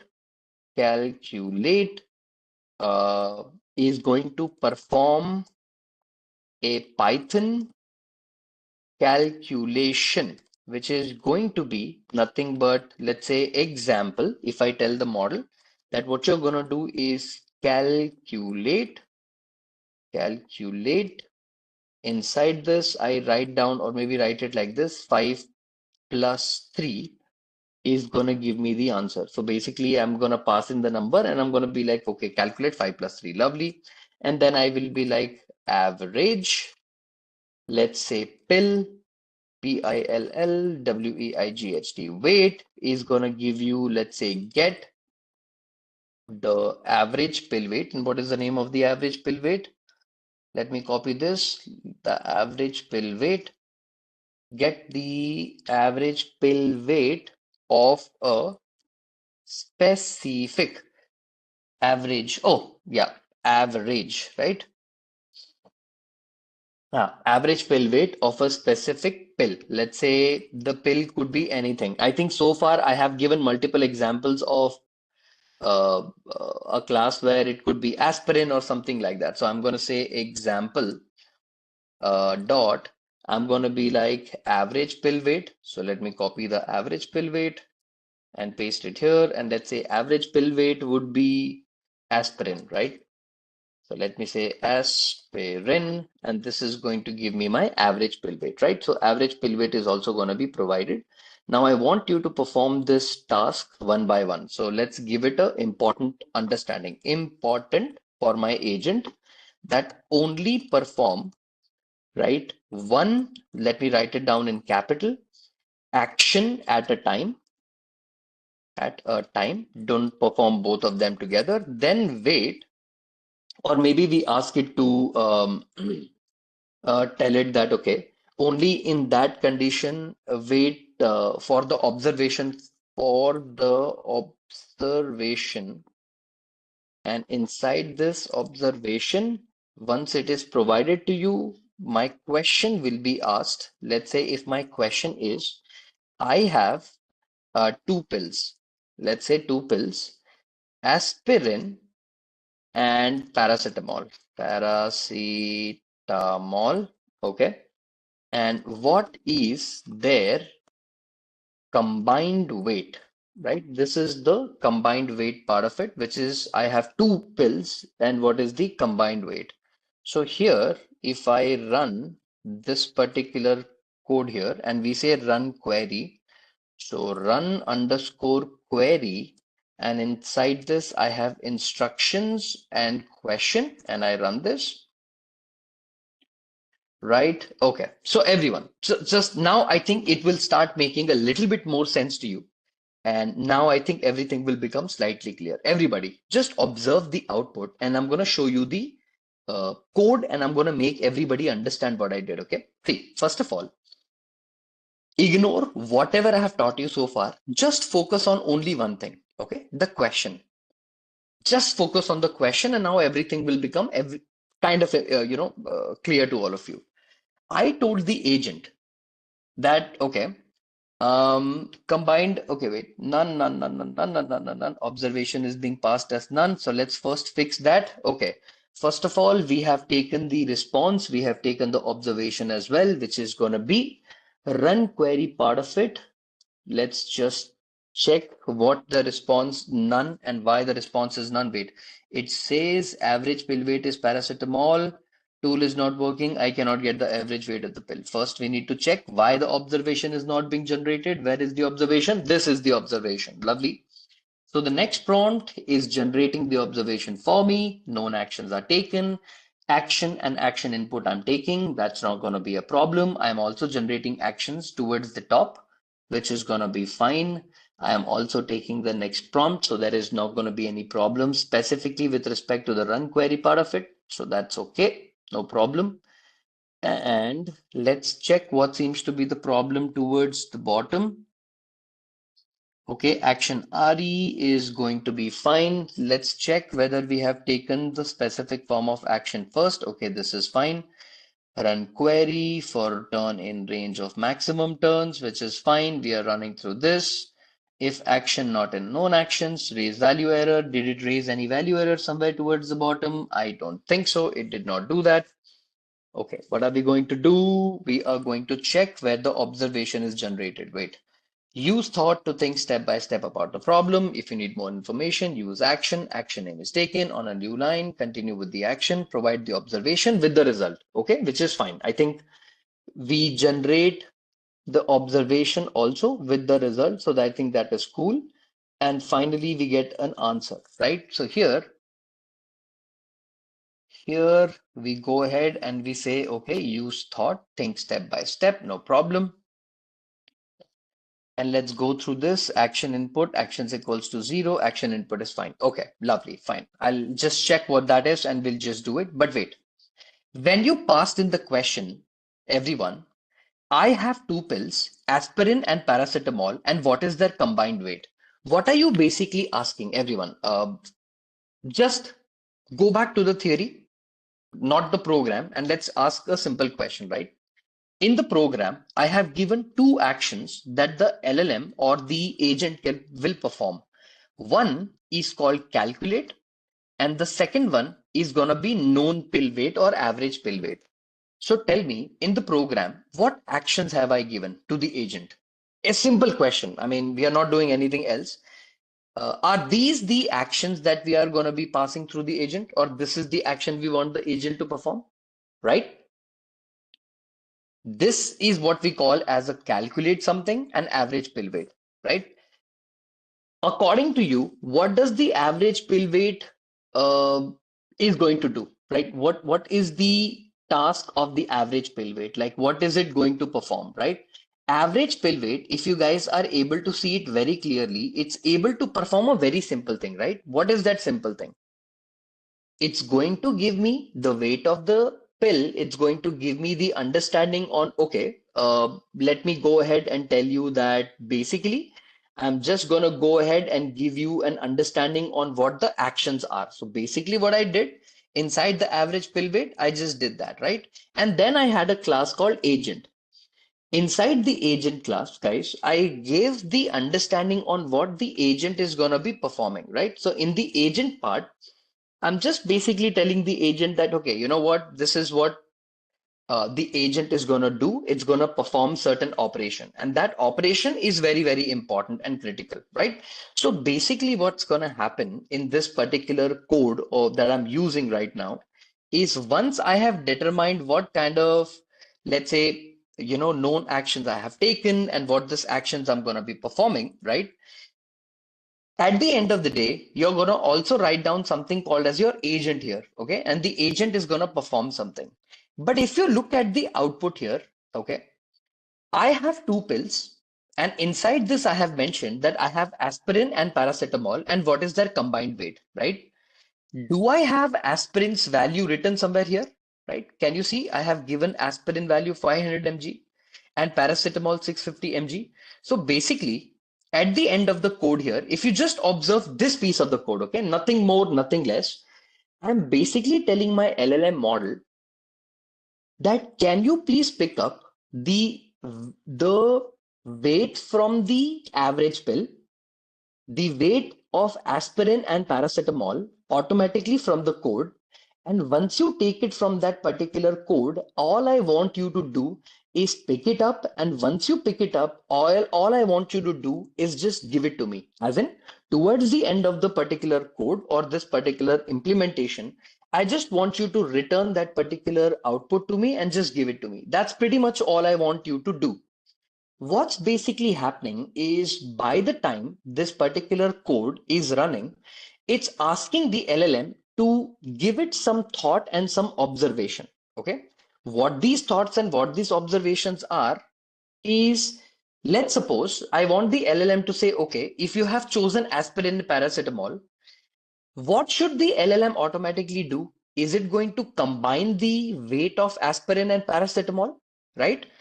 If aspirin is 650 milligram and paracetamol is 300, I want the output of the code to be in a format where what I'm basically doing is telling the model that, okay, can you please give me the output in this specific format and give me the answer? Pretty much this is exactly what I want the model to do.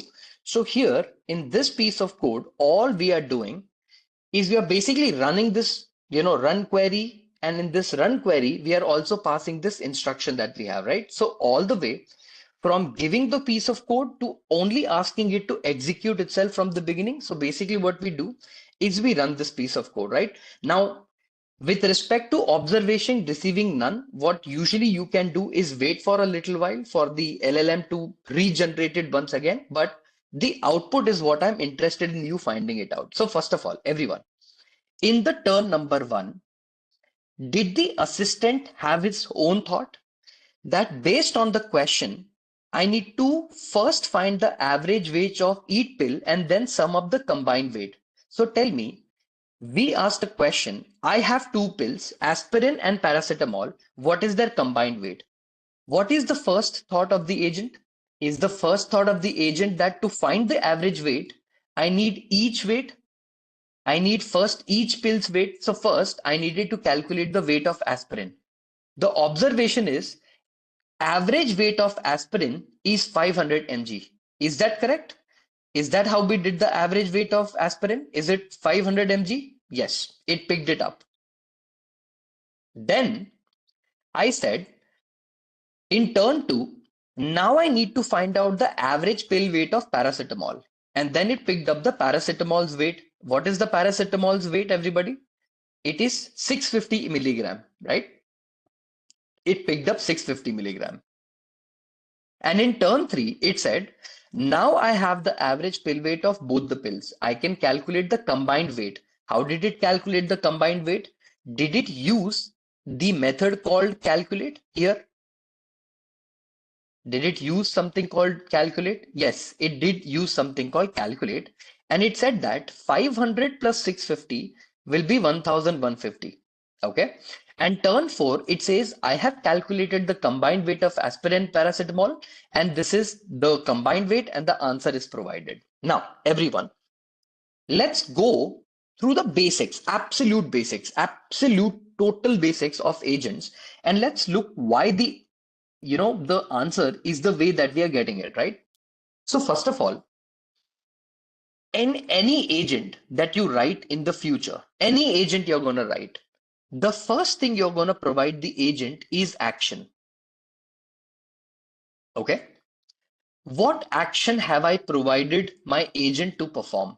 One method is called calculate something, and the other method is a dictionary with the name of the pill, okay, name of the pill and the weight of the pill. Can I say it like this, everyone? Here in this piece of code, so far here, together here, I have only done one thing. I have provided the weight and I have provided the pill, right? Towards the bottom. I have the weight, I have the pill. Here in the agent part, right? I'm going to call this particular agent here. I'm going to copy this particular agent here and I'm going to paste it here, okay? In the agent, inside the class agent, if you guys can see it carefully, I created an init message, okay? And inside this init message, whatever your message history is going to be saved inside the self.messages. I'm going to write down a call method, and inside the call method, my human messages or my content messages, they are going to be separate. And then I'm going to write down something called execute, and inside this execute, I will have a response, and I will have a response.content, more like response.text. Okay, think of it like this. Whatever your API's responses are, they are going to be dumped to me, right? What I did is, to my agent, I have already provided something called calculate, and I have already provided something called name weight. Are these Python functions or are these a normal natural language text? What kind of structure are these? Are these going to be a Python program or a Python function, or is it like a simple text saying that, okay, you need to do this and you need to do that? What kind of thing it is? Of course, it is a Python program, right? Your calculate is a Python program. Your average pill weight is also a Python program, correct? Both of them are Python program. If you observe carefully, right? If you observe carefully, both your calculate and average pill weight is a Python program, right? And here I am passing something called known actions, right? My people, the most important question that you're gonna have, right, is this. Sir, what is this run query part? I think this is where most of us have confusion. So what I'm going to do, right? I'm going to zoom into it a little bit and I'm going to first take this particular thing. I'm going to take a screenshot of this from run query part from here all the way till else condition provided here. Or maybe if I can just zoom it out a little bit, right? A little bit until the instructions and questions. I'm going to copy this from here all the way till my this part. I'm going to copy this. I'm going to write this piece of code here. Okay.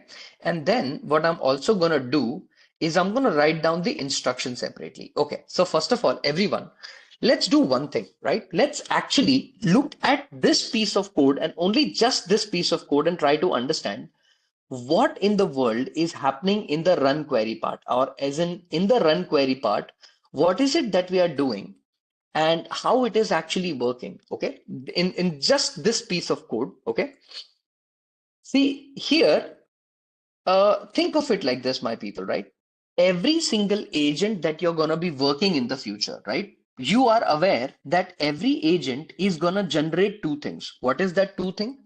Every agent is automatically going to consume something called as a task and generate observation and action. Is this clear to everyone? You pass in task to the agent and the agent will generate its own observation and its own action. Okay, lovely, lovely.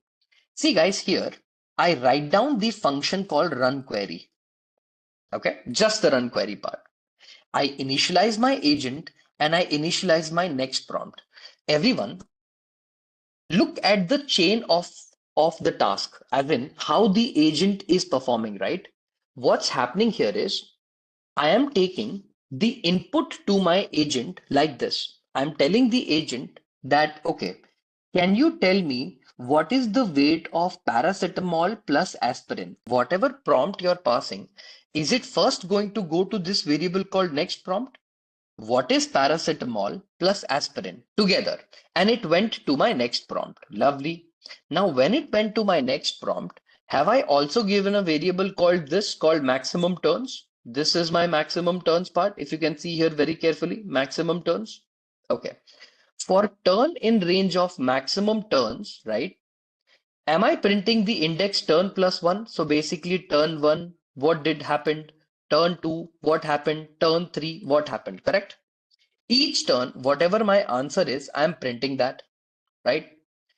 Whatever the response I'm supposed to get from the agent, I am saving that as a response here where I'm taking the agent and I'm passing the prompt to the agent, correct? And whatever response I'm getting, I'm generating that response.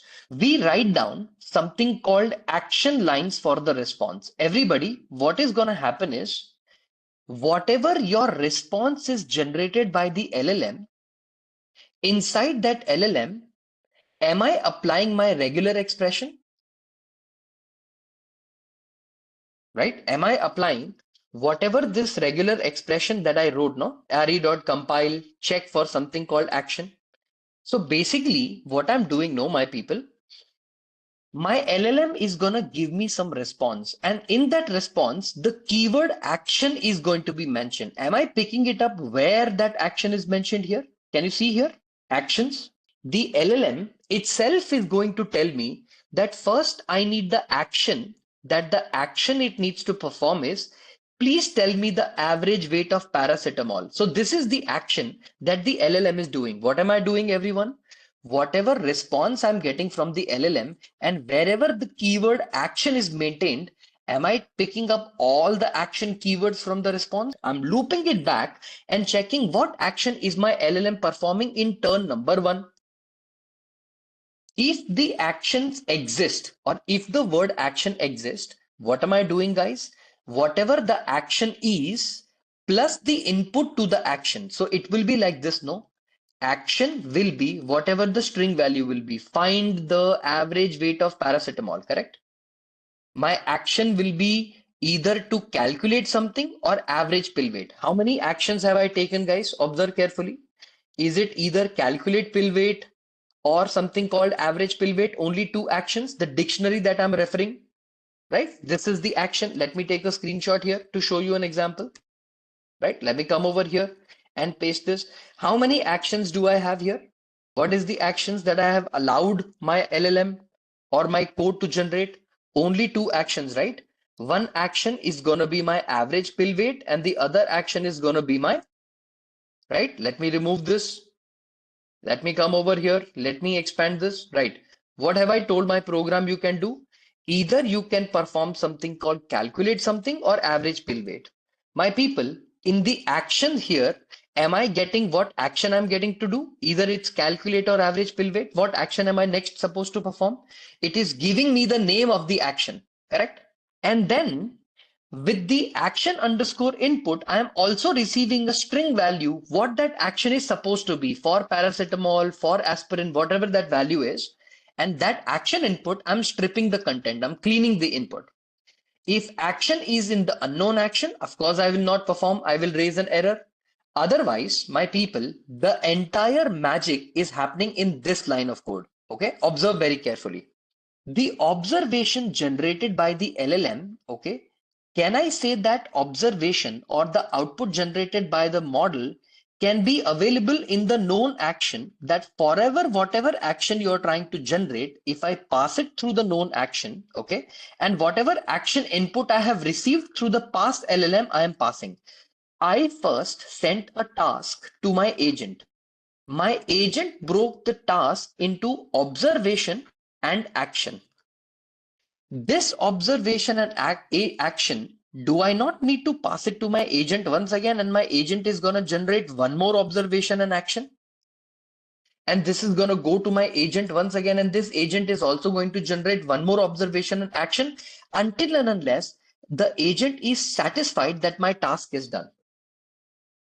Right? So to keep everything in one single loop, what I'm basically doing is I'm keeping on generating the observation, observation, observation. I'm telling it, okay, please perform observation and tell me what the observation is.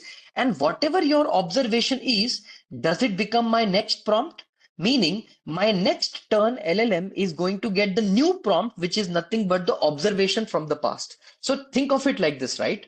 When I give it the task, observation one, action number one. So to pass this to my agent, what do I have to do? Whatever is the initial observation will become a prompt to my agent for agent's performance, and then it will generate observation two, action number two. This observation two will again pass to my agent and it will become observation three. Observation three will become input to my agent once again. So can I see observations are becoming input to my agent? Right here I have connected, everyone see? Here, in this piece of code, what I did is I said, whatever observation you generate, right, that observation, please make it as a next prompt, okay? And otherwise, if you don't get any answers or you don't get any conditions, break out of the loop. But this is where the magic is happening.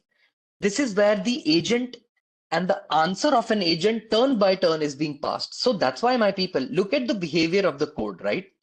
When I ask it a question like, tell me, I have two pills, aspirin and paracetamol. Guys, tell me, in the agent, have I given aspirin, paracetamol, and ibuprofen? Did I give amoxicillin? Amoxicillin. Did I give a medicine called amoxicillin?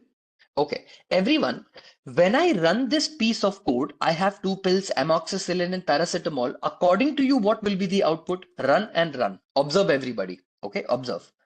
First, it will say, I need to find the average of pill weight of both. First, it picked up aspirin 500 mg.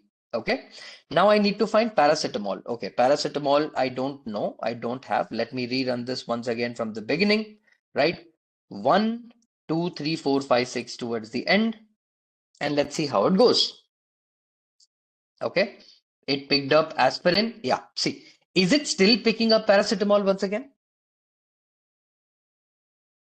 Right? I passed it something called the paracetamol, or sorry, amoxicillin, right? Here in the instructions directly. And what is it doing? Is it still picking up the paracetamol?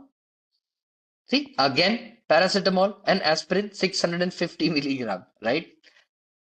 If I don't pass amoxicillin, okay, or aspirin, right? I just run this and run this in the instruction. See what's going to happen, okay? It's going to run the model. Again, it's going to pick up something called aspirin. Can you see here? Even though that medicine did not exist, it's still picking it up. If I had aspirin here or paracetamol here, we combined everything, I got the answer, and my agent is saying that, okay, my task is done and I'm ending that particular operation. No problem, everything is good to go. Now understand one thing, guys, just letting you know right now so that in the future there are no confusions, okay? Understand one thing. The agent that you write, or whatever agent you write, okay, since this was just a very basic agent that I built, in some of the more hands-on code that you're going to see, I'm going to be showing you guys some more agents. Understand one thing, guys, that the agent knows, okay, when to break out of the loop. And when should the agent break out of the loop? When the observation says that in the future, I have no more action to take. Are you understanding what I'm trying to say? When the agent realizes by itself that, hey, I don't have any more actions to take, my action taking capacity or capability is over, And because I cannot take any more actions in the future, I know I'm going to break. See, this is an internal understanding of the model. Can I say it like this, everyone? This is the internal understanding of the model that I have no more action to do it and I'm done. But my people, just to be sure, do you also have external model like 10? We call this as maximum underscore turns equals to 10. Did we give both external condition and internal condition so that in any of the case, if internal condition is not met, at least the external condition will stop the model from performing the operation forever. Okay, remember, any agent that you write, any agent that you write, you will be provided an internal condition and an external condition.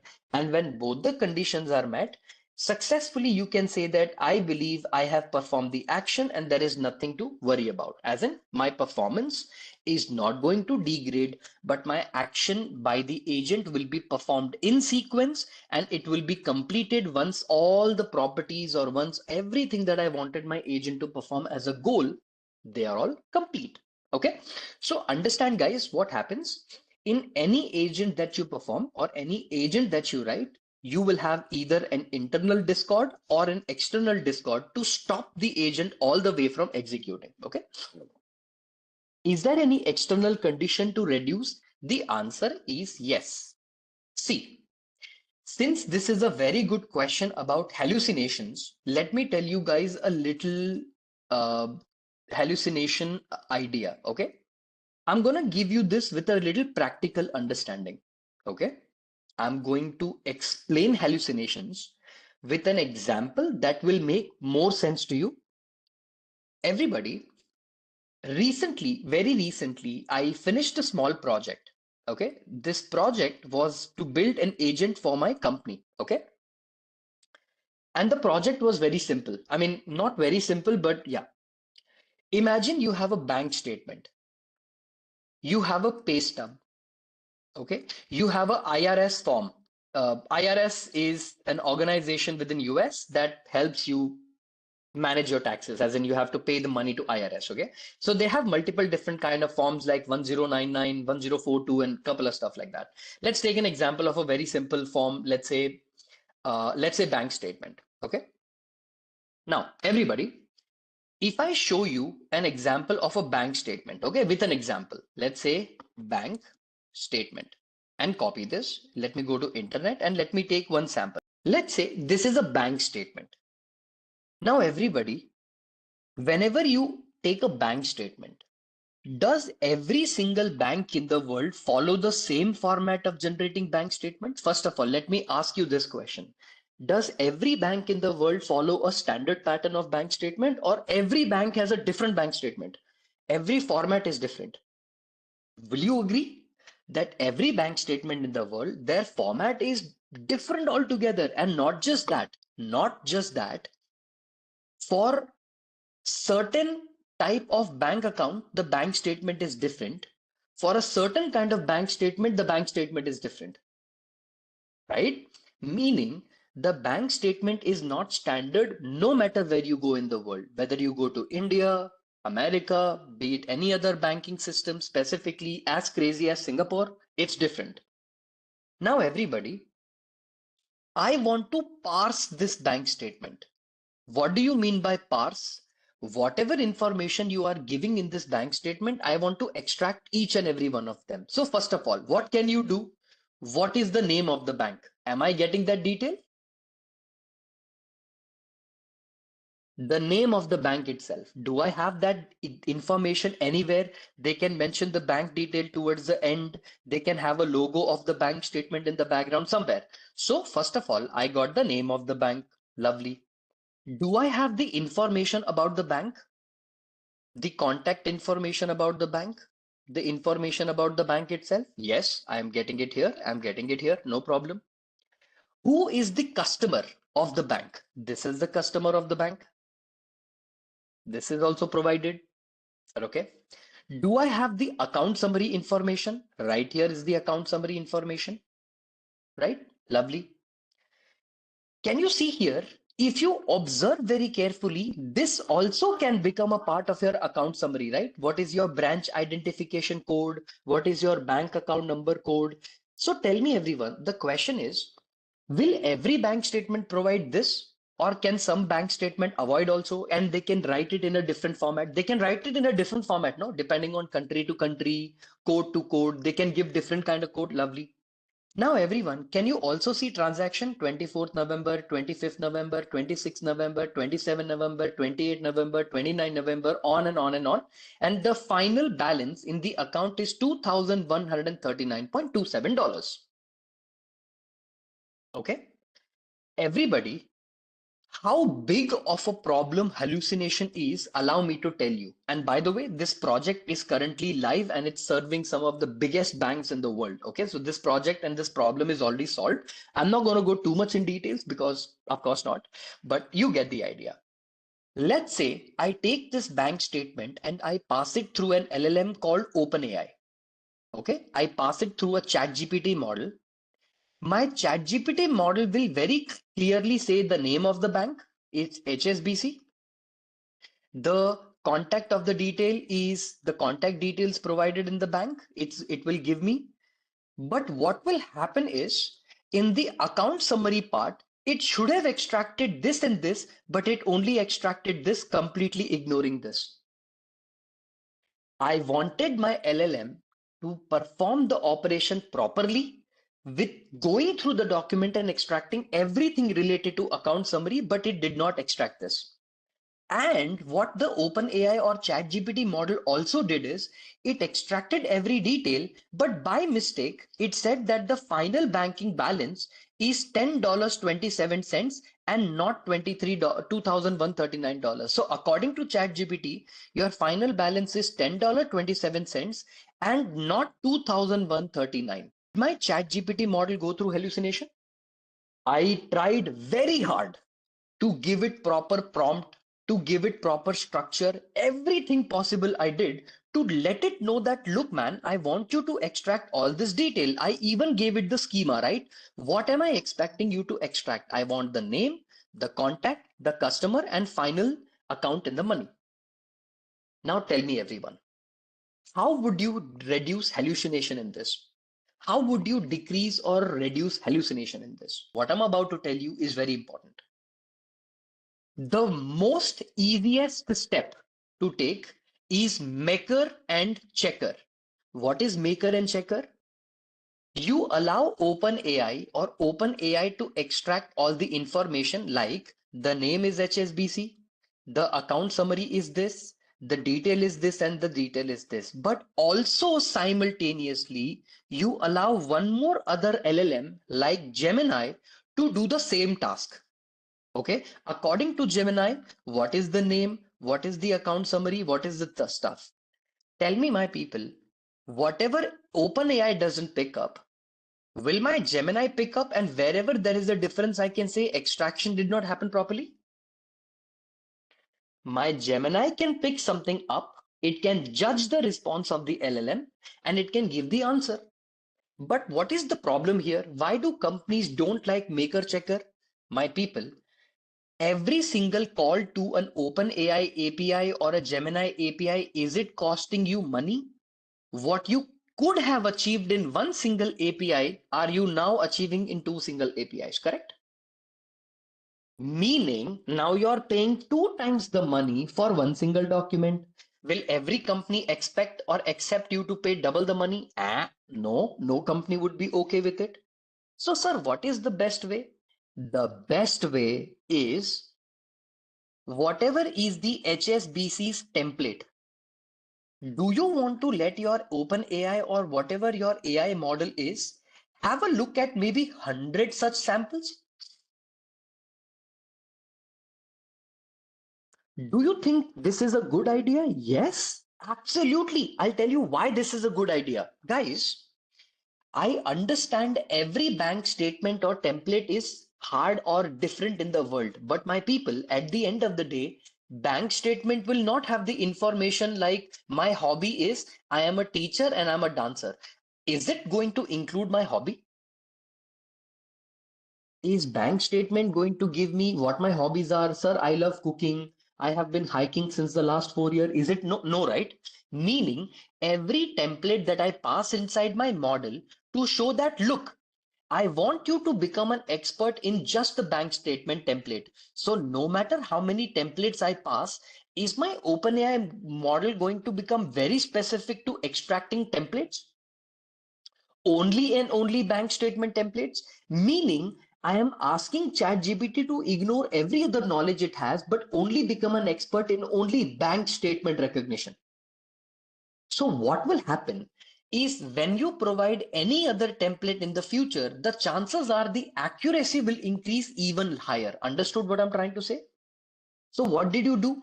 Either providing it some data sample to increase its accuracy or providing maker checker for it to become accuracy or to become accurate. But everyone, at the end of the day, can I achieve 100% accuracy? The answer is no, guys. Let me tell you right now, you cannot achieve 100% accuracy. That is simply not possible. It is not possible. But what I did is I reduced my hallucination significantly, meaning out of 100 documents, maybe one or maybe two documents will be bad. But can I say then I can pass it to the human in the loop? A human can then look at this and the rest 99 or 98 documents can then be automated. Understanding what I'm trying to say? Did you understand how the problem is actually solved? Now, everyone, sir, how do we solve this? There are many different applications in the world to help you solve this problem. Okay. One of the ways you can solve a problem of hallucination is something called log probabilities. If you don't know, it's okay. There is a topic or an answer called log probability. If you've never heard of it, that's okay. This is not a part of your class, but you can calculate the log probabilities of each individual token. When you mark up or add every log probability together, it should always match up with the initial distribution. If it does not, there is clear hallucination, meaning there are hallucinations and the response is not correct. So log probabilities is also another way you can monitor the hallucination. But remember, this is only to monitor, not to fix. There are two things in life you need to do. One is monitor and other is to fix. Let's say, for example, if you monitor, I think I have a smoking problem. Just because you have realized you have a smoking problem doesn't mean you're oh, now I'm like I have a smoking problem, I will quit. Quitting will take extra hard work, correct? Quitting requires extra hard work. So recognizing if there is a problem and solving a problem, they are two different things. In LLMs, log probabilities are one way of recognizing hallucinations and then either using maker checker or either using fine tuning, prompt tuning, prefix tuning, p tuning, whatever you want to use, or fine tuning can solve the problem of hallucinations completely. Did you get the logic? Then what will happen? Your bank statement parser is going to be one parser that will be the best at extracting bank statements. Okay, my people, don't misjudge the capability of your LLM. Your LLM can be trained to not just one single parse bank statement. You can make it an expert in parsing bank statement, pay stub, Form 1040, Form 1099 together. As in, you don't have to make one LLM be good at bank statement, other LLM good at the no, no, no, no, no, no, no, no, no, no, no. No need to do that. You can make one single LLM be an expert in all three. We call such models as MOE or mixture of expert models. Okay, we'll talk about that some other time, but this is how we solve the problem. It's super complicated, but we got a good accuracy. Point being that hallucinations will exist. The most simplistic problem in the industry that's taken up is either maker checker or either fine tune the model to give you the relevant answer. Without doing this, hallucinations are not solved. You will not be able to solve them, and you cannot assume that an LLM by default will be great at solving my problem. Please remember, it's not. By default, no model is perfect for everything. Okay, they are going to just be like, okay, they will perform okay, but they will also make a lot of mistakes. But it is your responsibility to understand what mistakes do they make and how to fix that mistake. Imagine you work for a company called ABC, okay? And within the company, you have a search tool, okay? A search tool like this, okay? Is Mamta still working in my company? Like suppose if the CEO of the company wants to search the employees information or HR wants to search the information. Hey, is Mamta still working in the company? Then the answer will be yes. Mamta is still working in the company. She joined on 15th October, let's say 2011, and she works as a general manager and her salary is this. Is all the information given from all different sources internal to the company? This information is not outside, this is inside. Getting what I'm trying to say? This information is within the company. It's not outside. You cannot do an internet search and ask about Mamta. No. Maybe Mamta has a LinkedIn profile, but definitely we don't know what her salary is, when did she join, or maybe some other information that is internal to the information of the company. So everyone, won't it be very awesome if my agent had the capacity or capability for two things?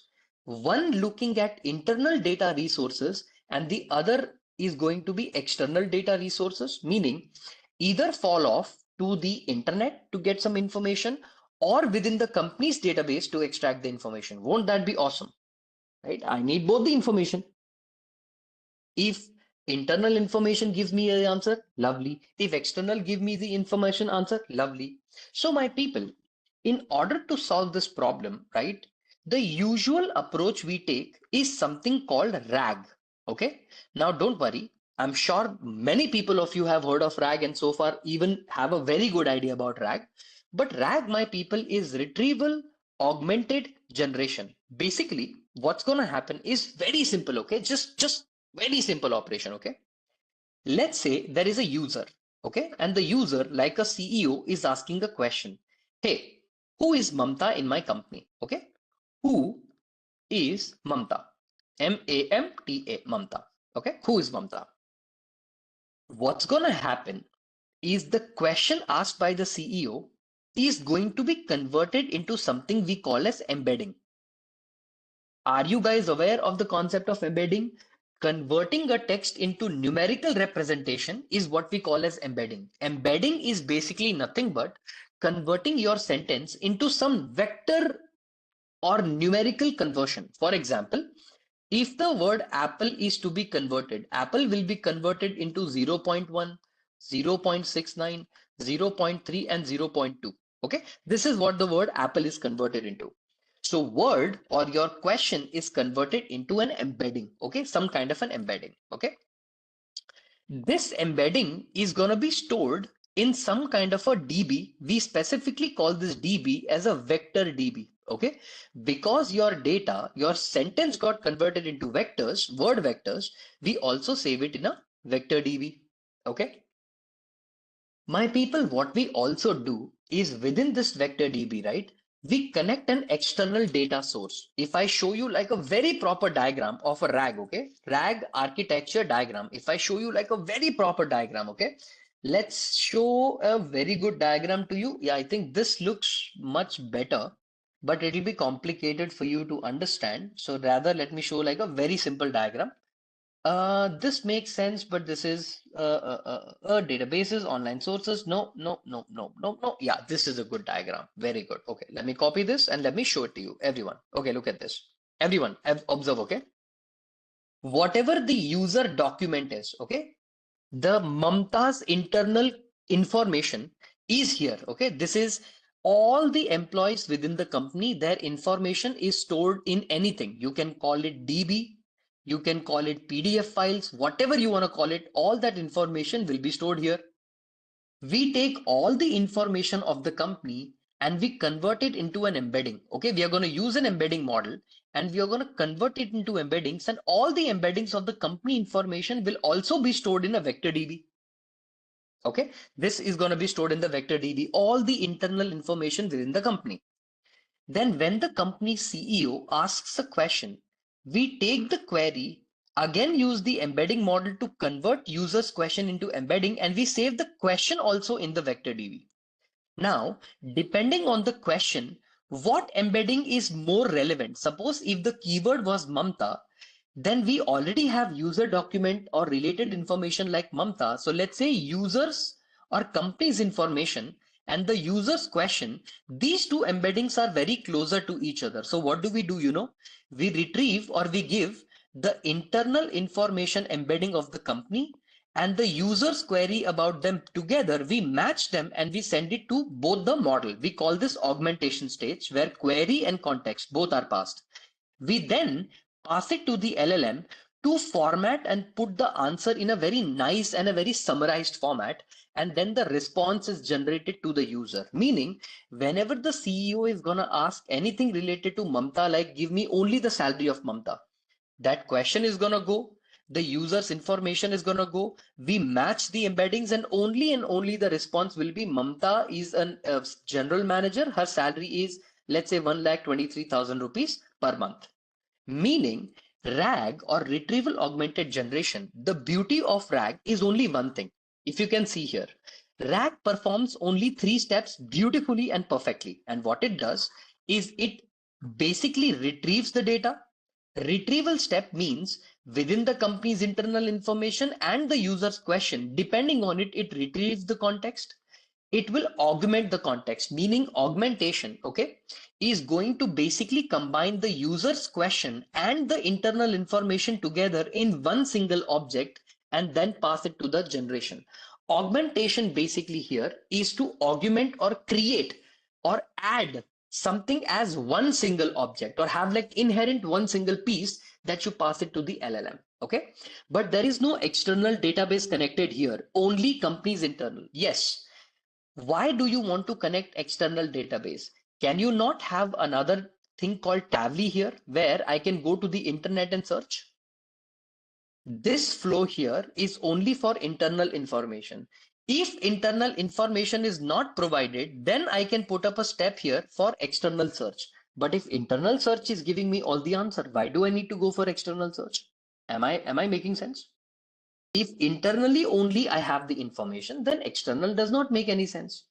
You're getting what I'm trying to say? So this is what we call as RAG, okay? Retrieval augmented generation. Augmentation is to make this augmented in such a way that combine both the query and context and give the answer, okay? So my people, retrieval augmented generation bots or retrieval augmented generation systems are used by many companies to build either chatbots, enterprise search tools, okay, ESTs. They are also used in ERPs. The reason why they use it in ERP is because there is already a piece of program, okay. Imagine you are all working in a company where there are 10,000 developers, okay. My people, somebody has already written a Python program to authenticate a user. Do you need to rewrite the program again? No, you don't need to rewrite the program again. Can you ask the RAG chatbot that, hey, I want to write an authentication program for my company. Has anybody within the company in the code base already written some kind of authentication program? RAG will return, yes, this guy wrote authentication already. Do you want to use it in your program? Meaning, you don't just have to use it for internal user document, you can use it for code, internal documentation, internal questions, internal query, commit, everything internal to the company's information in any format you do, my RAG chatbot will know and it will only respond relevantly. Understood what I'm trying to say? You can even give it authentication. Only managers can ask questions, employee cannot ask questions. Understanding what I'm trying to say? So that only most senior employees will be able to search and junior employees will not be able to search anybody else's information. Personal, let's say salary information or anything else that can also be stopped or avoided. If your data set size is larger, then vector DB needs to be large. Simple as that. So let me show you guys a small example. Okay. If hopefully your Hugging Face does not give me an error, because I'm sure I taught you guys a little bit about something called Hugging Face. Are you guys aware of this particular website called Hugging Face? That Hugging Face is this website, my people, where every world's bigger models are available. For example, if I go to DeepSite, okay, let me click on Create Project, and I say, make me a portfolio website for Mamta Okay. I am a data scientist of 4 years experience. Okay. 4 years experience. Please give my photo, my introduction, and a page to reach out to me, and click on enter. What is happening here, everyone? I gave it a prompt that, hey, my name is Mamta. I am a 4 years experienced data scientist. Generate a website for me that can give me my information like just my photo, my stuff, and stuff like that, right? What is it doing? Is it generating a website for you? Is it generating a website for Mamta? Right? And where am I running this website? Or where am I running this particular application? Am I running this application within Hugging Face? Everybody? Are you understanding what I'm trying to say? See, I'm going to shift to desktop. I'm going to shift to mobile and desktop. What is happening here? It's basically running the website for me. So see, it generated. Hi, I'm Mamta, data scientist, AI enthusiast. It filled my value. It is now adding my expertise here. So see, if I go towards the bottom, it is also adding home, about, contact. It's updating one by one by one by one, and the code is being written right now. Now, where am I running this piece of code? Am I not running this piece of code, or am I not running this particular application on Hugging Face? So Hugging Face is a website where literally every model in the world, every company, including Google, Meta, everybody, they upload their model here first, so that anywhere in the world, they are able to access the model and you can check what is currently happening in the industry. Understood? So you can run the model within the particular thing, meaning you can run the model within this particular application or website, and you'll be able to get, I mean, whatever you want to generate, basically you can generate, right? So see, here it is generating a website which is mobile friendly and both desktop friendly. And this is completely free. You can just copy this and paste it, and you can today create your own website for absolutely free. So, right, this is the entire website it generated. So if I click on contact, if I click on home, if I click on about, if I click on this, it will, take me to a specific application. If I close this, right, if you can see here, you can basically edit this also if you want to edit it. Like say, for example, if I click on edit, right here, if I click on edit and click on this and say, make this, red in color, you can do that. You can enhance it. I mean, many things, right? You can try this out whenever you guys want it, right? So Hugging Face is a package where everything is available. Okay, right? So all these are done using Hugging Face. Okay, so what I'm gonna do right now, right? I'm gonna write down import, okay, Google dot generative AI, okay, as Gen AI. What I'm gonna do, I'm gonna write it as Gen AI from LangChain. Okay, I'm gonna write it like this from LangChain. I'm going to import something called LangChain underscore Google generative AI. I'm going to import, as you guys are aware, I'm going to be importing a couple of stuffs like chat, Google generative AI and stuff like that, right? So I'm going to say chat. I'm going to come over here, import chat, Google generative AI from LangChain. Okay. I'm going to use something called embeddings. And inside this embeddings, I'm going to import something called Hugging Face embeddings. Okay. So I'm going to import something called Hugging Face embeddings. And I think this is pretty much okay. Let me first check one of the problems. Now, everyone, one of the bigger problems when you only have this amazing library is every single week, what this library makers are doing, no, they are changing their libraries every day so that sometimes today, if the model is working, tomorrow it will not work. This is one of my biggest complaint with the Hugging Face API, that it's like, when suppose today I am using, suppose I'm going to show you an example. Okay, so let's say embeddings is equal to, let's say, Hugging Face embeddings, right? Let me call Hugging Face embeddings, and let me say model underscore name is equal to, let's take an example. Okay, my people, in the graph here I showed you something called embedding model. Let me remove everything here, right? Embedding model and embedding model that I've highlighted. Do I have a free version of the embedding model? You have an embedding model. One of the famous embedding models is all mini LM V6, okay, L6 V2. This model right here is a model that is called as an embedding model. So what you can do is you can just copy this, come over to this particular thing and paste it. Okay. So if I run this piece of code, right, what it's going to do is it's going to tell me that whether that embedding model will be downloaded or not downloaded. Sometimes what happens, the embedding models are not downloaded. Sometimes it will download. There is, I mean, Hugging Face is a weird library. I mean, the way to use these embeddings are also a little, technically crazy. So what am I basically doing is just loading this particular embedding and working on it. What is a transformer? Oh, worked. So see, this is working. Lovely, perfect.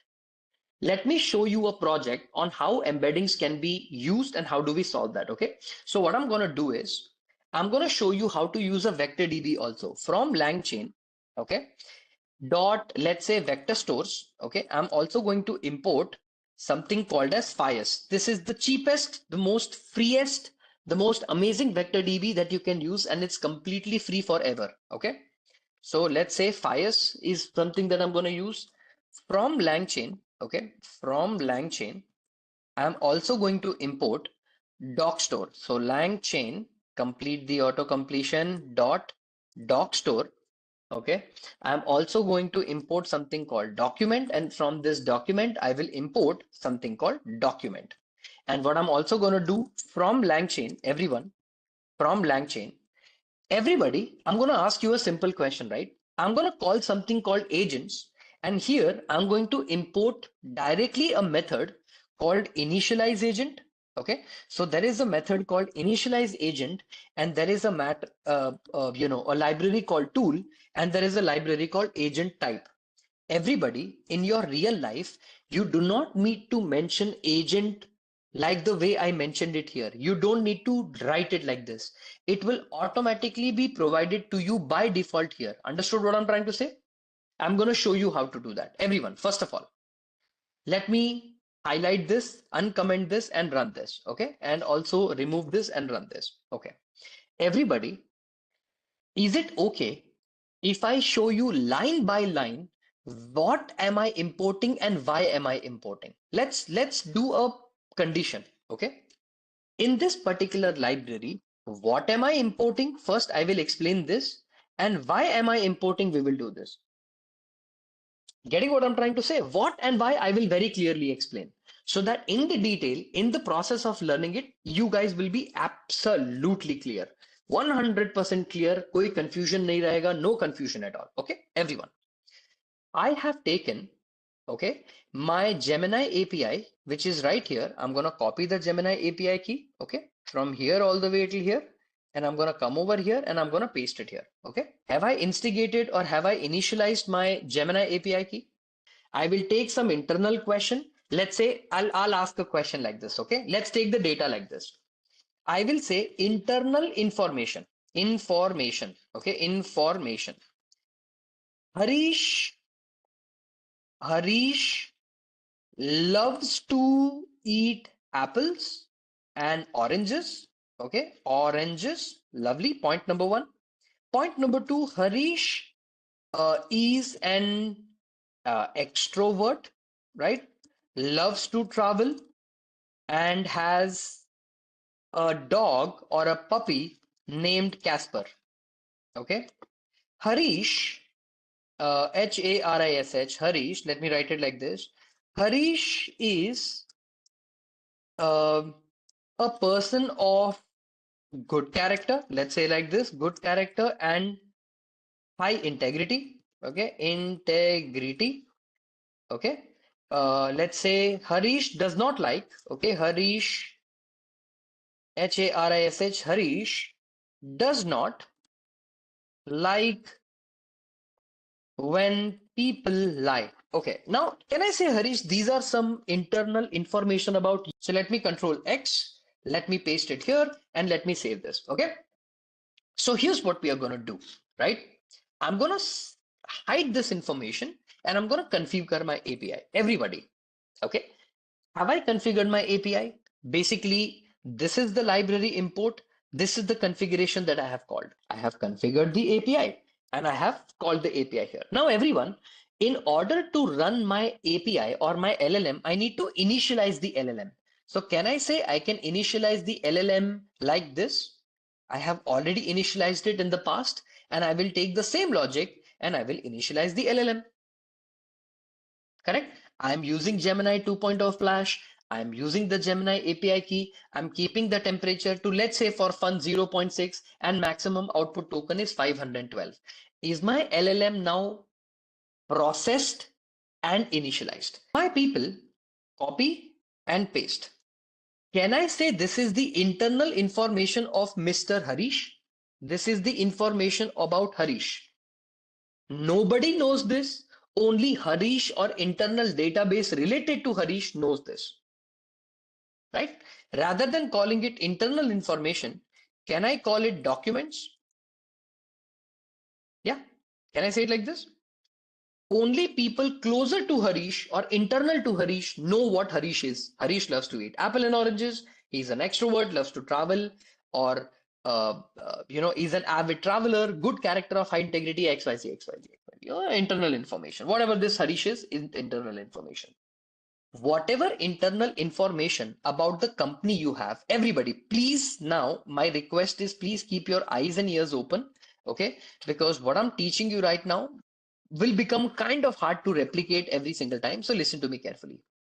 Whenever internal information is provided, should it be in the list format? देखो भैया, ऐसा है, it could be in any format. Depending on your problem statement, it could be list, it could be document, it could be anything. It's a job of a software engineer to build a program to bring it in a separate format. Because I'm showing you an example, I've taken it in a list format.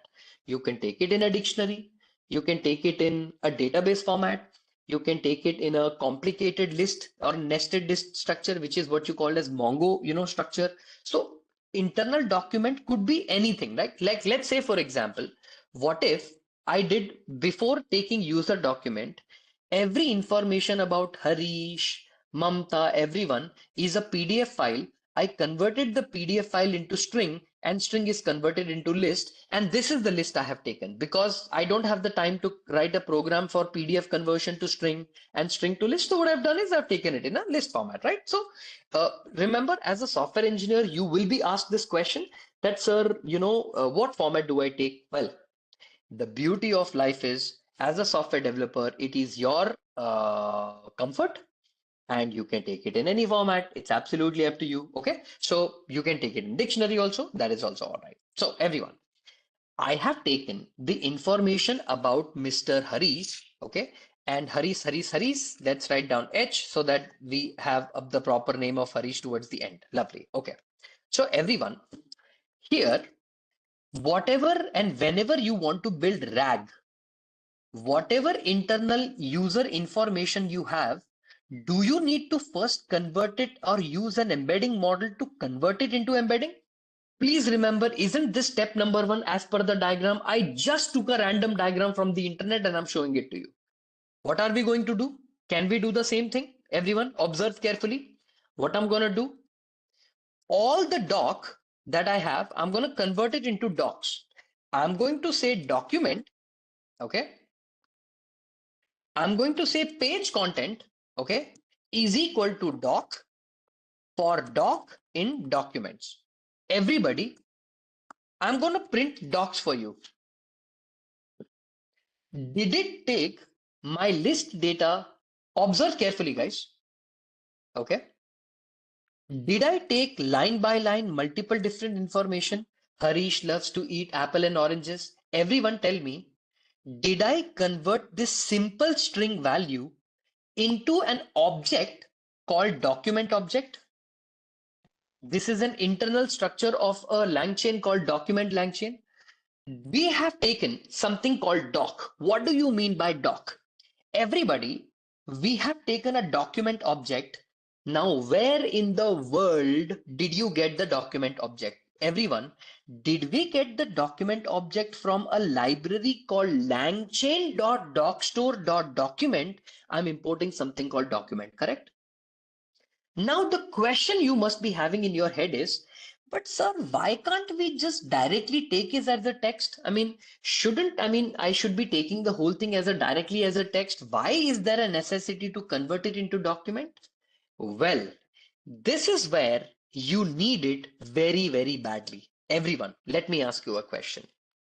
Suppose if the question, or suppose there is a text, I love ice cream. Example. Okay, I love ice cream. My people, with the question I love ice cream, don't you want to share some more information? Like who asked this question? On what time was this question asked? Was the person who asked the question male or female? Is this question asked through WhatsApp, through Instagram, through Facebook, through Twitter? What? Can you see? Not just the question, I am also saving the metadata of the question. Are you guys understanding? In software engineering, you don't just take the question, convert it into embedding, and your job is done. In your practical application, okay, let's take a practical application. Okay, let me also show you guys a practical example. Okay, imagine you work in a finance company, everyone. Okay, you work in a finance company. Let's call it Rudra Finance. Okay, let's say you all and we all work together to build my company called Rudra Finance. Now we give loan to all the customers. Okay, we are giving loan to customers. The customers can reach out to the department, or the customer can reach out to us or the company either through WhatsApp. Either the customer can send me an email, or either the customer can send a phone call to the agent and the agent will type the message. Everyone, am I taking three different ways the user can reach out to me? Point number one. Okay, lovely. And then can I say that the user can ask me questions in three different types? What are the type? Either the question is going to ask me a query, either the customer is calling me to complaint, or either the customer is asking me for request. Can I say every interaction with the customer can be broken down into three things?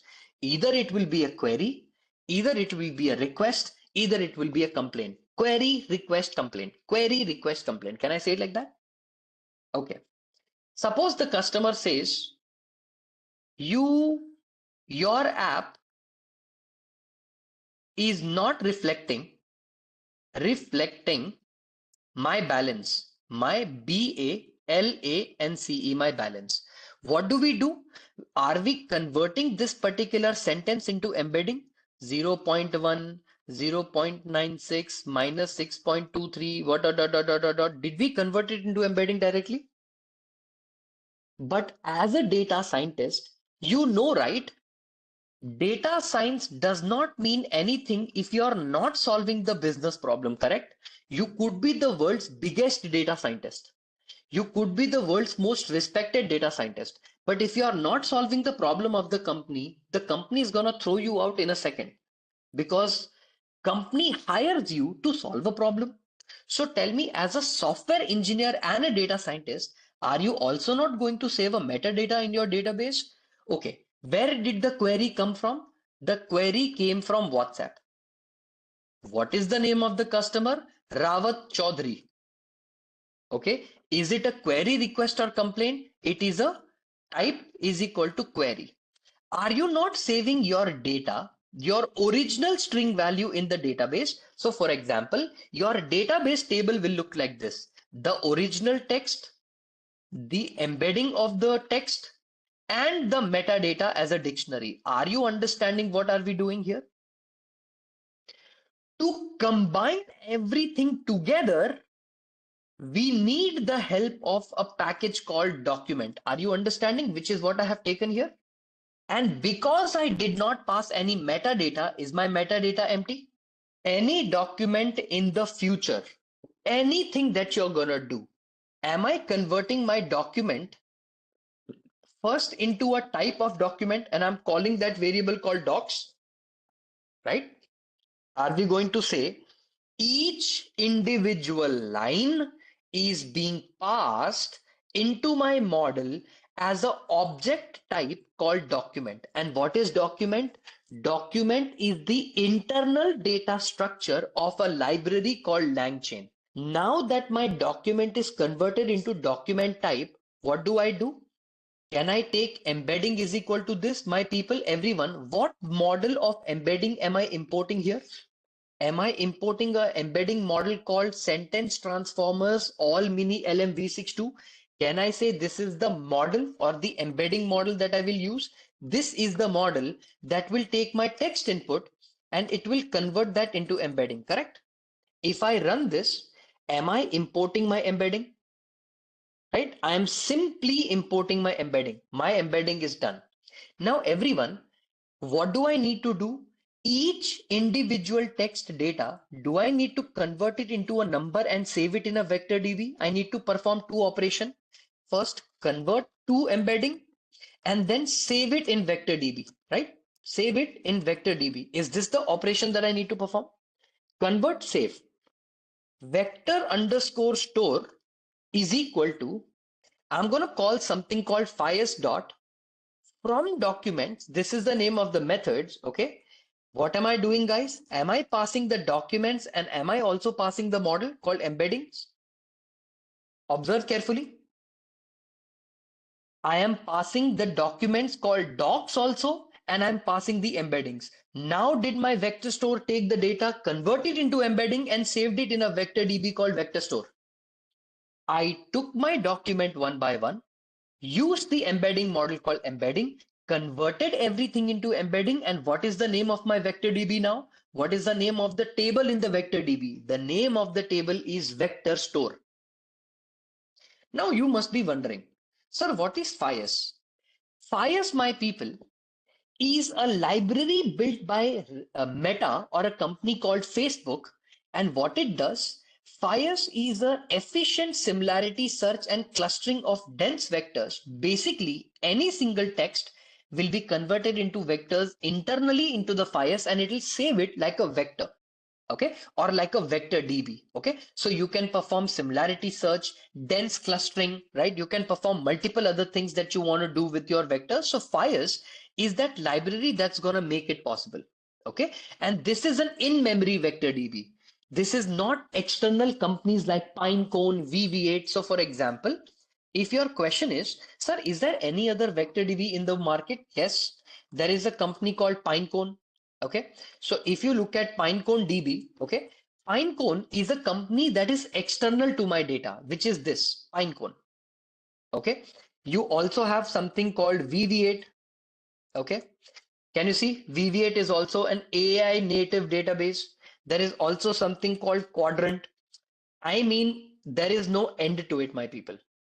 100 other packages, but the one that is free and I can use internal to my code is how much? Is what? It's FIAS. If you want to build small applications, FIAS, even if you want to build large applications, you can even use FIAS then also. I have used FIAS for production. You can use FIAS for production also. It's not like you can't do it internally. What have I done so far? Have I taken my Gemini API, configure my initialize LLM, taken the internal document about Harish that only internal people know, converted into document object, took the embedding model and converted into vector store. What do we mean by internal to our code? Where the embedding will be stored? The embedding will be stored within this Shantanu. It will be stored inside a vector DB called vector store. When I say internal, I want you to understand, Shantanu, that whenever you use any database, doesn't that database exist in some kind of other server or other cloud which is not internal to your code? You have to hit that cloud by user ID and password and then get the result, right? But when I say FIAS, FIAS is going to be within the same server where the code is written. So it's internal to the code. You're getting what I'm trying to say? You can even save the vector DB like vector db.idx or .index file. Okay, .index, you can write it like this. I took you guys through a very important concept. We completed a very simple agent. We completed how the agent uses something called as input in a form of a task. Then the agent generates objection or which is an objective, right? That objective then defines what kind of action the agent is going to take, right? A very simple agent we wrote, and then pretty much we moved forward with understanding what exactly is going to be one of the systems of working. What is lang indexing? Okay, so understand one thing. there are multiple frameworks, right? In say natural language processing, right? So Lang index, which is called language index, there is actually basically a concept in LangChain, okay? And what happens is you have a set of chain operations. And what these set of chain operation, or basically think of it like a pipeline. My input text will be converted into a token. The token is going to be converted into a sort of index. Index will have a memory creation. Memory creation will go for a retrieval. Retrieval is then going to give me an output, and that output is going to serve a certain purpose. So indexing basically in LangChain means you are defining and telling the object that all these processes have to be completed in order for my final output to arrive. So rather than writing a program in LangChain, we have a concept called function calling or tool calling. What you do is you write down all the tools like the Python programs, and then you take all of them as a pipeline. Number one, number two, number three, number four, number five, and then basically call them up one by one by one by one. Okay, so that's what we call as LangChain indexing. It's a very simple thing. It's a very simple concept, right? Okay. So everyone, I took you guys through an example where, yeah, so this program is going to show you that. Can you see here? I'm using something called tool. It's going to show you how do we do tools or how do we utilize tools. So I'm kind of implementing sort of like indexation behavior here when I'm calling something called tool. So in this particular program, you'll see the behavior on how the tool calling works. Okay. So within the same program, you're going to get the behavior and as in how the indexing behavior works and what is the first operation, what is the second operation. Okay, so you're going to see everything here. Just hear me out. So see guys, in the example that we have done, we need to also load certain packages because without this, it will not work. Let us load couple of things, specifically all the libraries that you guys know for a fact that we need them, right? So we are going to install all of them. Unfortunately, in Collab, nothing stays consistent. So let's kind of load everything, come over here in the bottom. Okay, still taking time. Okay, run. Perfect. Come towards the bottom. Run this. Run the configuration. Lovely. Okay. Now everyone, I'm telling you, or I was telling you that I'll show you a way of writing a program where within this piece of program, what you can do, you can assume you have an internal information. For example, right? Let's take artificial intelligence. Artificial intelligence, let's come over here and let's write it like this. Let me remove this, double quote and paste it. Okay. Artificial intelligence is the development of computational systems that can perform tasks repeatedly or typically associated with human intelligence, such as learning. Okay. What is artificial intelligence? What is machine learning? Right? Machine learning, Learning. So let's say machine learning. What is machine learning? I'm taking the definition of machine learning. I'm coming over here. I'm pasting the definition of what is machine learning. So I'm pasting machine learning. Let's also take reinforcement learning, right? Reinforcement learning and click on reinforcement learning. Let me copy the whole thing. Let me come over here and let me paste the definition of reinforcement learning. Example. And let's say one last thing. Let's remove the word agent. Let's write it like this, AGENT. Yeah. And let's say one final thing as large language models, right? So let's say LLM definition, and let's take the definition of what large language model are. Let me copy this until here, till here. So let me come over here to this piece of code, and then what we'll do, we'll put down one more definition for large language model. Lovely.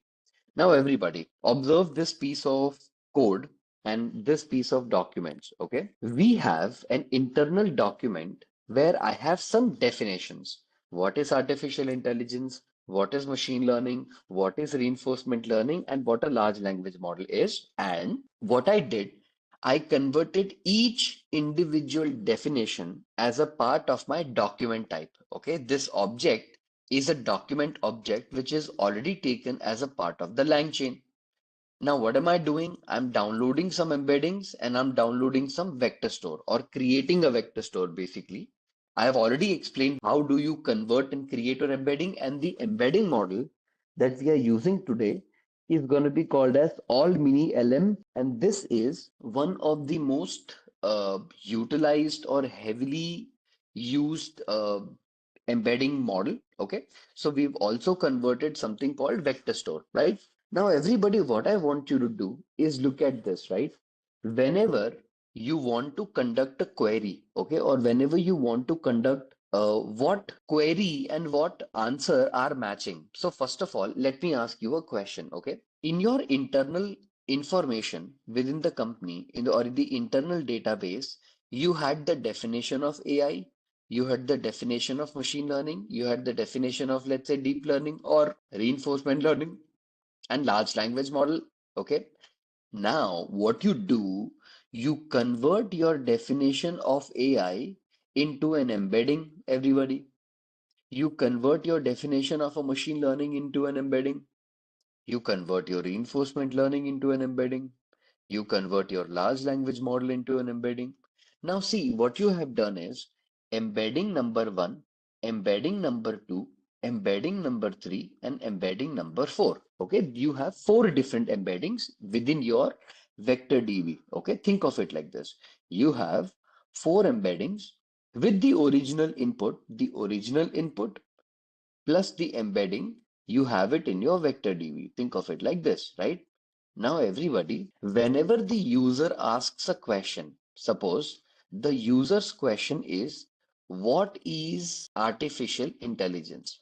Okay. Whenever a user asks a question, we convert user's question also into an embedding. Please remember, the embedding that you do here is the same exact embedding model you have to use here. If you use different here and if you use different here, you will not be able to perform the task.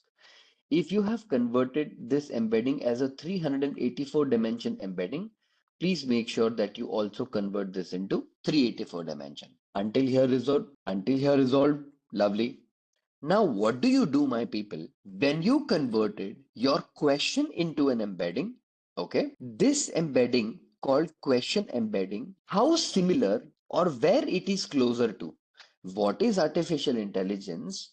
It should return the first answer, correct? The what is artificial intelligence should return the answer that artificial intelligence is XYZ, XYZ, XYZ. Correct, everybody? Yes? My people, you know what we do? We perform something called cosine similarity. What do we perform? We perform something called cosine similarity. Sir, what is cosine similarity? Embedding one from database with respect to Q1. How similar they are, how closer they are to each other. They are 67% closer to each other. Lovely. Embedding 2 with question, the similarity is 0.15%. Lovely. Embedding 3 with question is 0.01%. And embedding 4 with question is 0.0016%. Which question and which embedding were highly similar and I can return? Which embedding and which question had the highest similarity and I can return them? Can I say that the first question and the first answer had the highest similarity? So meaning for the given question, the embedding number one is the highest similarity. Pass both the question and embedding to the model and get the answer, correct? Now is it not possible that for the same question, maybe three different similarities are having the candidature? They are all saying that I am also similar, I am also similar, I am also similar. They are very close to each other. This also is one of the problems that can handle, right? There are possibilities that one embedding and one question can be similar. Two embedding, two questions can be similar. Three embeddings, one question can be similar. See, everybody, what happens now? Whenever you're gonna find yourself having a case like this, you basically use something called threshold, that only and only if you are up to 80% similar and more, only then I'm going to include you in my analysis. If you're less than 80% or anything less, I'm going to include you. See, this mechanism of adding a threshold will perform a good filtering mechanism. Okay, this becomes like a good filter mechanism. If you don't use that, Then we also have a concept of something called cross encoders. Okay. In the industry, people call them re-rankers. Okay. Re-rankers are a different concept altogether. We'll talk about that, but not right now. But understand, mostly what happens, we try to match the question with the embedding and how close and how similar they are. If I want to match this thing, I need to write down a concept called search underscore documents. Okay. So I'm going to write down a method here. Okay. A function here, search underscore documents, and whatever is your query. Okay. I'm going to take your query and I'm going to search it based on that. SEARCH. Okay. Search document. What I'm going to do, I'm going to say results equals to, okay, I'm going to say vector store, whatever is my vector store dot, I'm going to perform something called similarity search, if you guys can see. And here I'm taking something called query, comma, k equals to 2. Now you must be wondering, sir, what do you mean by k equals to 2? You are telling the Python program that return the top two, okay, the top two similar queries, okay? The most similar queries within the boundary of cosine similarity, return them. I will resolve both of them. You can pass k equals to 1, then 2, then 3, then 4. And it has nothing to do with k-means clustering. Please just, this k and that k has no relationship at all. They are worked on the cases of probabilities, not on the verses of k. So k is a parameter. Okay, it's got nothing to do with that. K is, my dear, just simply a parameter that says, Bhaiya, okay, are you going to get me the top two similar queries? That's it. Okay, so don't get confused. Now, everyone, what do we do? Combined query is going to be nothing but slash n. Okay, I'm going to take slash n dot join, and inside the join method, I'm going to take down f double quotes of, and I'm going to write down a bracket here, and I'm going to say result dot page content. So see, what I'm doing here is I am telling the Python program that whatever the result is, or whatever the result I'm going to get, okay, give me the page content of that particular query that I'm trying to map. Can you see here, everyone? I'm matching something called page content here. I have already taken an object of document type where I'm getting the content as page content, correct or not? See the name of the key. It's called page content metadata. Page content metadata.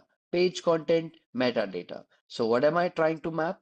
Please give me for the result page content, and for this particular page content, you're going to loop for result in results. Okay. So whatever results you have within this, you're going to search for the page content. So I'm going to write down the query like this for results. And once this query is resolved, I'm just going to retrieve F double quotes of, right? Yeah, it's for, I'm going to write down F double quotes of relevant documents. And within the relevant documents, what am I going to say? I'm going to say whatever I have combined. Now, everybody, what did I do here? In my search document part, what have I done? In the search document part, for the given query, whatever is your answer, I am getting that, correct? For the given query, what embeddings match the maximum, I return the answer for that. Now, everybody, listen to me very carefully, because what I'm about to tell you right now is very important, and this is exactly how you're going to define an agent. Okay. Question one: how does the context play a role in the cosine similarity? Does it also get converted into an embedding? First of all, context plays a role, but not completely when it comes to embeddings. Okay. See, first of all, any embedding that you generate, okay, or any embedding is generated is dependent on what kind of embedding model you have used. Have you used an embedding model that implements very dense embeddings? Have you implemented a model that can perform an operation, but this time the embedding, process that you do is that high? So see, contexts are very, very important. Okay, super powerful.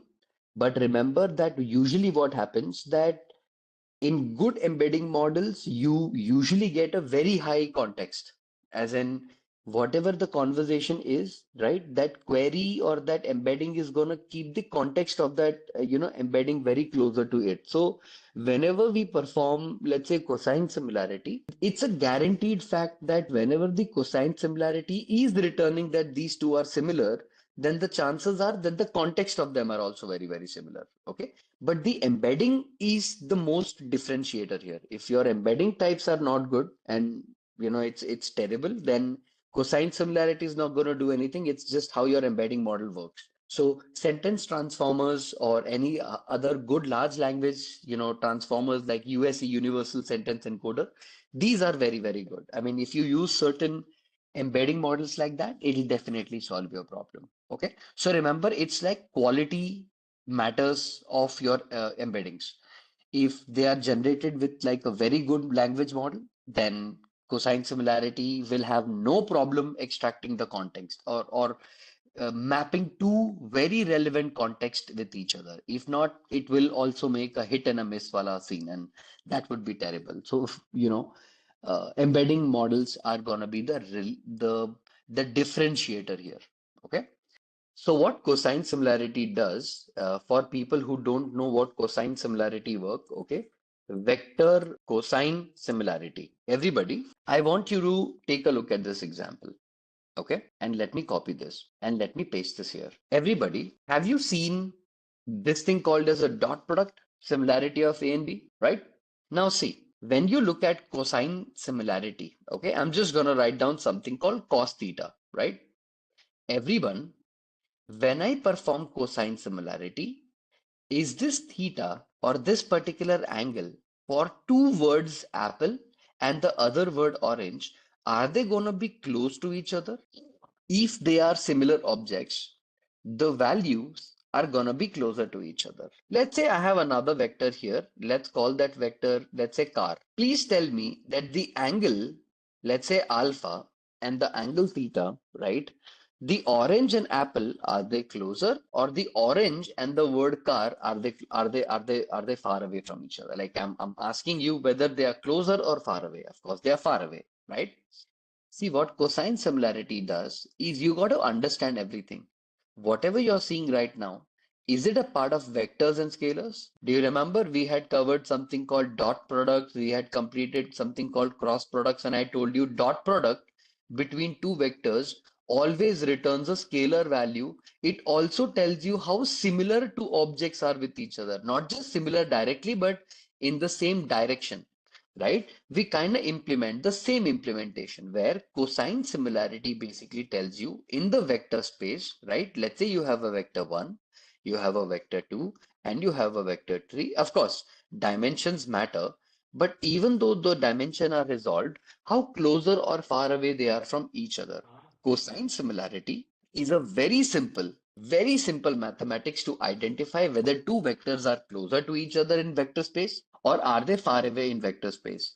The reason why we work with cosine similarity is because if two vectors are closer to each other in vector space, then they are farther, or as in they are kind of relevant to each other. If not, they are far away from each other. The similarity is determined by the theta's angle being closer to each other. As in, if you take this angle theta, right, and if you want to call two angles or two vectors as being closer to each other, right?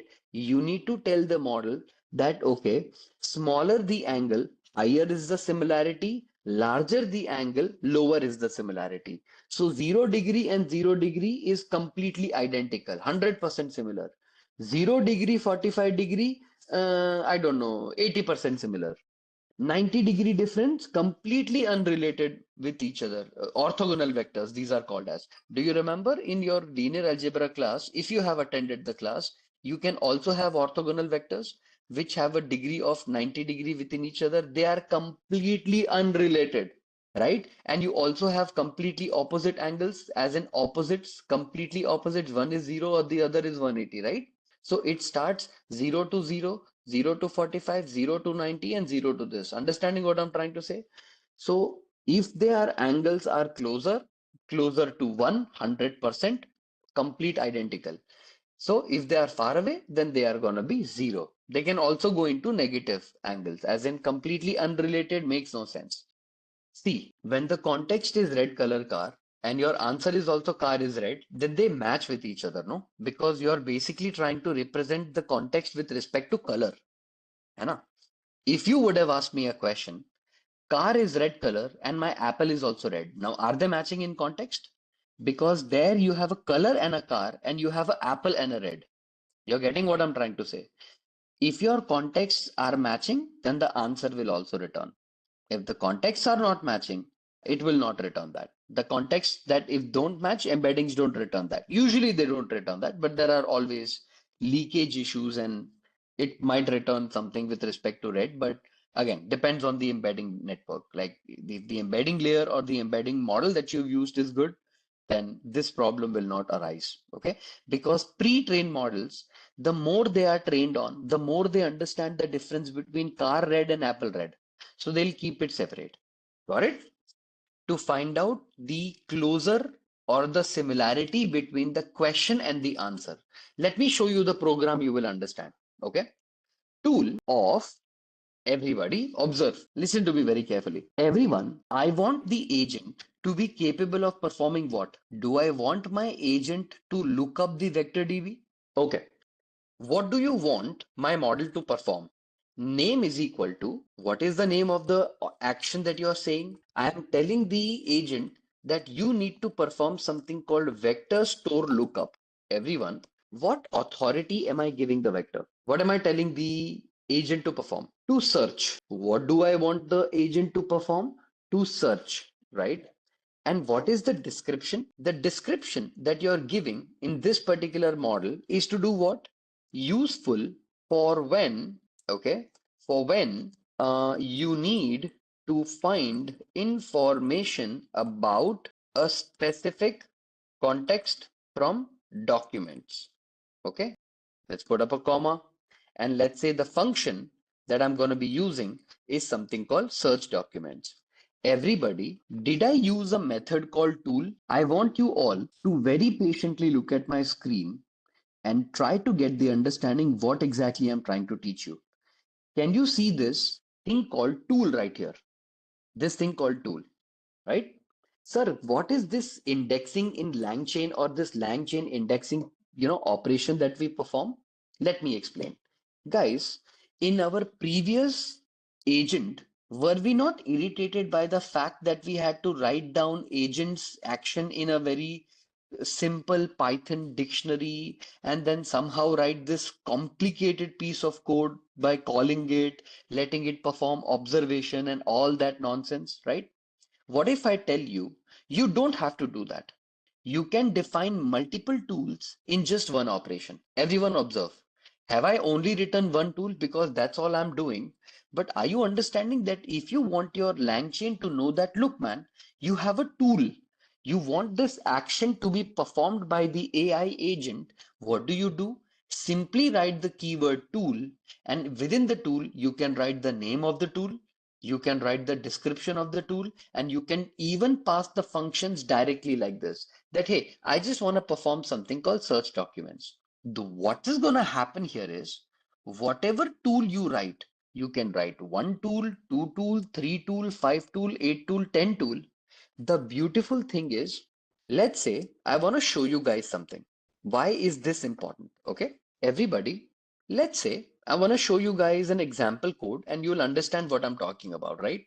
In your production code or whenever you're working in, let's say, production systems, the beautiful thing about Python is that I can separate my functionalities, right? You guys are aware, no? Like say, for example, if I want to perform some kind of logging, then I can create a separate file called log.py. If I want to call my function, I can call something called call.py.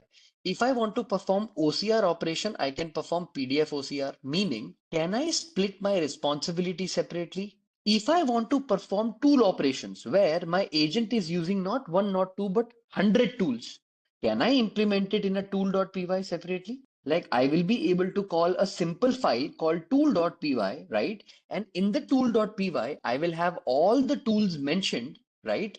where each and individual tool will be able to perform its own task. Correct, everybody? You're getting what I'm trying to say? Rather than writing tools in a complicated set of programs, I can just write down a piece of program and define tool 1, tool 2, tool 3, and the way to call the tools is by the name, vector store lookup. Is it not looking like you're using English to reference the tool? The name of the tool is vector store lookup. The name of the tool is search internet. The name of the tool is access Gmail account. The name of the tool is respond to WhatsApp query. You're getting what I'm trying to say, right? Now it becomes very easy to manage things. This is what you're looking for as a developer. Okay, as a developer, this gives you immense happiness because the chances are this is going to make your life easy. Okay, the prompt can also be passed. I'm going to show you how to pass a prompt also. Okay, so I'm initializing an agent or a React agent by something called initialize agent. Everybody observe. Did I initialize the agent by using the library or a module called initialize agent? Correct? Now everyone listen to me. In the initialize agent part, to the agent, what tool do you want to provide? What capability do you want to provide? I will tell that the tools available to my agent is what we have called search tool. Correct, everyone? For now, I have provided the agent the capacity to look up search tool.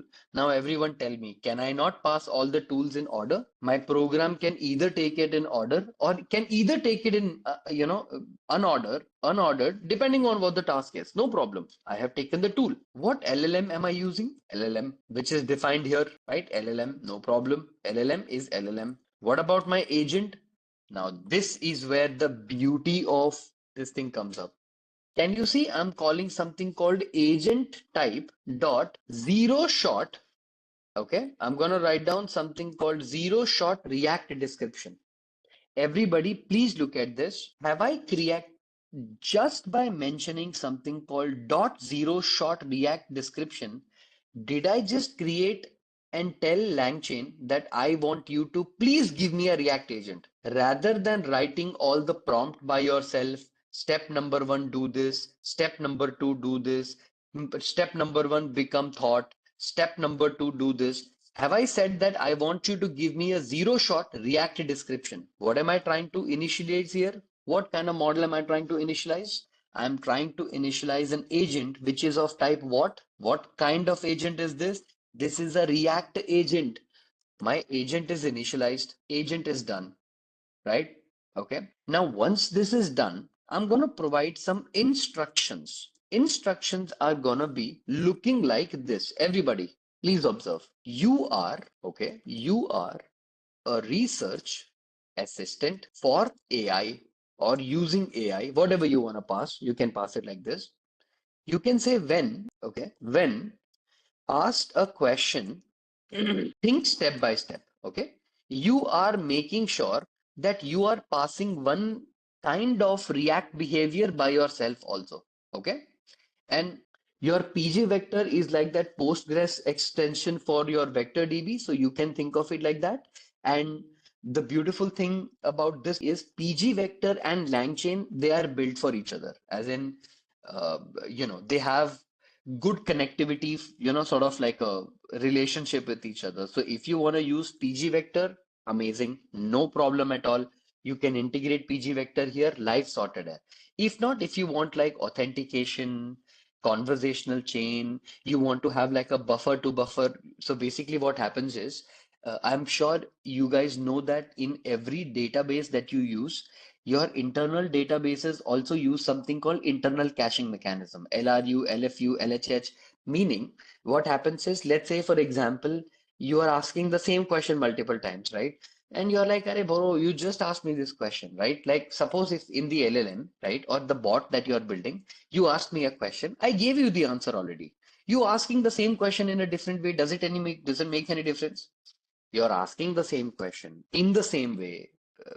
Why am I going to spend my time, energy, and effort to go to the database again, search and get the query, and then return the response to you? No. So I might return maybe the top 10 relevant responses to you already given. So all these fancy stuff that I'm talking about is literally very easy to build. In be it PG vector, be it Supabase, be it Firebase. I mean, there's predominantly, I think Firebase is what people use mostly because it's like uh, you can set up through authentication, you can set up saving conversational buffers, you can save memory buffers, you can even perform a task like chain, or which is what we call as chaining. Chaining is basically what conversation did you perform earlier and later. And if you don't want to do that, none of that nonsense, if you want to do, I have a good news for you. Okay, can you see message store LangChain? Can you guys see here? Inside the LangChain itself, there is a method, something called messages. Can you see here? Messages are a unit of communication in the chat model. They used to represent the model of input and output chat. Guess what? If you want the LangChain messages to be saved, right, or to be used internally to this particular code, you can even segregate them, right? So if I just write down save messages LangChain history, right? If I write it like this, right? So can you see here, there is also something called chat history. And what you need to do, this chat history is then internally going to reference a internal model. And this also is important. So remember, if you don't have the time or energy or the strength to set up a new sort of database, or deciding what you want to do, just write down internal chat history and pretty much it makes sense. Okay, if you need more info, use the, let me go over here, double click on vector store lookup, use the vector store lookup tool by, let's say, writing, your thought, your THOUGHT thoughts, okay? Or we can also mention that, okay, if you can perform, uh, like a tool by tool operation, that is also perfect. So writing your thought, uh, let's say thought process, I can say, maybe thought process, then maybe call the tool, right? Maybe call the tool later once the thought process is sorted. And after receiving, okay, or after, let's say, getting the info, let's say summarize it and provide a final concise answer to the user. Okay, everyone, just a quick question to give you guys an idea. Okay, the instruction that I've written, okay, right now, even though I have declared my React agent right here and I've told the kind of React agent, am I making sure, just in case, in my instruction, I am also passing kind of like a behavior. I am kind of making sure that in my agent or in my instructions, I am giving still the idea that, man, look, you need to perform something called step by step. But tell me, everyone, did anywhere here did I mention the keyword action, task, observation, tools? Anywhere have I mentioned anything? I have just mentioned only tool here, that hey, you have an action or you have an operation called tool. But anywhere here have I taken the four properly written action, perform, do action, do this, observation? None of that. But have I just made sure that some kind of behavior I expect from the model? Yes or no? Yes or no? In the instruction, everyone, right? So let's say if I have a query, okay, and the query is whatever instructions I have, okay, whatever instructions I have passed inside the model, that instructions, or with that instruction, I am passing what is reinforcement learning. Can I say, everybody, this is my question? I am passing the instructions with my question, what is reinforcement learning? And can I get response is equal to agent.run? And inside this, can I pass something called query? And if I run this, okay, I'm going to get a specific response, right? What is that response, everyone? So if I just go ahead and print the response right here, okay, whatever the response that we generated here, copy and paste. And what response did we get? Reinforcement learning is a machine learning method where the agent learns. Everyone listen to me very carefully. My question was related to reinforcement learning, and from the internal database, did I also get the relevant answer? My internal database had this definition: reinforcement learning is a machine learning method. For my given question, is my answer relevant to the DB? Correct? Are you getting what I'm trying to say?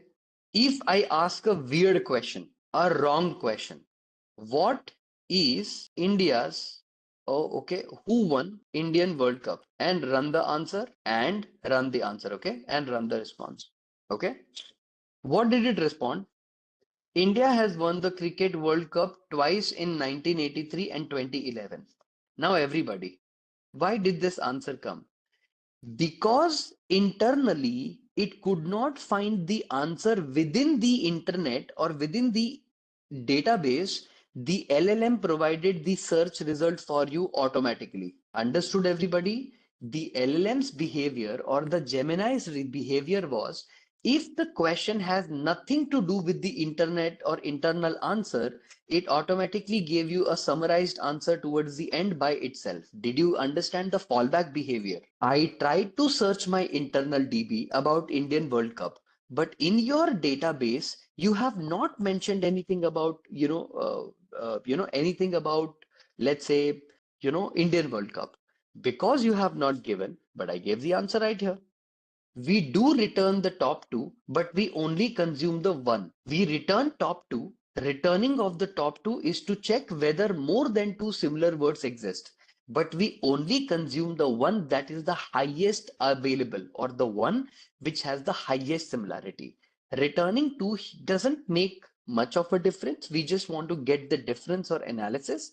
If I even mention five here, I'm only going to be using one. Got it? In large language models, okay, there are few principles of prompting. Okay, sir, what is the free principle of prompting? There are five kind of prompting you need to think about. Okay, RTF prompting, tag prompting, BAB prompting, care prompting, and rise prompting. Okay, please remember, these are the types of prompting techniques that you can use or you should use in order to give certain behavior or personality in your model. Okay, what usually happens is you run them, you implement them, and you kind of process them, right? You kind of, how do I say this, run it in a process or a format where what will happen is you try to implement it by giving it a certain personality type, and that personality type is then later on used to run.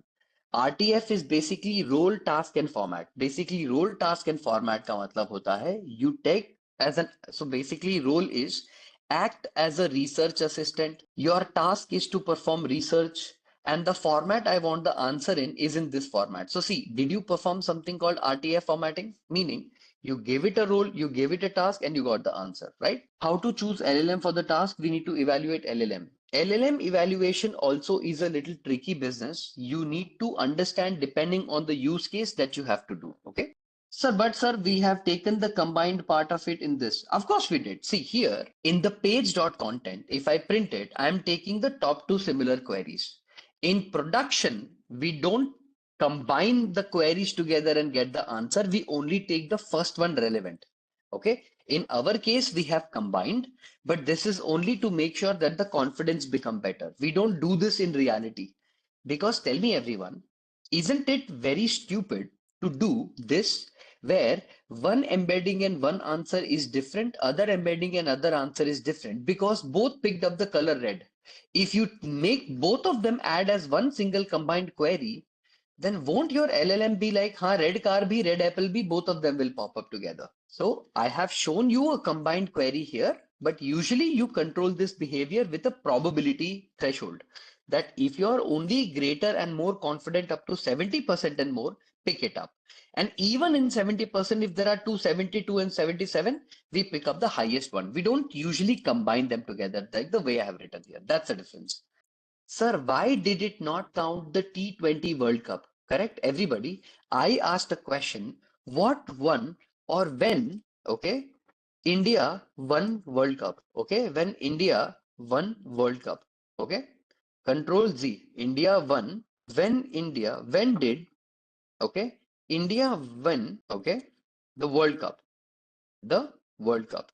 Now, everybody, if I run this and if I run this, okay, see what's going to happen. Did the LLM itself respond back, sorry, I cannot answer because the tool access is not available to me? Let me ask again. Let me ask another question. Give me 1 second. Who is the Prime Minister of India? Who is the Prime Minister of India? And run this. And run this. If you run this response, what is it answering every single time now? I'm sorry, I cannot answer the question with the available tools. Let me ask one more question. Let me ask one more question. Let's say, why is Earth flat? Okay. Why is Earth flat? And run this and run this. Okay. I'm basically instigating the model to give me some response. Now see, it responded. The Earth is not flat. It's a sphere. The belief that Earth. Sir, why is this happening? This is happening because, first of all, there is no guardrail in my model. Please understand. I have not specifically, explicitly defined any guardrail, have I? Did you see me define any guardrail? This is all leaking. Kahan se? Who is the leakage? Who is the culprit? Your Gemini. Your Gemini is the culprit where it is giving you a behavior in a very terrible way. Okay. Now, this is not the fault of your large language model because your large language model is always built to serve your answer or serve your question. So it is not doing a bad job. It's just that you have not implemented guardrails. Everybody, if I implement guardrails, what will happen? If I implement guardrails, will it respond back with the answer? Right? If I implement a guardrail, will it implement? What is the basic guardrail? Let me show you. If the user question has nothing to do with, okay, has nothing to do with the tool or relevancy, do not respond. Do not respond and say it's irrelevant. Example. I run this, I run this, I run this. What is it returning? Did it say it is irrelevant? Okay. Why is Earth round? Run, run. It's irrelevant. Why is the world so nice? And run. That's a subjective question and not something I can answer. Did I still break it in front of you? Even though I mentioned the guardrail, like, how you think guardrails are added, I still broke the LLM, right? So, see, what I mean is, this is the fun thing, right? When people think LLMs can do wonderful things, you got to understand that LLM is not magic, right? It's science. You can break it very easily and it feels so good. See, now without this particular thing, it's able to be like, no, no, no, I'm sorry, I'm unable to answer. So see, jiska kaam, as in without guardrails, if you want to do all this jugaad, it will not work. You have to properly add a guardrail so the answer can always respond back saying that no, okay, I will not give the response back. So my point is that sometimes you got to understand that we have to implement a guardrail for the bot to not respond back with an irrelevant question or irrelevant answer. Okay. The reason why it broke is because the LLM tries very hard to perform your instructions, but sometimes they hallucinate. And that was a clear, beautiful case of hallucination. The answer that Earth is not a good, that was hallucinations. Hallucinations, not because it didn't give the wrong answer, but it did not follow my instructions properly. And the response it gave was also small. Okay. See, I have a variable called results. Yeah. In my example, in my case, I have a variable called results. Okay. Am I performing a loop here? Each and every page content, loop through the page content and get all of them and join them together. Am I merging both the k equals to 1 and 2? And then I'm printing the relevant combined results. See, just these two line of code. In actual production, no matter what your k is, you only get the relevant one. You don't combine them. You don't merge them. Because my database is chota na, it's small. I'm just kind of merging them. Okay. But merging is not something you do. In prod, you don't do that. Because this is an example, this is fine. But you don't merge. You should never merge. Okay. Can you see this data here, right here? Do you think this is a bank statement, right? This is a bank called M&T Bank. Okay, let me reduce it a little bit further, right? And the bank statement has multiple different transactions. Okay, I'll show you another statement, accident statement, auto purchase agreement, claim form, mortgage plan, right? Multiple different forms. Now, can I say that this is a complicated form, everyone? I have a different table, complicated part about loan number, who's the name of the creditor, address, term of the loan? Did he click on the month or the year? What amortization period did he agree to? What is the name of the insurer? Can I say this is the PDF file or a database, right? Now, writing a program specifically to either a PDF document or a database would be very complicated and also something that would not be possible in any case, because what happens now? Every use case is complicated. So, for example, if I show you how would I run it, right? Like if I take the terminal, right? And if I, let's say, run task, right? And actually, let me just go ahead and put the terminal because I have not configured it, right? Terminal, new terminal, and let's just call this terminal here, right? Let's call it ls. Let's do clear. Okay. Let's do Python and let's call.py, right? Let's do call.py and I'm going to run this, right? Processing complete. Now, if I go to output, and what was the name of this? Claim form. Okay. So what I'm gonna do, I'm gonna open up claimform.md. Okay. I'm also going to open up this claim file here. Okay. I'm gonna show you the difference between both of them, right? Let's open claimform.md somewhere here and also a claimform.md, right? Claimform, or what was the name? Mortgage plan. Yeah, mortgage plan and mortgage plan. Lovely. Okay. See, this is my mortgage plan, and this is the extraction I did uh, in the markdown format. Okay. Is the loan number correct? The loan number is correct. Okay. Can you see here? Loan LOAN1, right? Amount of the payment is 850 cents, correct? Can you see monthly is also marked, right? Can you see that here, if I zoom in, can you see amortization period was 30 and here also it is weekly, bi-weekly and monthly. So I have taken something called month here, right? That is marked, right? Terms of the loan is also marked as month, right? If you can see here, right? So if I show you the program for this, right? If I open up the program for you here, it will be very complicated in the beginning to see. So for example, see here, if I open up call.py, you have Gemini API key. I'm also using Gemini API here. So this is the list of the program just for the PDF extraction. This is the logger file. This is the PDF OCR logger, and this is PDF OCR file here, right? See? So basically what happens, what I'm basically trying to say here is that building the application specific to a specific, let's say, a database or stuff like that becomes slightly complicated. But what I'm saying is key, it is not so complicated that you cannot approach it, right? Of course, nobody hard codes a data directly into the model. Like for example, sir, if we take it like this, can be hard coded? No.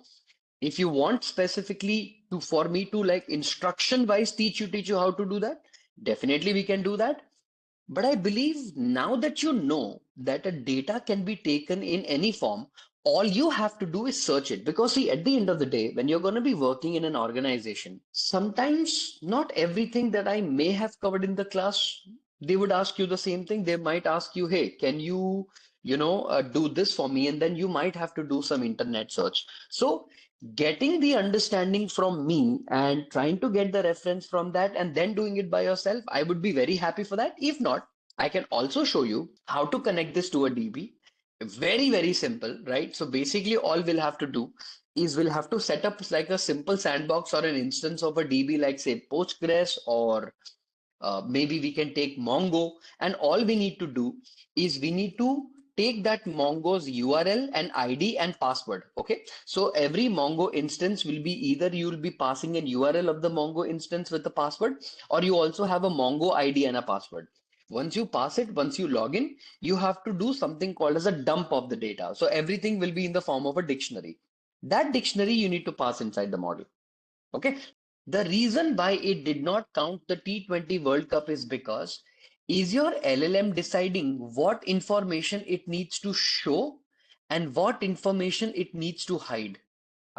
Made the whole thing visible and I made the whole thing hide. My LLM was able to show the answer. My LLM was not able to get the answer. As in, I'm able to get the answer and I'm also able to show the answer. Your LLM decides to do that, which is a bad thing.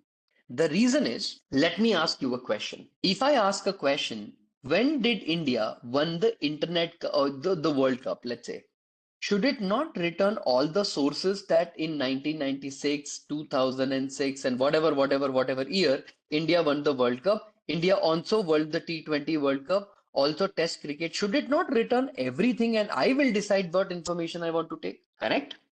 Should the LLM just internally decide all by itself that no, I want to only show you this information and I will not show you any other information, not even a single source on how did you find that information? If that is the case, then LLM is not performing a very great task. I wanted to know where did you get this information? Why did you not mention something called T20? So remember, your Gemini as an LLM is very powerful, but sometimes it acts like it is so stupid and dumb and it returns something that you didn't expect.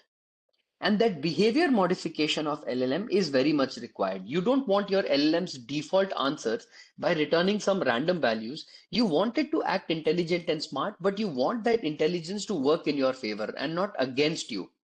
So you got to be very smart about it. Now, how do we be smart about it? Well, the only way we can be smart about it is we open up the whole problem and we make it even better. Sir, what do you mean by even better? For example, let me ask you a question, right? Let's say I want to build a simple application, a simple agentic, not agentic, but a simple application where I say, sir, I have this application I want to build, and in this application that I'm building, I want you to help me build a, let's say, a fact checker, right? Do you guys know what is a fact checker? Let's say why it didn't count T20 World Cup. For example, if you ask a question, India won a World Cup in 2021. Is this statement true or is this statement false? There was no World Cup in 2021, correct? This is a false statement, correct? Okay. India, country with higher GDP, country with highest GDP per capita. Okay, GDP. Now, is this statement true or false? This statement is true, but it was true. Now it is false.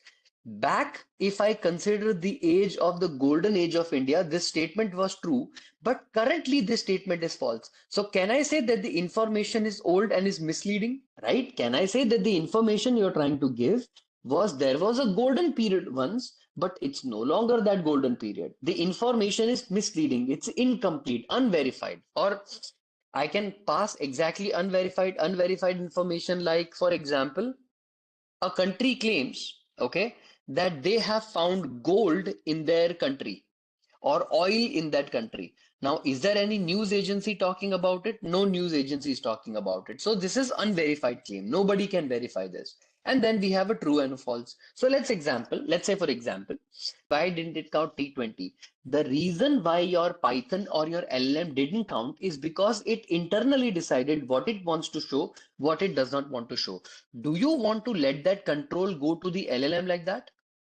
Do you want LLM to decide what it needs to answer, or you need to be the decision maker what it should not respond, correct? Does that make sense? You have to be the decision maker for deciding what it should respond and what it should not respond, right? So everyone, let's do one thing. Let me help you build an application. Together, let's do this, right? Let's say we want to build a fact checking algorithm, okay? Or a fact checking app. How do fact checkers work, or how do fact checking works? Whenever you make a claim, do I perform something called as an internet search? You already know there is something called Tavli, right? But Tavli also works in a wonderful ways, right? We have not just the maker checker, we also do something called fallback mechanism. For example, what you need to do first of all is you need to install Tavli client, okay? The Tavli client using pip. So first of all, if you go here, okay, can you see there is a library called Tavli Python? Copy this, come over to the framework and paste it. And here, everyone, can you see I'm installing something called Tavli Python, right?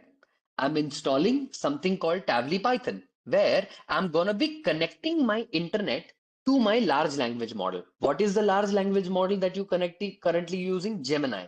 Okay. But now we want the Gemini to return responses that we want it to return, not it gives to me, right? So for example, import Google, let's say Google, right? Why is it not auto completing? Google.generative AI, right? As Gen AI. Let's say this is one of the tool that I'm implementing from Tavly. Okay, I'm going to be importing this client called Tavly, and from this Tavly I'm going to import something called Tavly client. Okay, so here I will import something called Tavly client. Okay, this is going to be one of the packages I import. I'm also going to import JSON because I think I might need it, and I think that's pretty much it. Now everyone observe carefully. All I want you all to do is, do you remember we went to the Tavly application? Or do you remember that there is an application called Tavly? Let me open the link and show it to you. Do you remember I asked you to generate a Tavly API within the Tavly itself? Let's say if I continue with my code, I asked you to generate a Tavly API. Somewhere towards the bottom here, you're gonna find, let's say, a certain answer. Let me just go ahead and authenticate it here. Give me 1 second. Yes, this is me. 68, lovely. So here you're going to find the minute you log in or sign up, do you see API keys in the bottom? You need to generate one. I have already generated one. You need to generate one. Okay. Can you click on API key plus? It will tell you the name of the key and you can create and it will create for you. Like, see, if you click on here, it will tell you what do you want to make the name, whatever name you want to give, Deepak, Harish, Anil, Kumar, whatever you want to do, and click on create.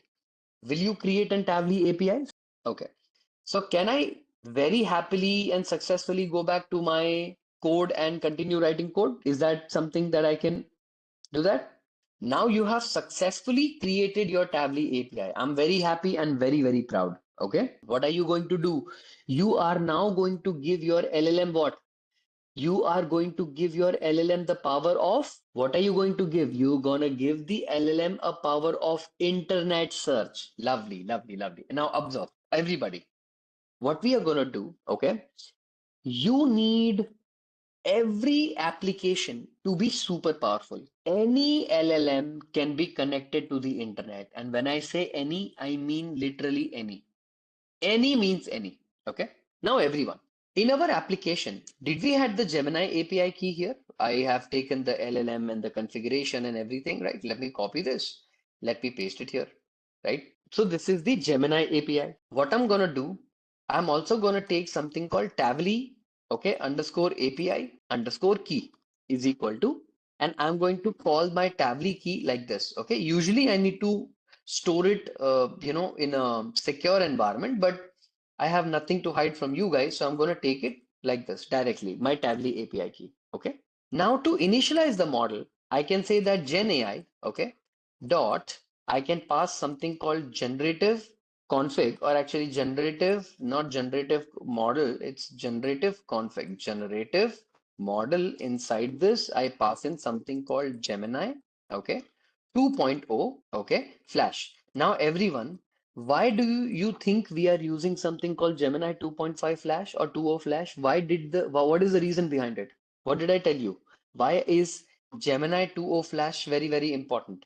Because, yeah, not just the fast part, but the token limits get resets every day. Got no? Tavly client, inside this, the API key is gonna be my Tavly API key.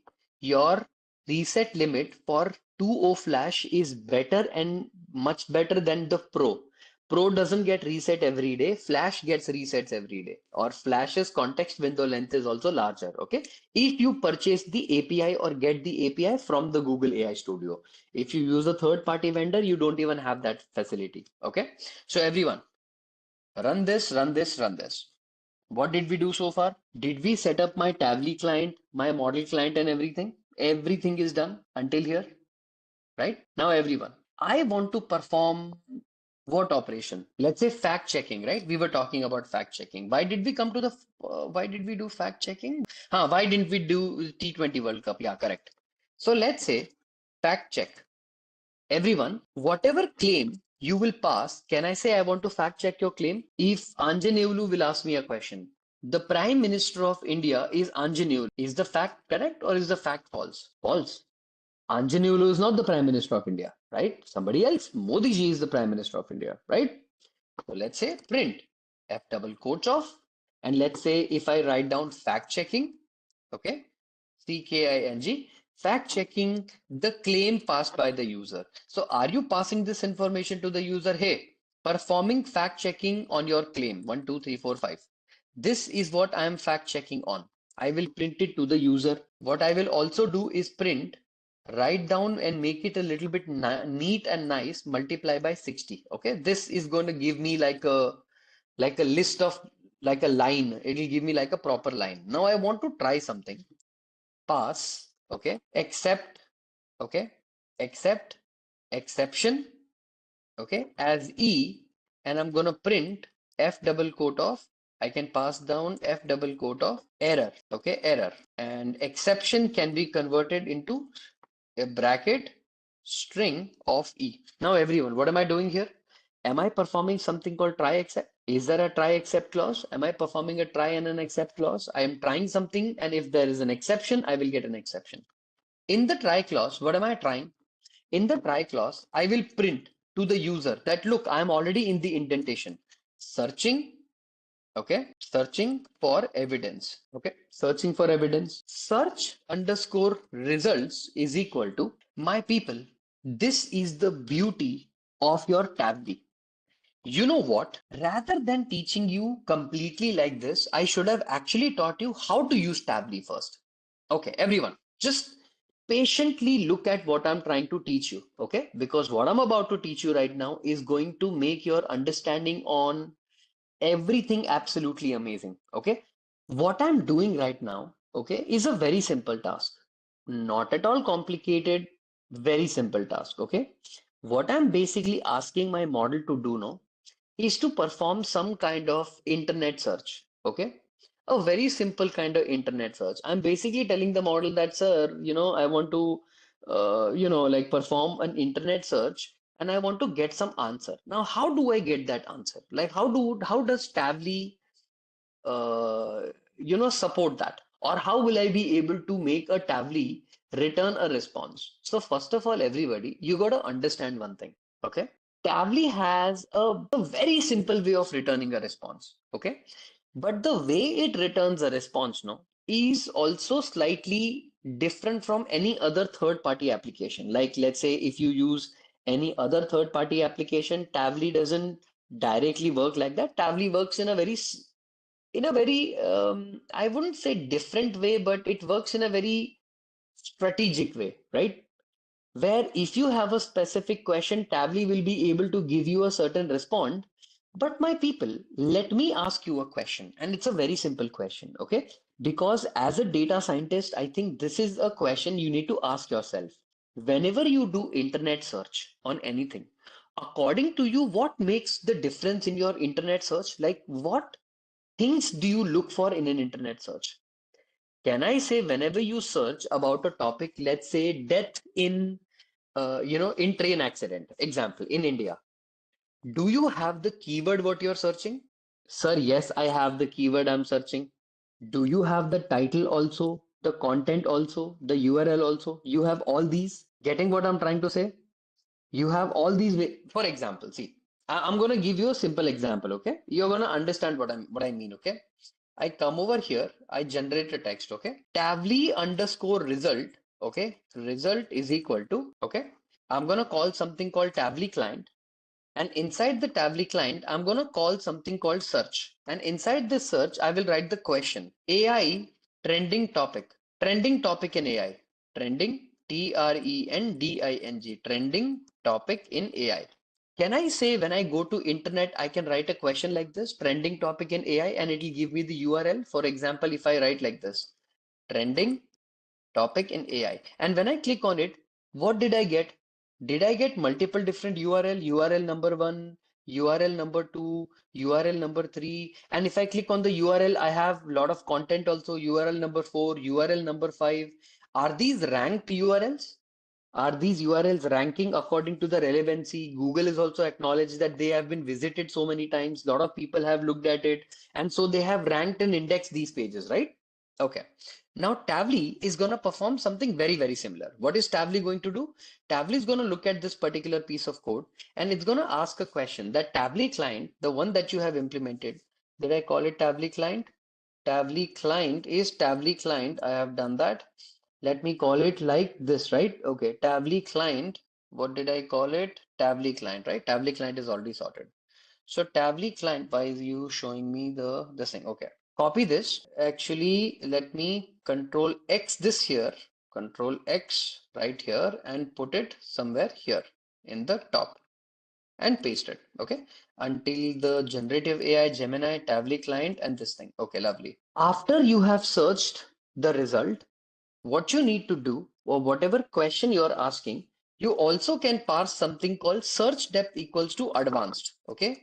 Basically, what happens, there are two kind of search results it return, basic and advanced. Advanced basically means it will be able to perform a lot of good indexing. It will go through the page, rank them, and it will give the result. And how many results do you want? Maximum result equals to 5. What have you done here, everyone? You are telling the program that I want you to search for the topic, trending topic in AI, search it deeply, and once you search for it deeply, I want you to return 5 responses to it. Okay, 5 URLs to it. Now, if I run this and print Tably result and run this, okay, what's gonna happen is, can you see that the content is so tricky and so terrible? Like it's not giving you the answer in the right way. Are you also able to see URL is provided to you? What was the title of the website and the content of the website also it is providing, right? It is also providing you the title of the website, the URL of the website, and the content of the website. Can you see it returned for the query trending topic in AI? It returned no images. If you want images, you can also get images, right? It returned the first link called McKinsey and the title and the content of the website.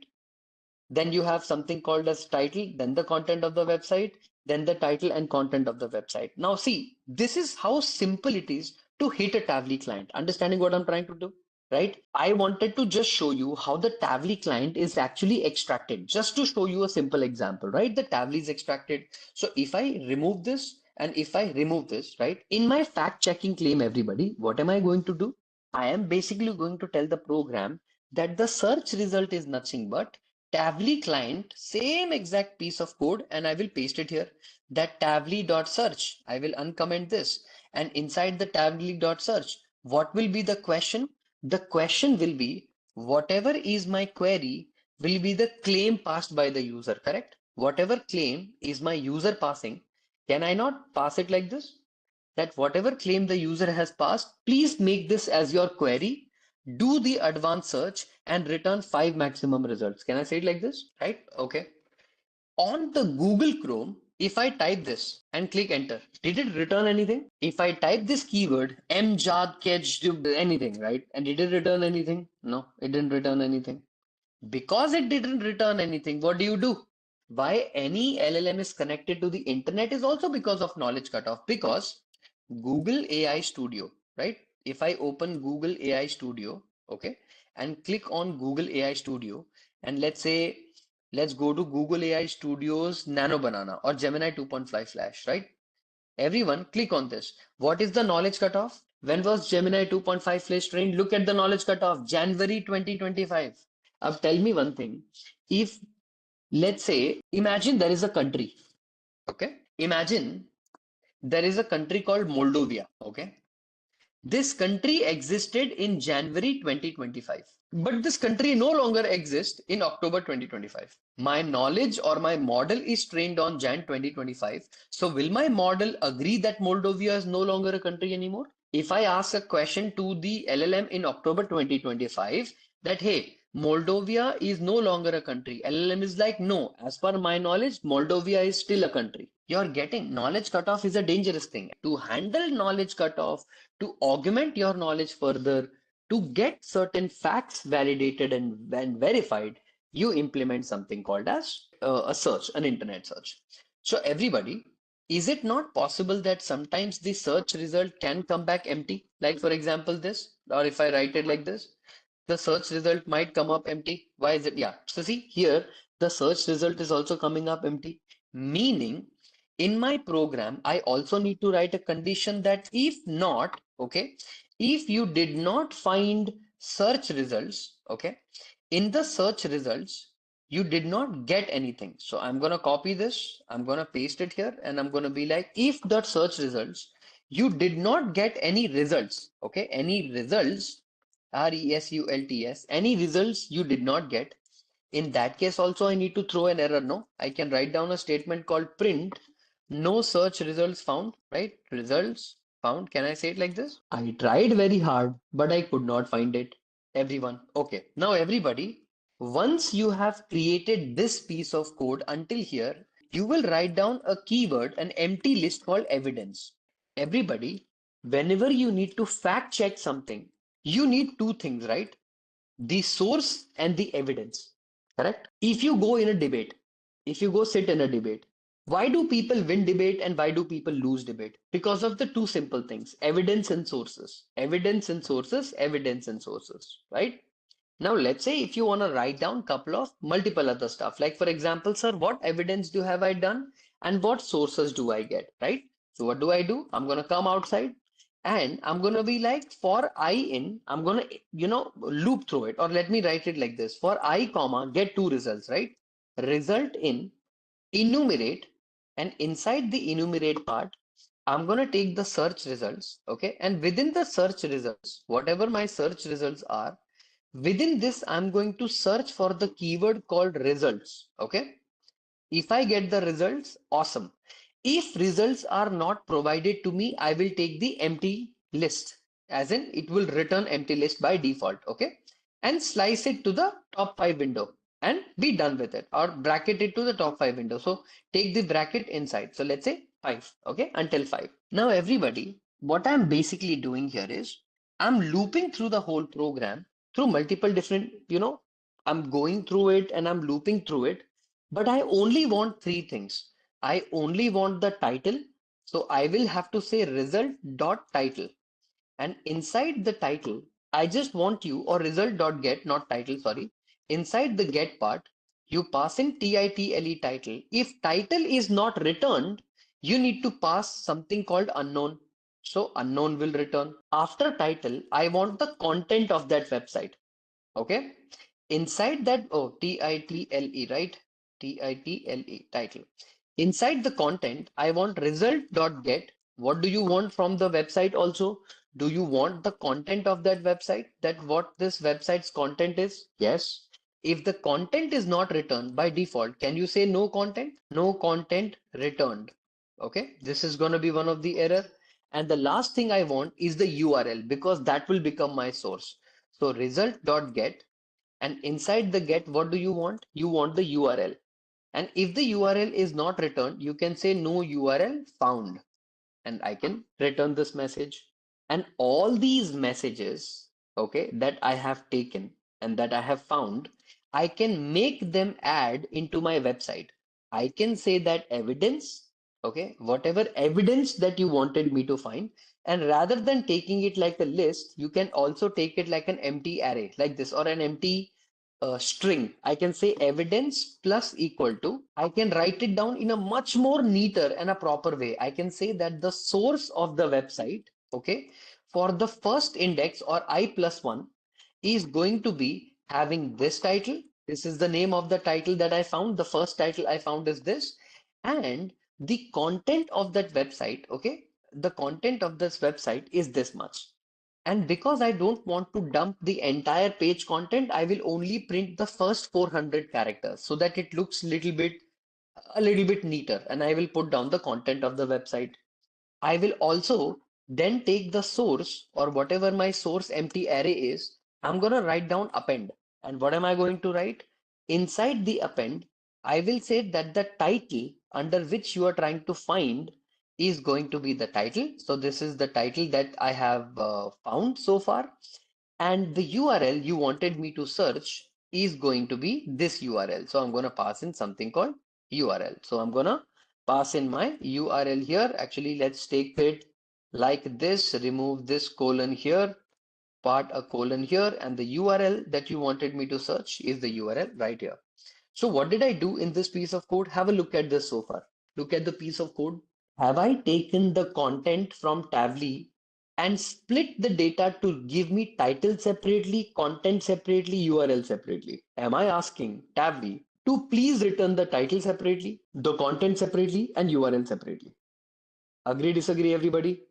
I want my Tavli API to return these values. Agree, disagree? Now, everyone, once you return this output or once you have printed this output, what is important for you or what becomes critical for you? What becomes critical for you is what? I mean, what is the most critical part in the try except clause? Do you also need to analyze the claim, everyone? In the try and accept part, whatever analysis you are doing or whatever your try accept clause is, within the indentation of the try clause, you also need to perform the analysis, no? Because otherwise, does it even make sense? It does not make sense, right? So can I say within the try, I can analyze my claim? What do you mean by like? That's a very good question. If you want to do a search result for, let's say, something, are you not going to analyze the claim? For example, I'm going to come over here in the indentation and I'm going to say print analyzing claim. Analyzing, analyzing, or analyzing the claim. What do you mean by analyzing the claim? Am I going to run some prompt? Like, for example, come over here to the analyzing prompt and I'm going to write down a prompt of myself. And what am I going to do? I'm going to take a triple quote. Okay, I'm going to write down something called as a triple quote. Now, what am I going to take in my triple quote, my everyone? You are a professional, okay, fact checker, okay, checking, let's say, algorithm, okay. You are a professional fact checking algorithm. Analyze this claim against the evidence, okay, the evidence. You're gonna say that I will analyze the whole thing against the evidence, and whatever the evidence you pass would be written like this. The claim passed by the user is gonna be the claim.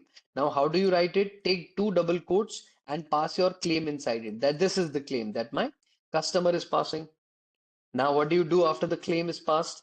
You write down something called evidence. Now, you say evidence is going to be colon, and I will write it down. You can even write it down like this, double quote, you can pass in the evidence, right? So your evidences are passed. And then at the end of the day, what you're going to do? Once you have passed in your claim, okay, uh, and then once you proceed forward with that and you provide something like provide or write down provide, provide, provide fact check analysis, okay, analysis with. Now, everybody, in the analysis part, I'm going to write down certain rules, and what that rule is, you need to understand that the rules are very critical, because without those rules, I think making this code become, I don't know, to return a certain answer, I don't think you're going to get it back. So what we are going to do is we are going to run, but we are going to run with a certain tags or certain anchors. Okay.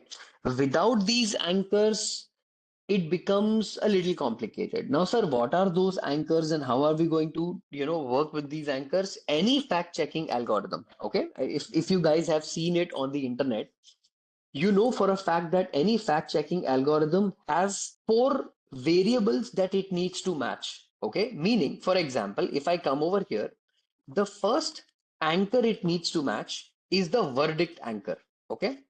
So what do you mean by verdict anchor? Verdict anchor means choose one of these. Let me write it like this, right? Tab colon and say true. My people, can the verdict be true that the claim is factually correct? Can I say it like this, right? Or factually accurate, right? Accurate. That the claim passed by the user is factually accurate. I can also say that the claim is false, right? So the claim is factually, okay, is factually incorrect, okay, is incorrect. I can pass something called incorrect. So incorrect is done. Then the next claim that you pass is something called partially true. Now, why do you think it is partially true, everybody? Because the claim has some truth, okay? It has some truth, but is misleading, okay? Misleading. Can I pass it like this? This is one of the anchors. We can also pass something called unverified, okay? Unverified. Here in the unverified part, What can you write? Things like insufficient, right?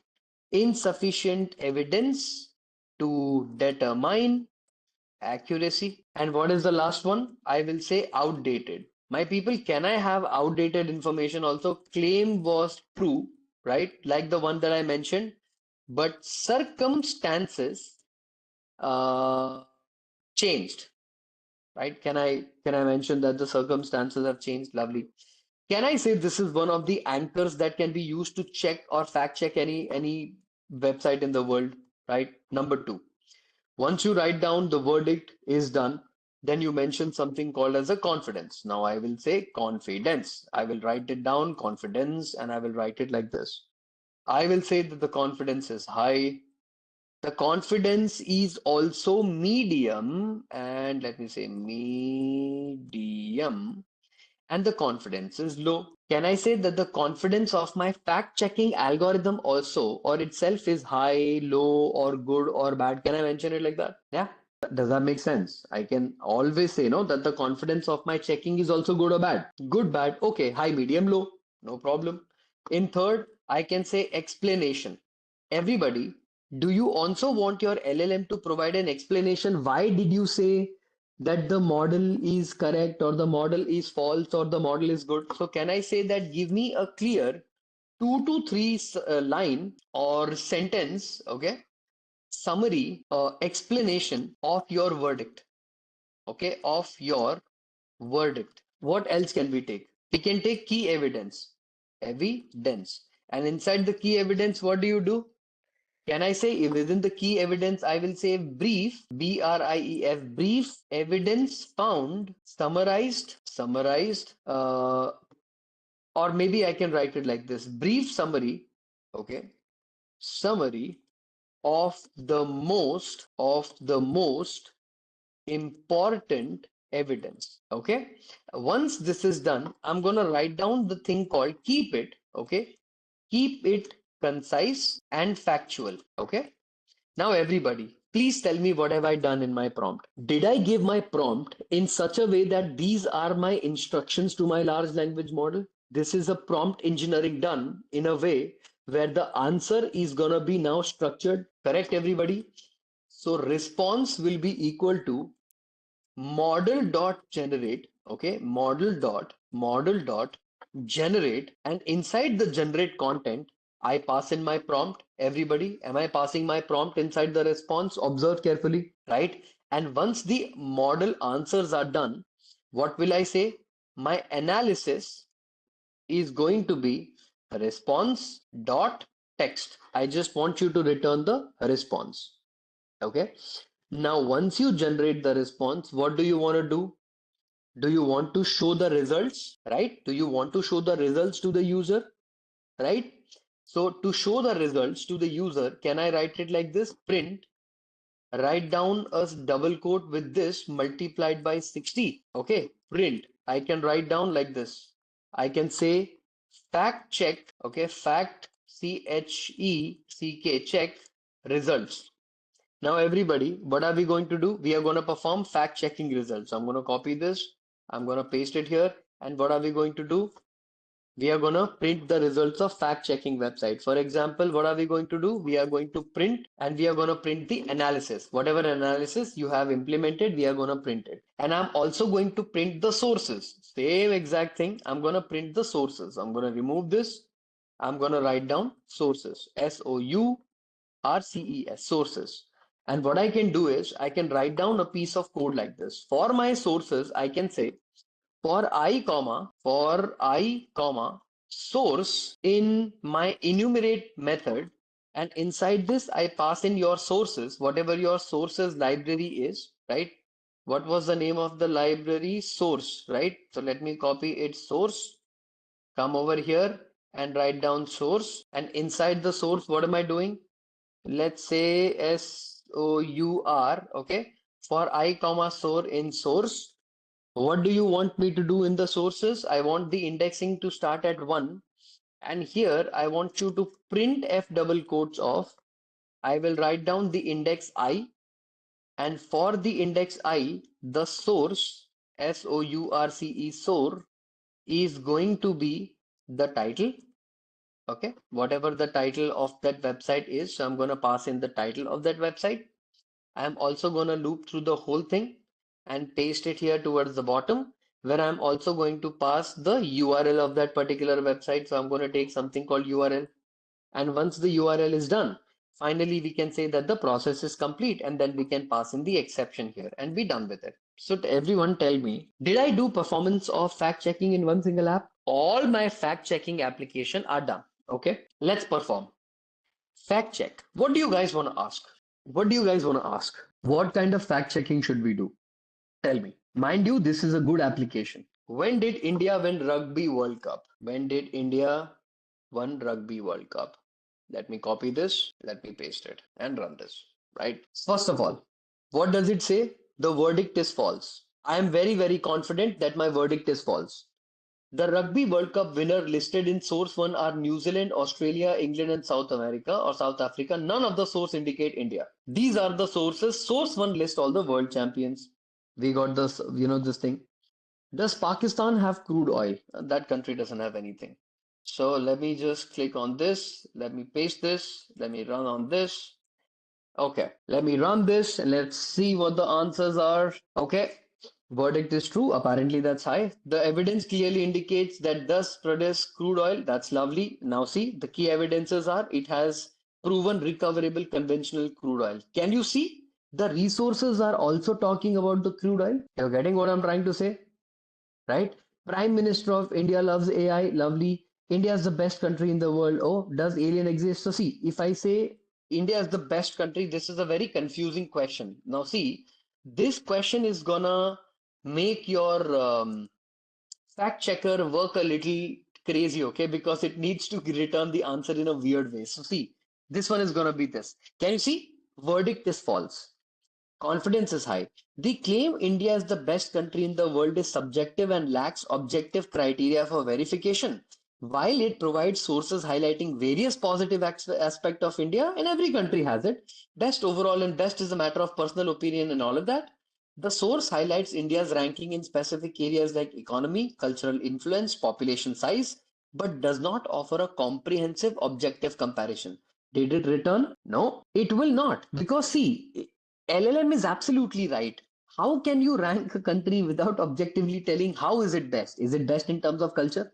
Is it best in terms of money? Is it best in terms of natural resources? What is it in terms of best of, right? So your fact checker is not just returning the fact, the evidences, the analysis, but it is also returning the four anchors and it is giving you the sources with the URL, isn't it? So what did you do right now?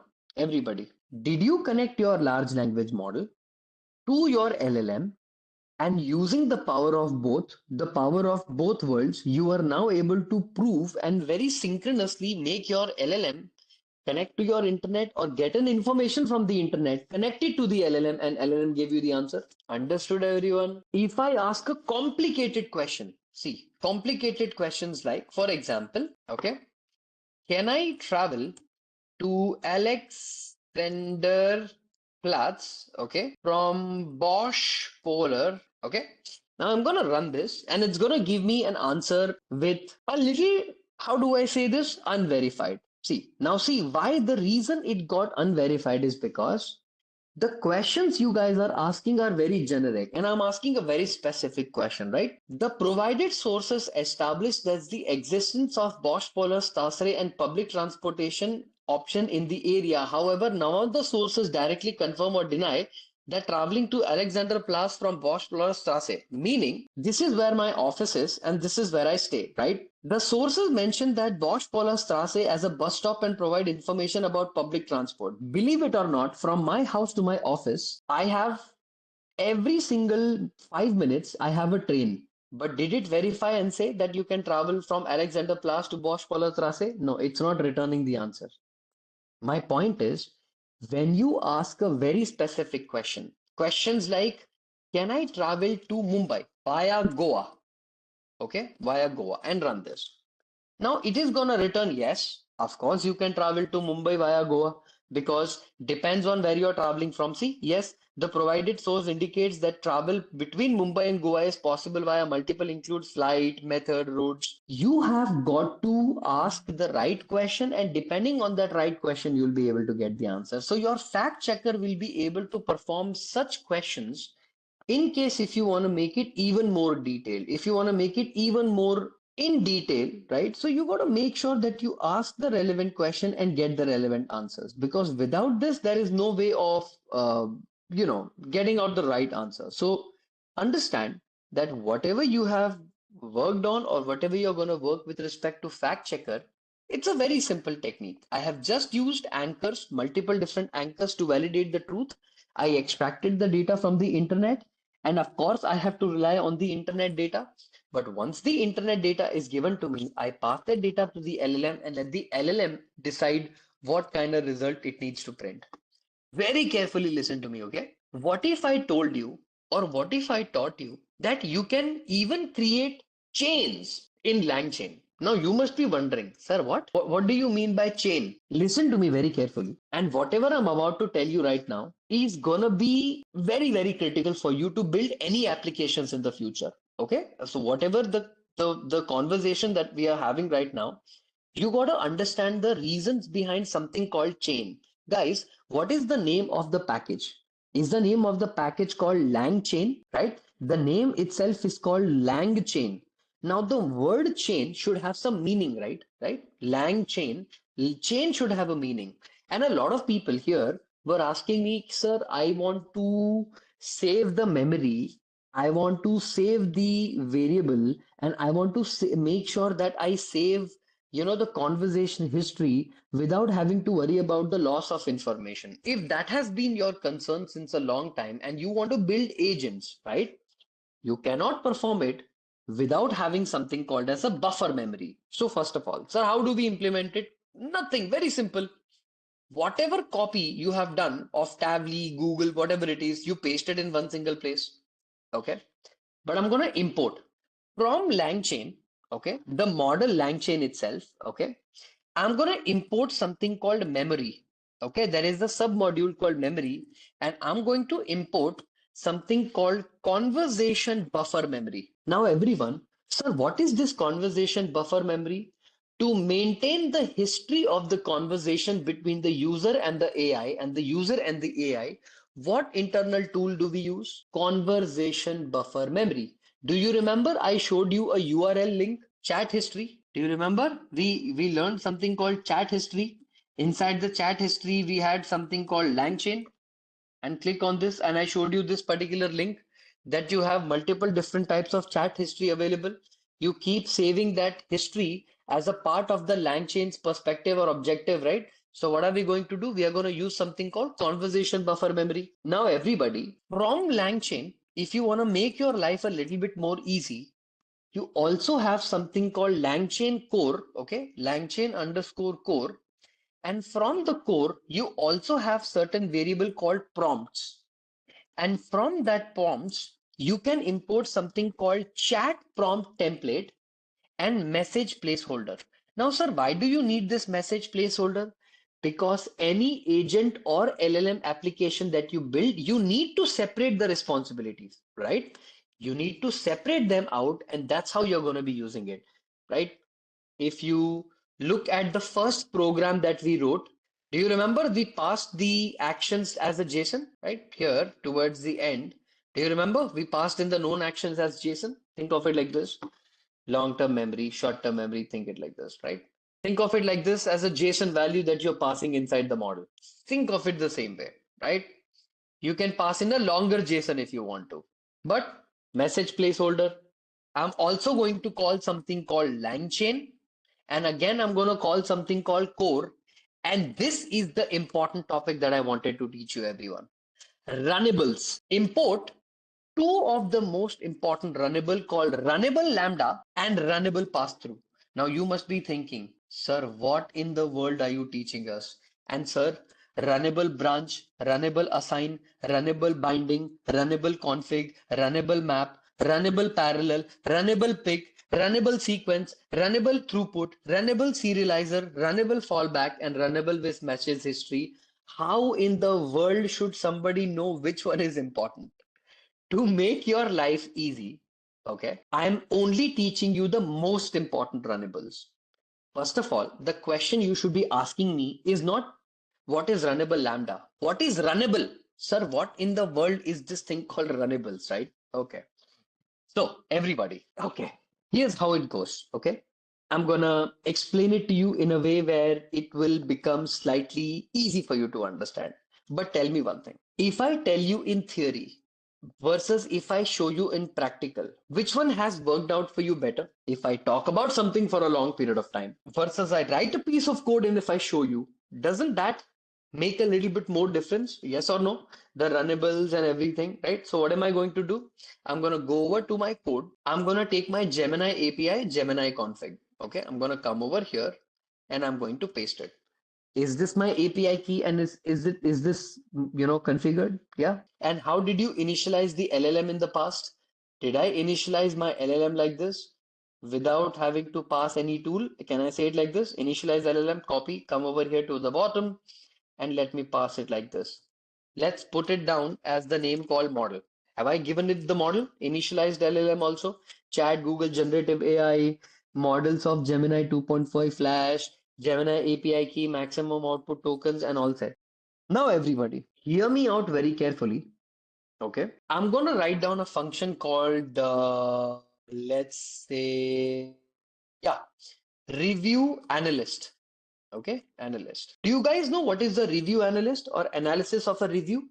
Do you guys know? Okay, in every company, have you heard of something called project managers? There are two things, product managers and project managers. Don't confuse them with product managers. I'm talking about project managers. Okay, reviews. Review's. Okay. Everyone, look at this. In every company, there are certain reviews that you need to meet, right? Like, for example, simple example, okay? Document reviews, right? I'm asking you a very simple document review, like code review, document review. Let's say code review. Can I say code review? If you want to act like a code reviewer or a text, whatever, man. I mean, the examples, I mean, there is no end to it, right? Let's say prompt underscore text is equal to F123, 123. Okay. 123. Okay, everyone. What am I asking the reviewer to become? I'm saying act like a product review analyst. Okay. Analyst. And what am I asking the performer to do? Your task is to perform the following. The following. And I'm gonna write down a colon. I'm gonna say summarize. The first task is summarize the review below, REVIEW below. I'm going to put down a copy or let's say delimit, okay, D or delimit by triple backticks so that I can get the idea you have already performed the operation, right? I'm going to say delimit by triple backticks and the summary that you're passing or whatever summary you're trying to analyze, right? That summary should be almost 3 lines. So think of it like this summary should be 3 lines, 4 lines, something like this. The summary should be 3 lines. Lovely. After summarization, what do you want to do? Highlight, okay, both the positives, positives, and negatives. Put down another query. Display, let's come over here, write down this, come over here, write down this. Display, okay, display a list of, or maybe display the overall sentiment, the overall sentiment maybe of the review. Let's say some kind of a review that the customer has given. Is it positive? Is it negative? Is it neutral? Okay, or is it neutral? Think of it like this. I also want you to display a list of 3 to 5 emotions, right? Expressed by the customer, okay? By the customer in the review. For example, let's say this is also one of the responsibilities. If the sentiment, okay, if the sentiment is, let's say, positive, okay, positive or neutral, okay, write an email and thank them or thank the customer for the review. Okay. Meaning, depending on the customer's review, thank them. If and only if the customer sentiment is negative. So, for example, if the sentiment, okay, let me copy this, let me paste it here and say that if the sentiment is negative, okay, negative, okay, write an email with personalized apology for inconvenience, okay, and appropriately respond. Respond. Now, everyone, why have I written it like this? Sir, what is the reason behind it? Let me tell you.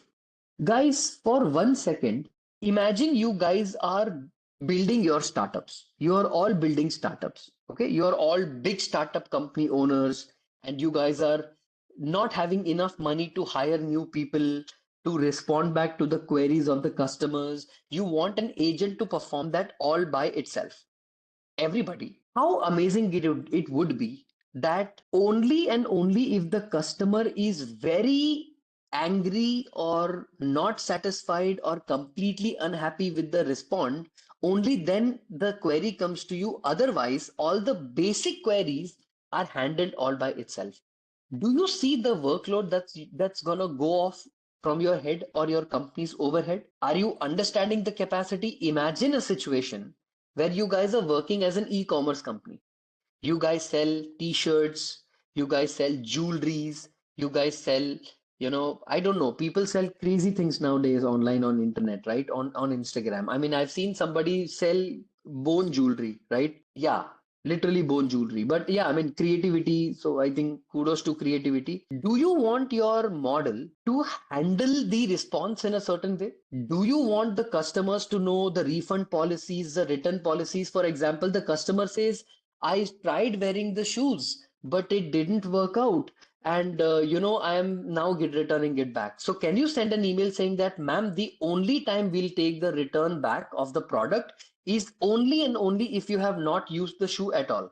If we find the sole used or torn, and in any way, we will not return the, refund the amount, and we will return the item or XYZ, whatever it is, right? Are you performing some kind of automation task here? Are we performing some kind of automation? Okay, lovely.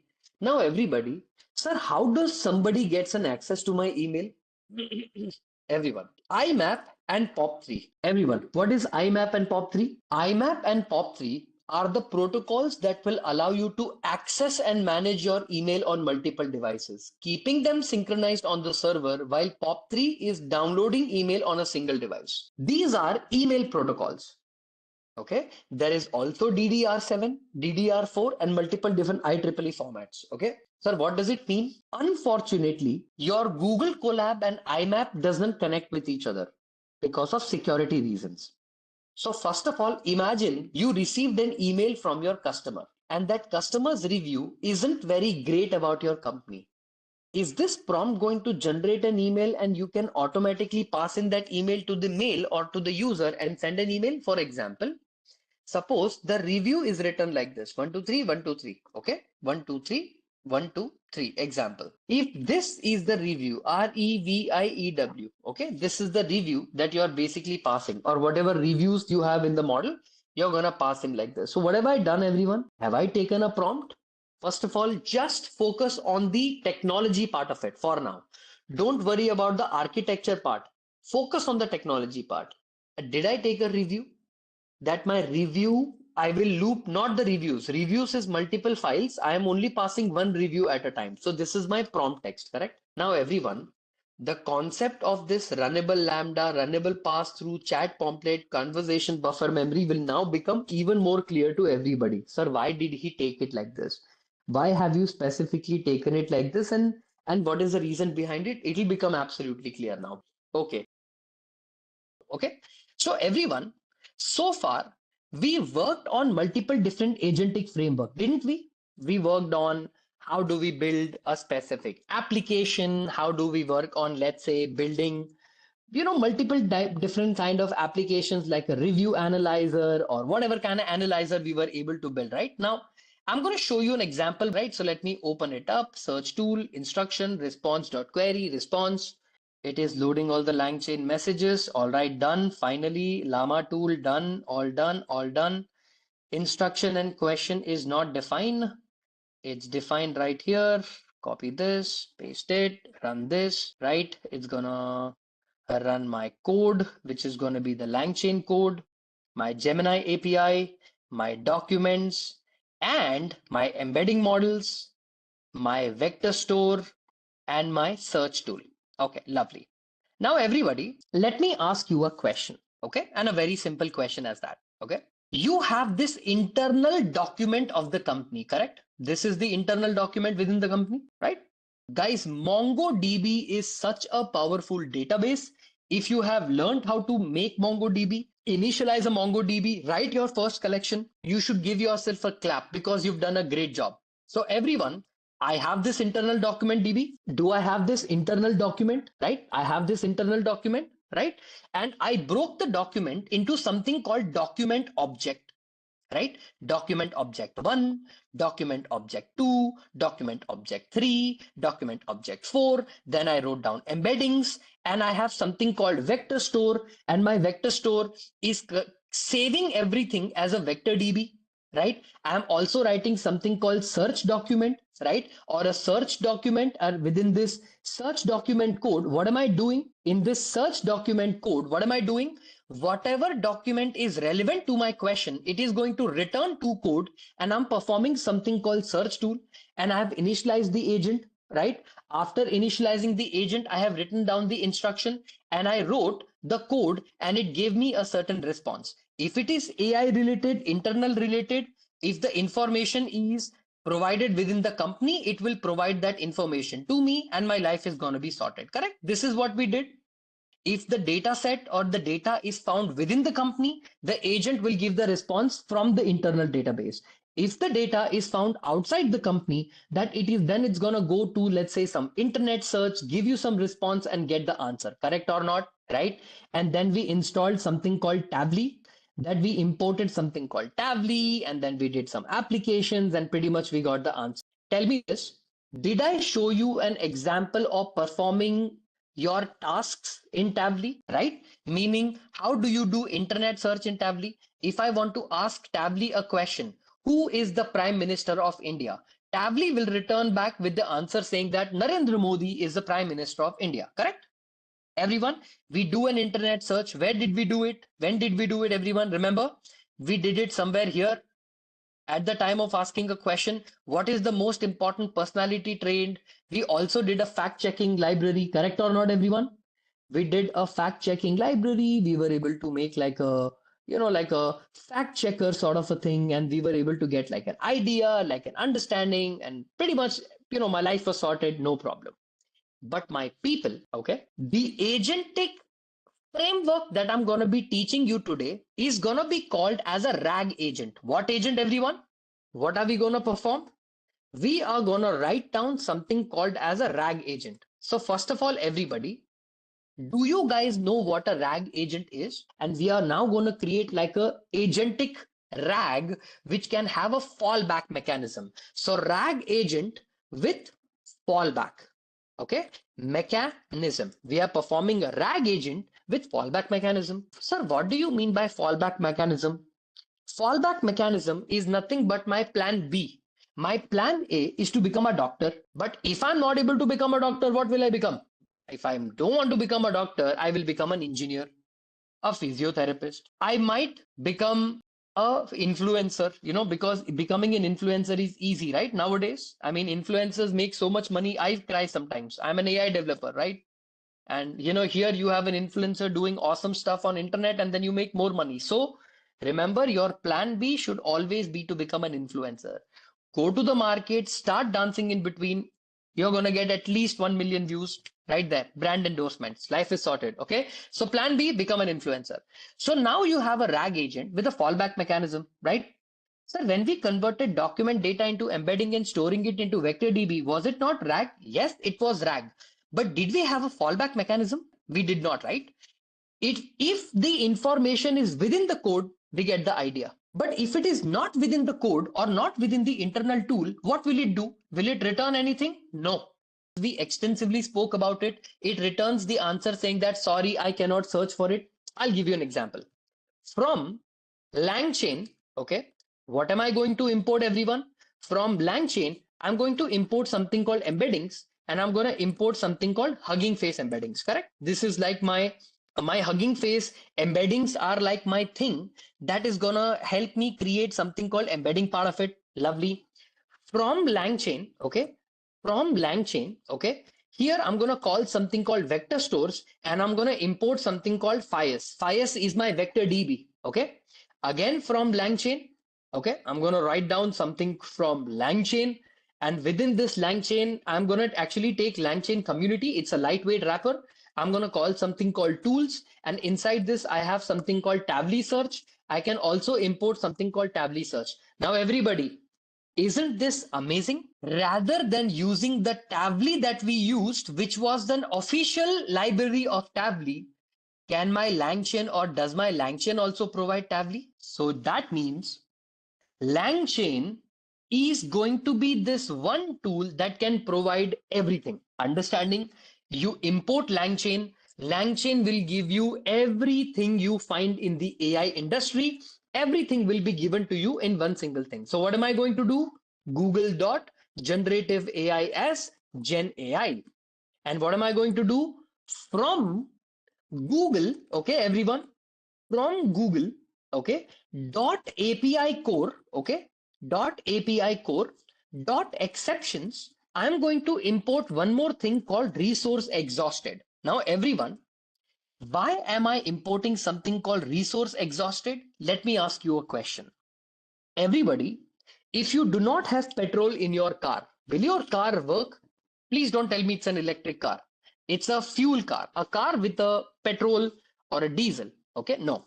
Tell me one thing. Your LLMs also work as long as you have paid money for the tokens, correct? If you exhaust the limit, then don't you think running anything in my code is a waste of my time and my energy? Running this does not make sense. I can just go directly and say that, boss, looks like you haven't paid anything and it is not gonna work out. So can I also say I have a resource exhaust error, or let's say resource exhaust message that I can pass? Lovely. Now what do I do, everyone? GenAI dot configure. So what do I do? Rather than writing this code, what am I going to do? Am I going to go ahead to my actual program right here and copy this and paste it all to the bottom, right? Lovely here. GenAI.configure, right? My API key is also sorted, right? Can you see this sign here? Tavli key and my API key, everyone. Can you see I have safeguarded my keys here? My Gemini API key and my this, right? What I'm going to do is I'm going to copy this, okay? The whole thing, and erase this and delete this. And whatever my API key is here, I'm going to copy this and I'm going to paste it here. Okay, so now everyone tell me, did I update my API key with the newest API key? LYM, wait, let me open this up. Okay, notebook access open. Let's say add new secret, or maybe, you know what, let me show you an example. Okay, let me take my Tavli key, okay, copy this and let me paste it here. Okay, everyone, what I'm going to show you is a completely different way of accessing things. Okay, this is my Tavli API key. Where is the Tavli API key, everyone? This is my Tavli API key. Okay, I'm going to copy this and I'm going to paste it in the bottom. Okay, somewhere here. Is this Tavli API key and this Tavli API key matching or not? Are they matching? Are they the same thing? Yes. Okay, no problem. Let's keep the API key as it is. Okay, I'm just going to show you something awesome. Everyone, am I saving my API key separately in my secrets folder where only I have an access to see the key? You as a developer don't have an access, correct? If you see, I have shared this file with you. Can you open this up? Are you able to open this lock icon? Can you see this lock icon, everyone? No, right? Meaning, am I hiding my API key from you? Yes or no? Am I hiding it from you? So see, everyone, how do we use it? Import OS. Okay, import OS. Okay, observe, everyone, os.environ. Okay, os.environ. Okay, inside the environment, what is the name of your key, everyone? What is the name of the key? The name of the key is called Tavli API key. Okay, if you want to save your Tavli API key in a Tavli API key bundle, you can also do that. No harm in saving it like that. But what I'm going to do is I'm going to pass my Tavli API key. I'm going to show it to you, but you can save it and keep it separately. Okay, so what am I going to do? I'm going to pass it like this: Tavli, Tavily underscore API, okay, underscore key. Now, what I want you to do is not write down the key of your Tavli directly here, but write down the name of the variable that you've written here, Tavli underscore key. But we are not going to do it. I'm going to show you a different way of accessing this. So what am I going to do? I'm going to copy this and I'm going to directly set the environment directly here. So what am I going to do? Paste. Can I say this is my Tavli API key? So my search underscore tool, okay, underscore tool will be equal to Tavli search results, and inside this I will say maximum results is equal to 4. Everyone, what am I doing here? Am I basically telling my Tavli that no matter what question I search in you, how many results will you respond with? How many results will you give me back? Will you give me back 4 results? Lovely. Now everyone, let's say you have a llama research paper or attention is all you need. Let me open this up. Let me view PDF and let me download this PDF. Okay, let me call this desktop attention is all you need transformer.pdf in desktop file. Everybody, this is my research paper. Okay, what I'm gonna do, I'm gonna take the introduction of my research paper, or maybe I'm gonna take the information of the encoder decoder layer, copy the whole thing, come over to my code and write down something called transformer text is equal to 123 123. Okay, I'm gonna come over here and paste it. Guys, what have I done here? Have I written some transformer text? My research paper's entire text, I have dumped it in a variable called transformer text, right? Okay. When you're dealing with a small data, writing a RAG application is not that hard, correct? See, when my data set is only 4 or 5 lines, I have nothing to worry about. But what if I have 500 million paper I want to review? Then do you have a problem? Yes, you have a problem. So everyone, to make sure that the LLM gets the entire idea, we perform something called chunking. What do? We perform something called chunking. What is chunking? In the transformer or in the LLM, we first pass this paragraph. Then we pass this paragraph. Okay. Then we pass this paragraph, then we pass this paragraph, then we pass this paragraph, and then we get the answer. So what did I do, everybody?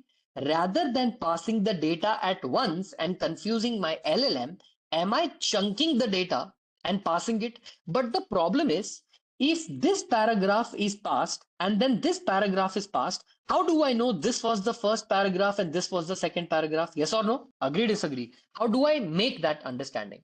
So what do, guys?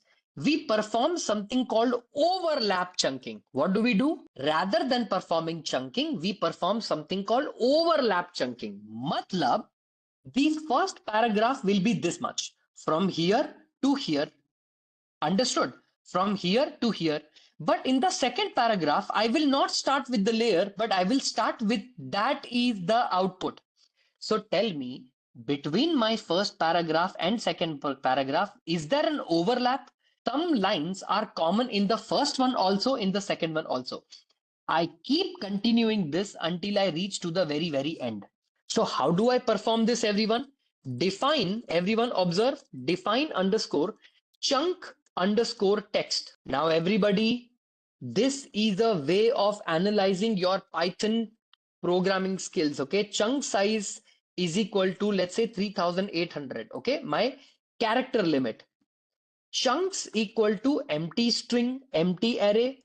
For I in range of 0 to length of text, okay, length of whatever text I am passing, and chunk size, whatever chunk size I have. Until there, I will perform my loop.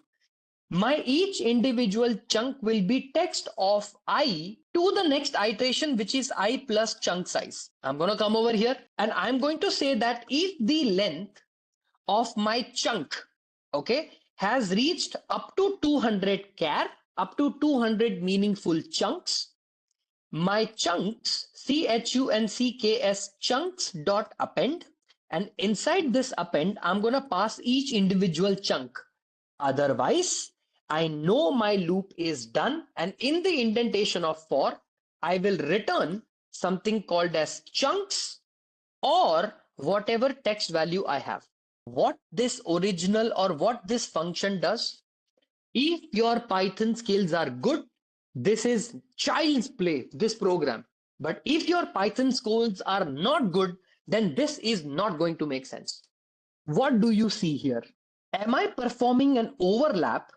Okay, first of all, what is the size of the chunk I'm taking? 3800. What is the input text I will pass? Is it not the entire transformer text I will pass? The entire transformer text I will pass it inside this. For example, define, okay, chunk text inside this transformer text and run this. Everybody please observe. Can you see my first chunk is this much? Okay. 1, 2, slash n, slash n, slash n. Where is the next slash n? Connection slash n. Can you see here? I have split the line. The encoder is composed of the stack. Can you see this new line is starting here? Okay, so let me give you an understanding. Okay, let me give you guys a simple idea. Okay, what is the difference between this text and this text? Ignore the slash n. Okay, ignore the each layer has a 2. It might get it from the each layer has 2 has a slash n. Ignore that. What do you see in this piece of code in your transformer text? What do you get as an idea? Is it a list? Of course it is a list. No doubt it is a list. But what else beyond a list do you see? Okay. What do you see it as a beyond? See, I am performing something called chunk text. I am passing something called text. I am passing something called chunk size. I am passing something called chunks equals to empty array. For I in range of 0 to the length of text to the chunk size, I'm going to loop. Chunk will be text of whatever I to I plus chunk I am passing. Okay, chunk size. If length of chunk is up to 200 meaningful chunks, chunks dot append chunk and return chunks or the original text value that I have.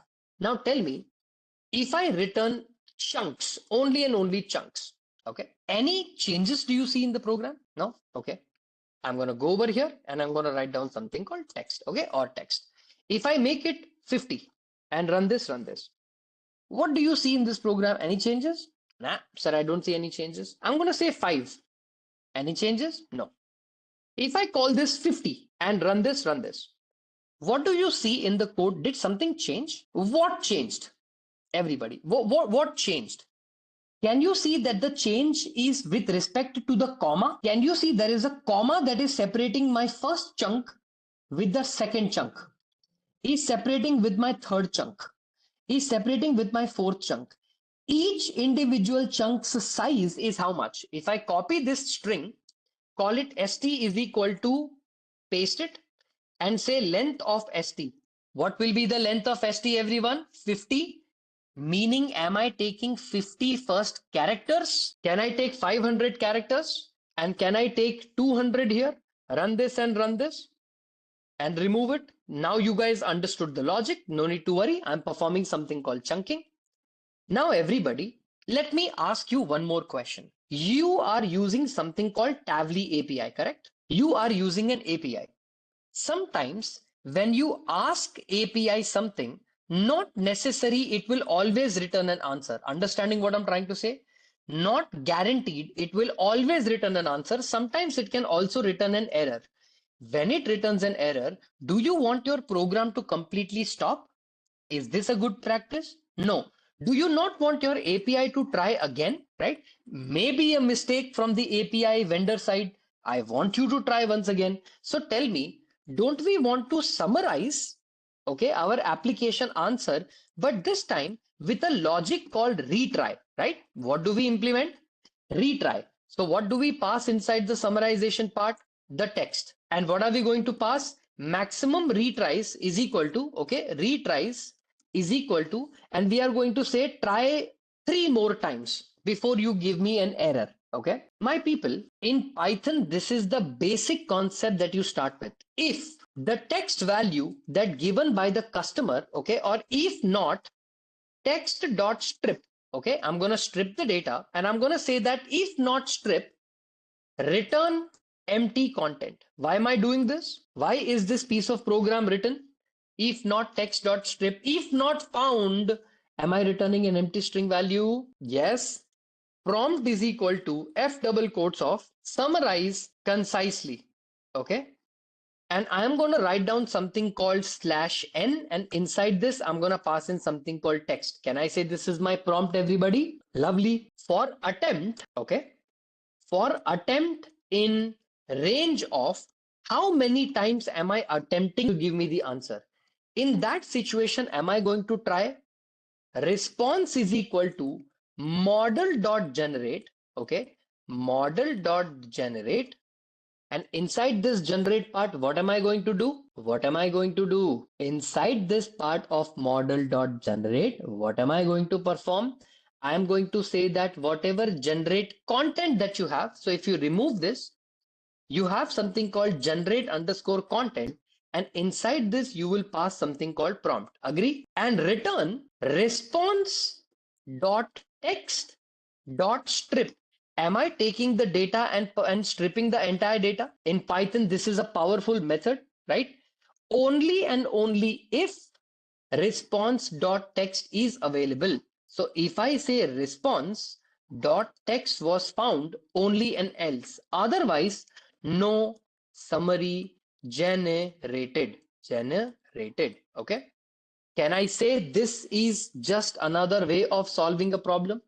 If response.text was available, then only provide, otherwise say no summary generated. When will you ask your try model to stop? When you're gonna get an error called resource exhaustion error, correct? Agree, disagree? It will say resource exhausted error. Now, my people, have you heard of a concept called rate limiting? Do you know what is rate limiting? You don't know what is rate limiting? Allow me to explain. Imagine you and your sister are traveling together. Your sister is earning good money and you are still a student and you feel hungry. So you tell your sister, sister food, sister food, sister food, sister food. Is your sister going to get irritated with your constant harassment of poking her and saying that I need food, I need food, I need food, I need food? Lovely. Versus if you do it like this, ask her once, okay? Ask her once, hey, can I get some food? She does not respond. You give it 2-3 minutes, then ask her again, hey, can we get food? She does not respond. Give it some more time. Ask her again after 5 minutes. Hey, can we get some food? She does not respond. Ask again in 15 minutes, meaning you're not constantly harassing your sister for food. Okay. Now, why are you doing this? What is the reason behind doing this? See, the reason behind doing this is in any API, okay, they have performed something called rate limiting.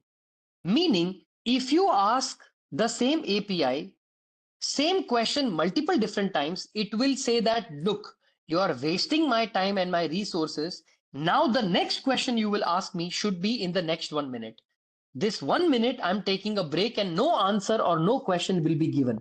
So what am I basically doing is, okay, in this code, if attempt, okay, or if my attempt value is less than maximum retries or whatever maximum retry I have tried, -1, because Python works in a very mysterious ways, then I'm going to create a wait time. Okay, I'm going to create a wait time that if I have already hit the API once, I'm going to wait a little bit more time and create the 2 times of attempt, meaning I'm going to wait twice as longer before I make the next call.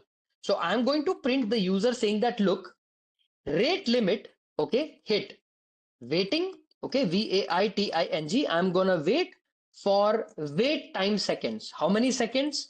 For the next 1 seconds or whatever wait time seconds, I'm going to wait, and only after this I'm going to hit the API again.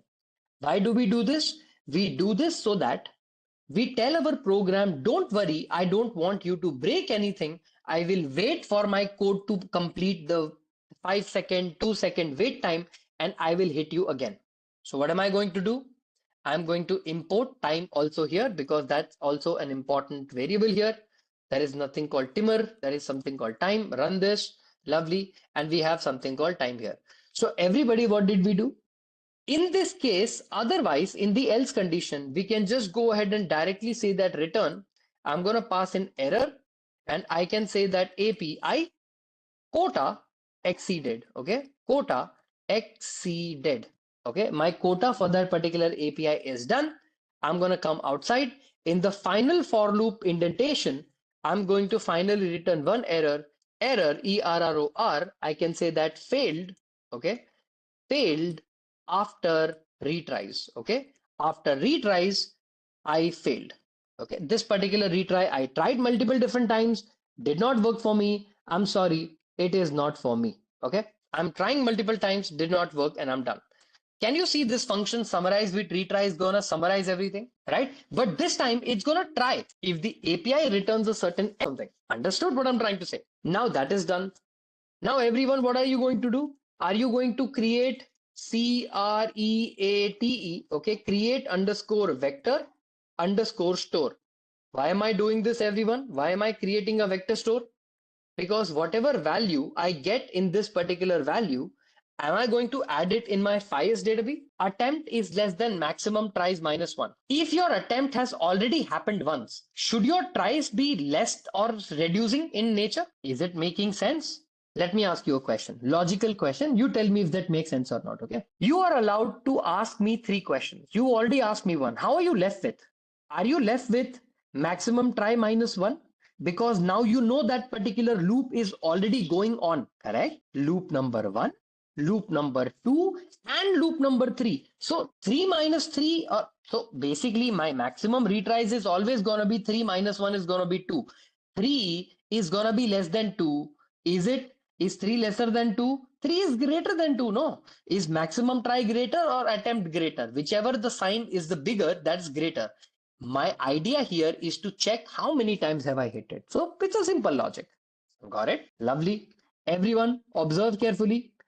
Create a vector store. So can I say summaries? Okay. Summaries is equal to, can I say summarize text? Okay. Summarize text with retry. Text for text in texts.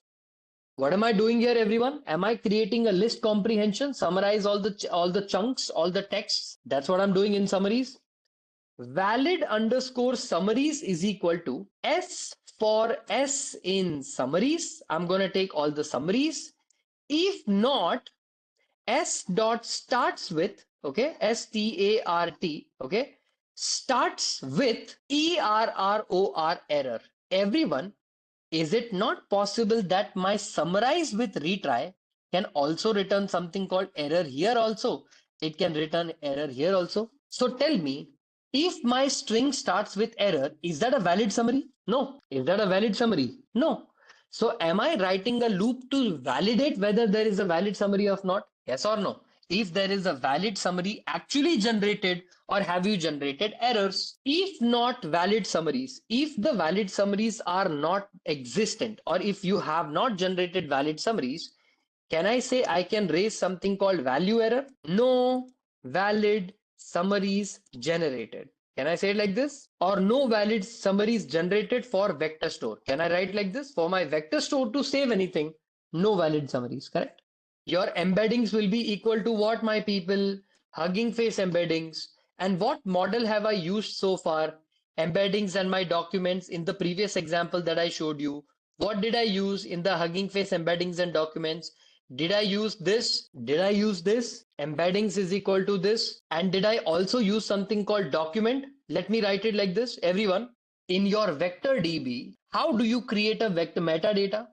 So documents is equal to documents, and inside this, what am I going to do? Page content. Inside the page content, what am I going to pass? Am I going to pass all the summary? Am I going to pass all the summary? Yes. I'm going to pass something called SUMMARY, summary, whatever summary I'm going to generate. And apart from that summary, I'm also going to pass a metadata. Okay. What is this metadata? This metadata will be each individual summary will have a unique ID. What do you mean by unique ID? Tell me, everybody. In your Google code or in your databases, do you not maintain like an individual index value, unique index value? Yes or no? So what am I going to import? I'm going to import something called UUID. So ID, okay, whatever ID I am going to generate for each individual text, I need to make sure that the UUID generated is completely unique. So what am I going to do? I'm going to create string of UUID or unique identifier ID of UUID type 4, okay, base 4. And inside this, what am I doing? I'm going to generate a metadata that each individual value will have an index. And what are you going to do with this? For summary in summaries or valid summaries. Double quote, paste. In this piece of code, what have I done? I am passing the summary content through my entire code, correct? If I run this, right, it says invalid syntax. Sir, this UUID is not mapping. That's because I've written a colon. Now it will match. So whatever document you have created, what do you need to do? Do you need to return, call something called fires dot from documents? I have already taught you this in the past. And what do you pass? Whatever your documents are and whatever your embeddings are. Correct? I need to write one final function called answer question. What do I do? Answer underscore question. For any question asked by the user, whatever the query user has, I'm also going to take a vector store is equal to by default fires. Okay, or maybe I'm going to pass in something called vector store. Okay, I'm going to take query, I'm going to pass vector store, and what am I going to do? I'm going to say print f double quote of, okay, what am I going to do? F double quote of question, question, control Z, remove these two, and question is, what is my question? The query passed by the user is the question. If vector store exists, then I know for a fact that I want to try something. What do I want to try? Docs underscore with underscore scores is equal to, okay, sir, what are you writing? Everybody, inside my vector store, I'm going to perform something called similarity search. For the query, how similar sentences am I going to return? How many similar sentences am I going to return? How many top similar embeddings am I going to return? K equals to 3. Relevant underscore docs will be equal to doc for doc, comma, store or score, SCORE, score in docs with score. If score is less than 0.8, only and only return the similar documents only and only if the scores are matching to how much percentage? To how much percentage am I mapping? If and only if the question and the embeddings match up to 80% and only then return. So if relevant docs are found, okay, if relevant doc values is found, everyone, what do we do?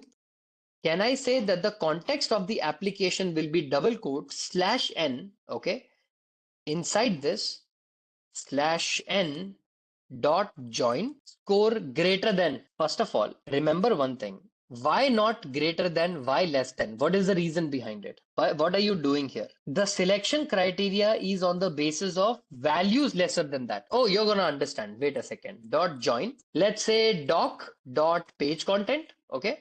Whatever page content I have for doc, okay, in relevant docs. Okay. For whatever my relevant docs are, I'm going to pass it as a context and I'm going to pass in a prompt. PROMPT prompt is equal to F triple quote of answer based on this context. Okay, based on this context. And I'm going to write down my context like a colon slash n, and I'm going to pass something called context. Okay, and within this context, I'm going to pass slash n, and I'm going to also pass something called question, and I'm going to pass something called query. Okay, I'm going to pass something called query. Now, what am I going to do? After my prompt is generated, I'm going to write down something called response equals to model dot generate. Okay. Now generate content on what? On whatever prompt I have passed.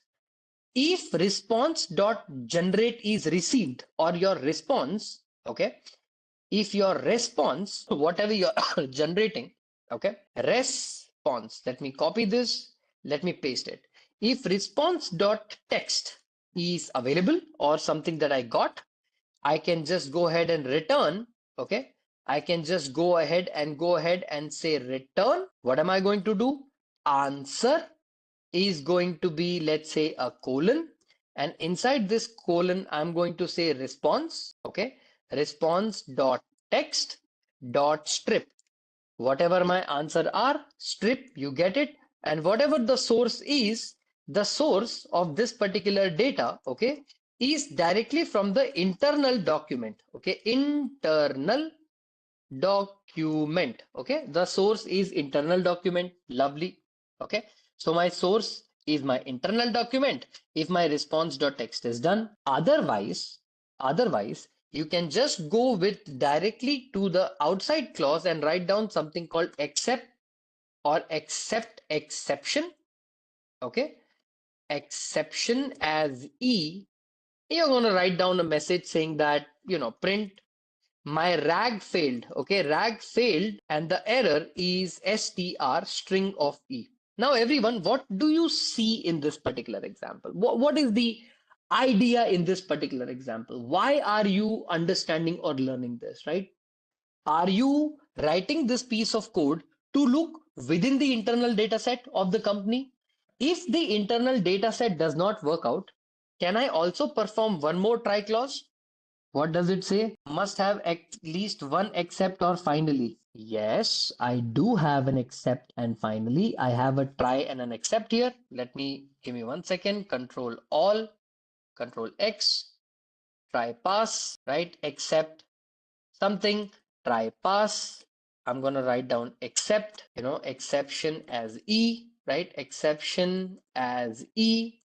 And I'm going to write down print F double quotes of, I can say error, and I'm going to write down something called str, and let me just remove this, and I'm going to write str of e. Lovely.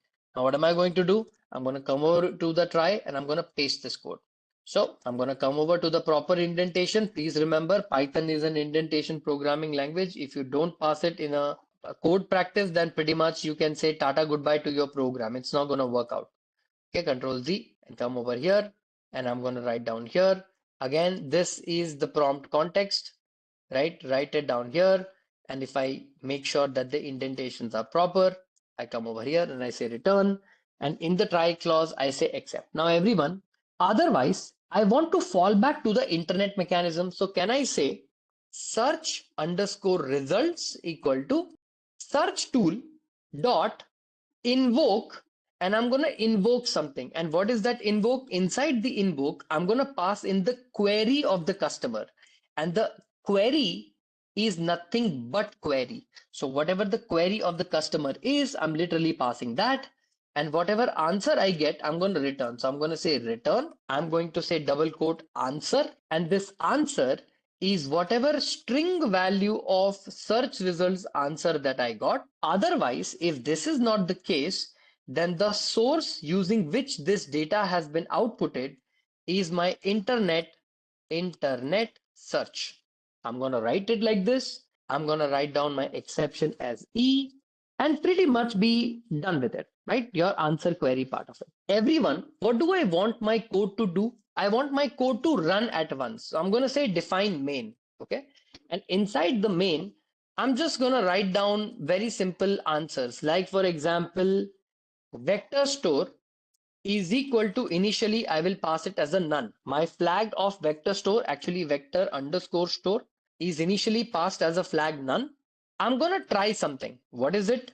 Try something called pass except exception as E, and I'm going to write down, let's say print, I'm going to write down str of E, right? I'm just going to write it like this. Within the try clause, first I will convert the values into chunk.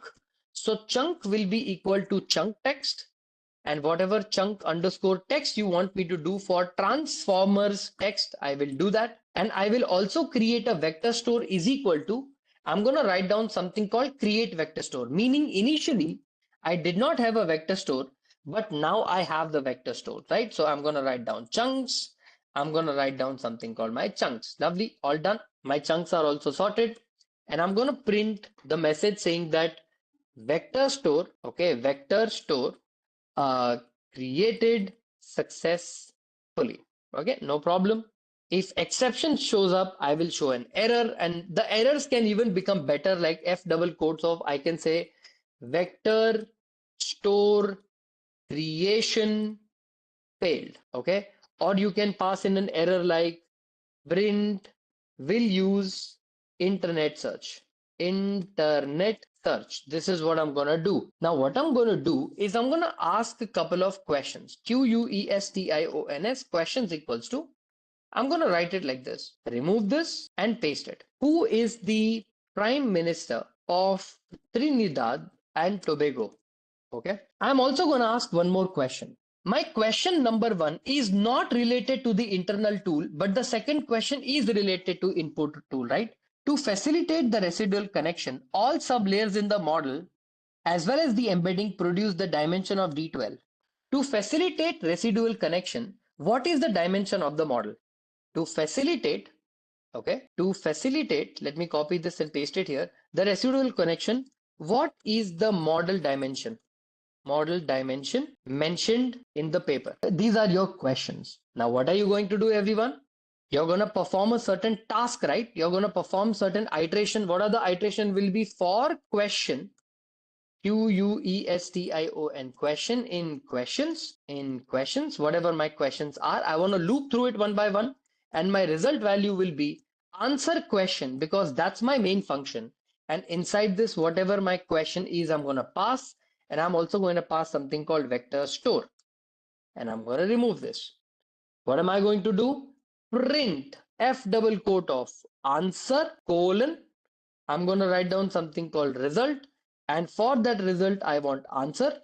Okay, if not, I'm going to copy this, I'm going to paste it here, and what am I going to do?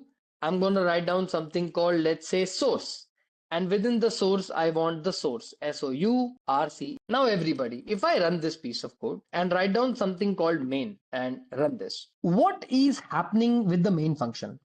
First vector store created. Who is the prime minister? It says rack failed. Too many A and S W E R. Where did we write answer, answer, answer? I have written some kind of a mistake here. Answer. Where is the answer? Let me copy this, okay, and paste it here. Lovely. Okay. What kind of mistake has been made? It says I'm getting a keyword error called answer. Key return.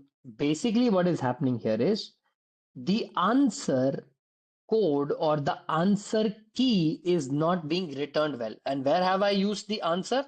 ANSWER. Can you see? Answer. It should be small here, right? ANSWER. Answer.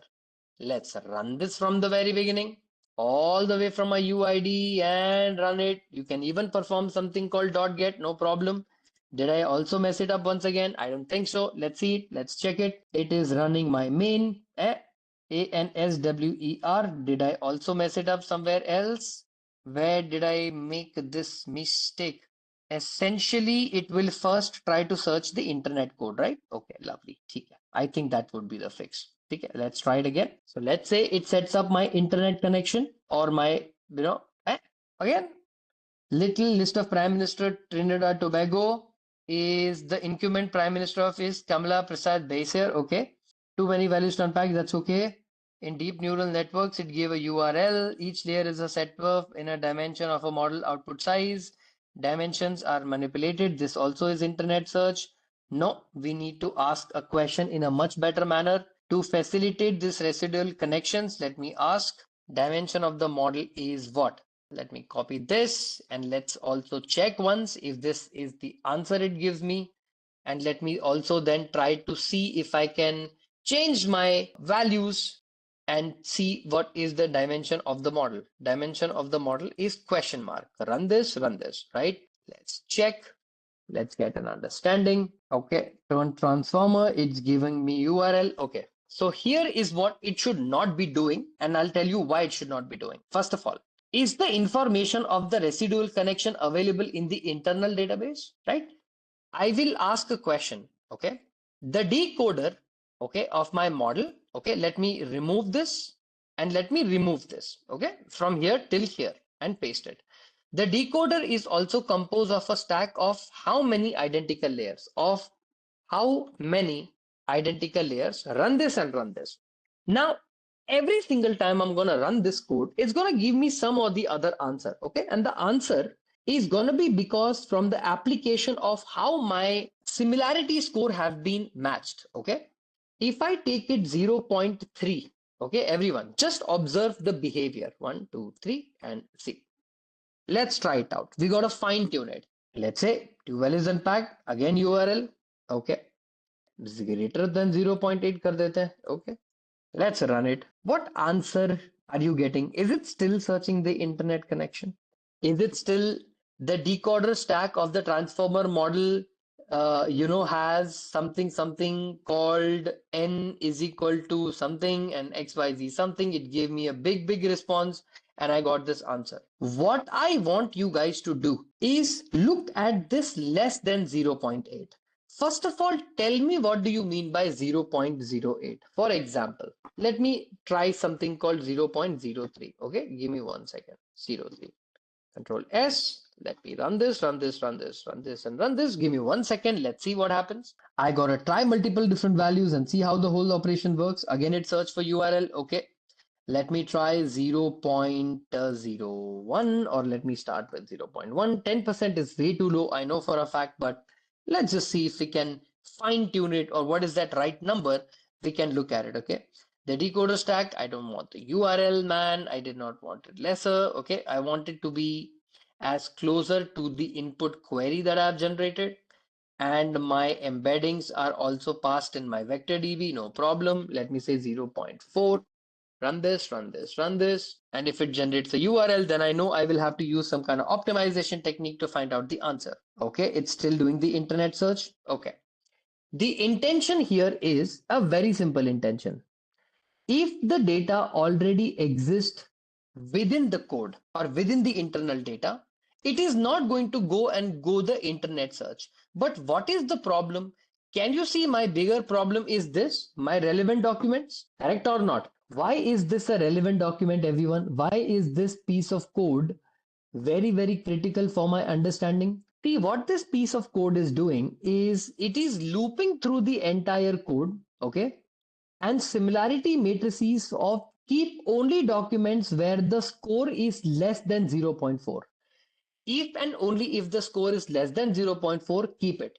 If I increase the dimension of this to, let's say, more than 0.4, what does this piece of code do? Is it going to give me an answer for values or a confidence similarity score beyond a certain range? And it is going to give me closer, lower score, more similar, higher score, less similar, correct? In similarity, lower the score, more similar you are.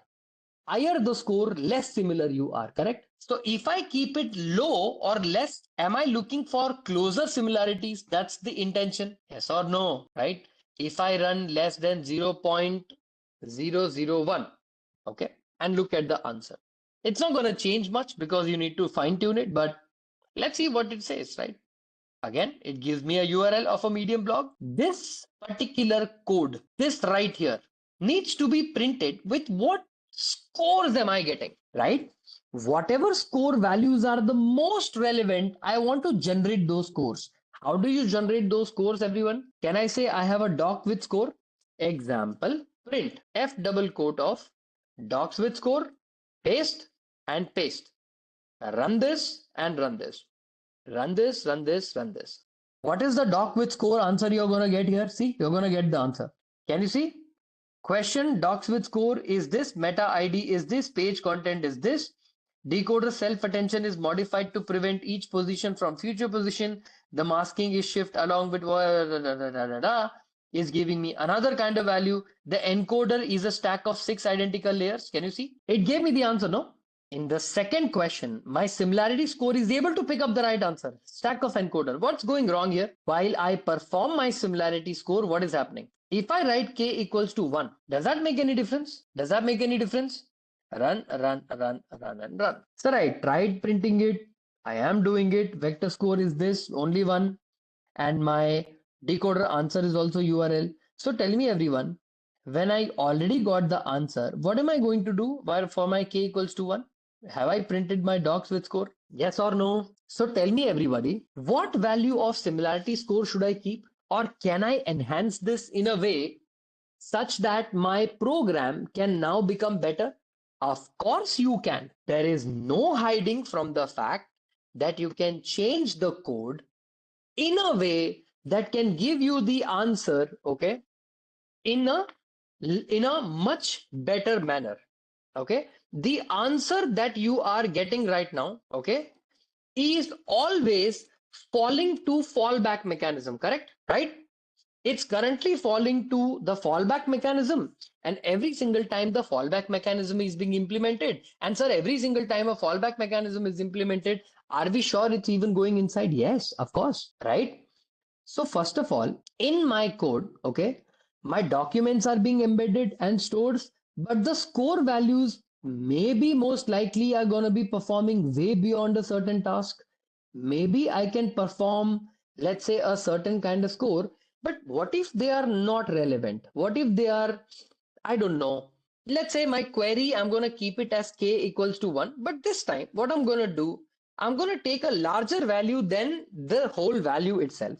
I'm going to say, maybe I'm going to give it, let's say 1.5, and let's say rerun the whole code and see whether having a larger score makes any difference. Well, I'm going to check whether my particular value worked. Ah, it didn't work.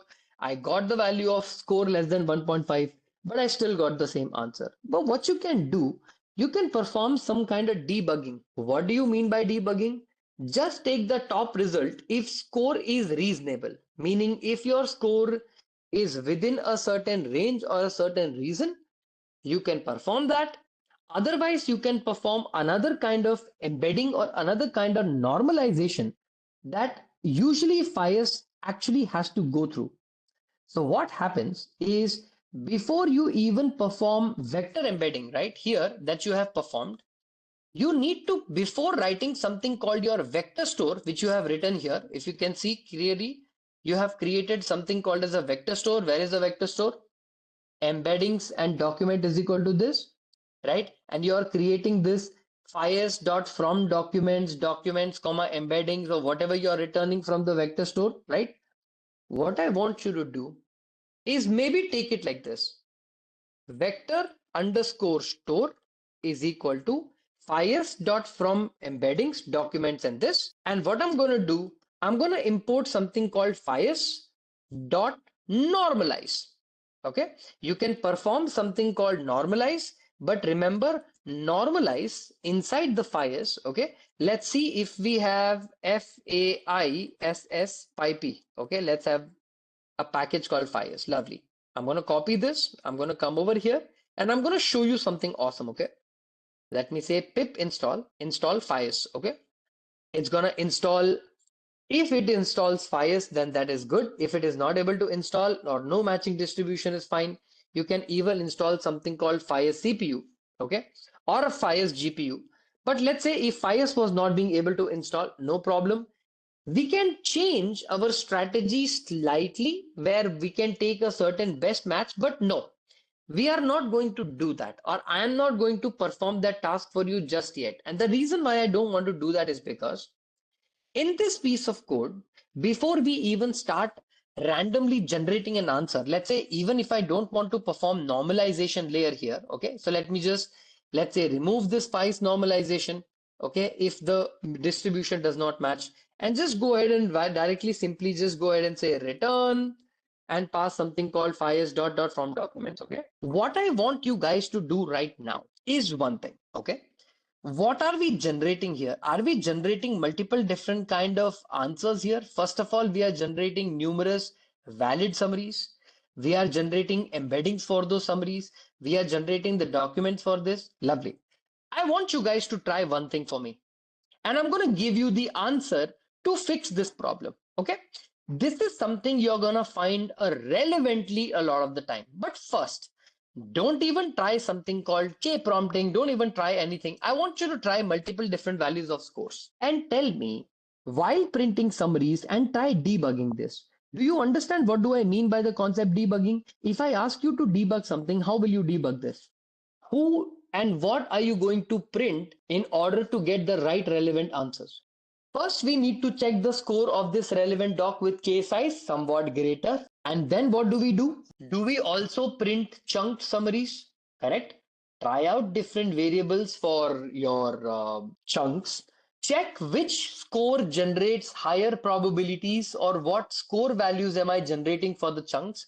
And based on those chunk value, decide what kind of answers I need to generate. Correct.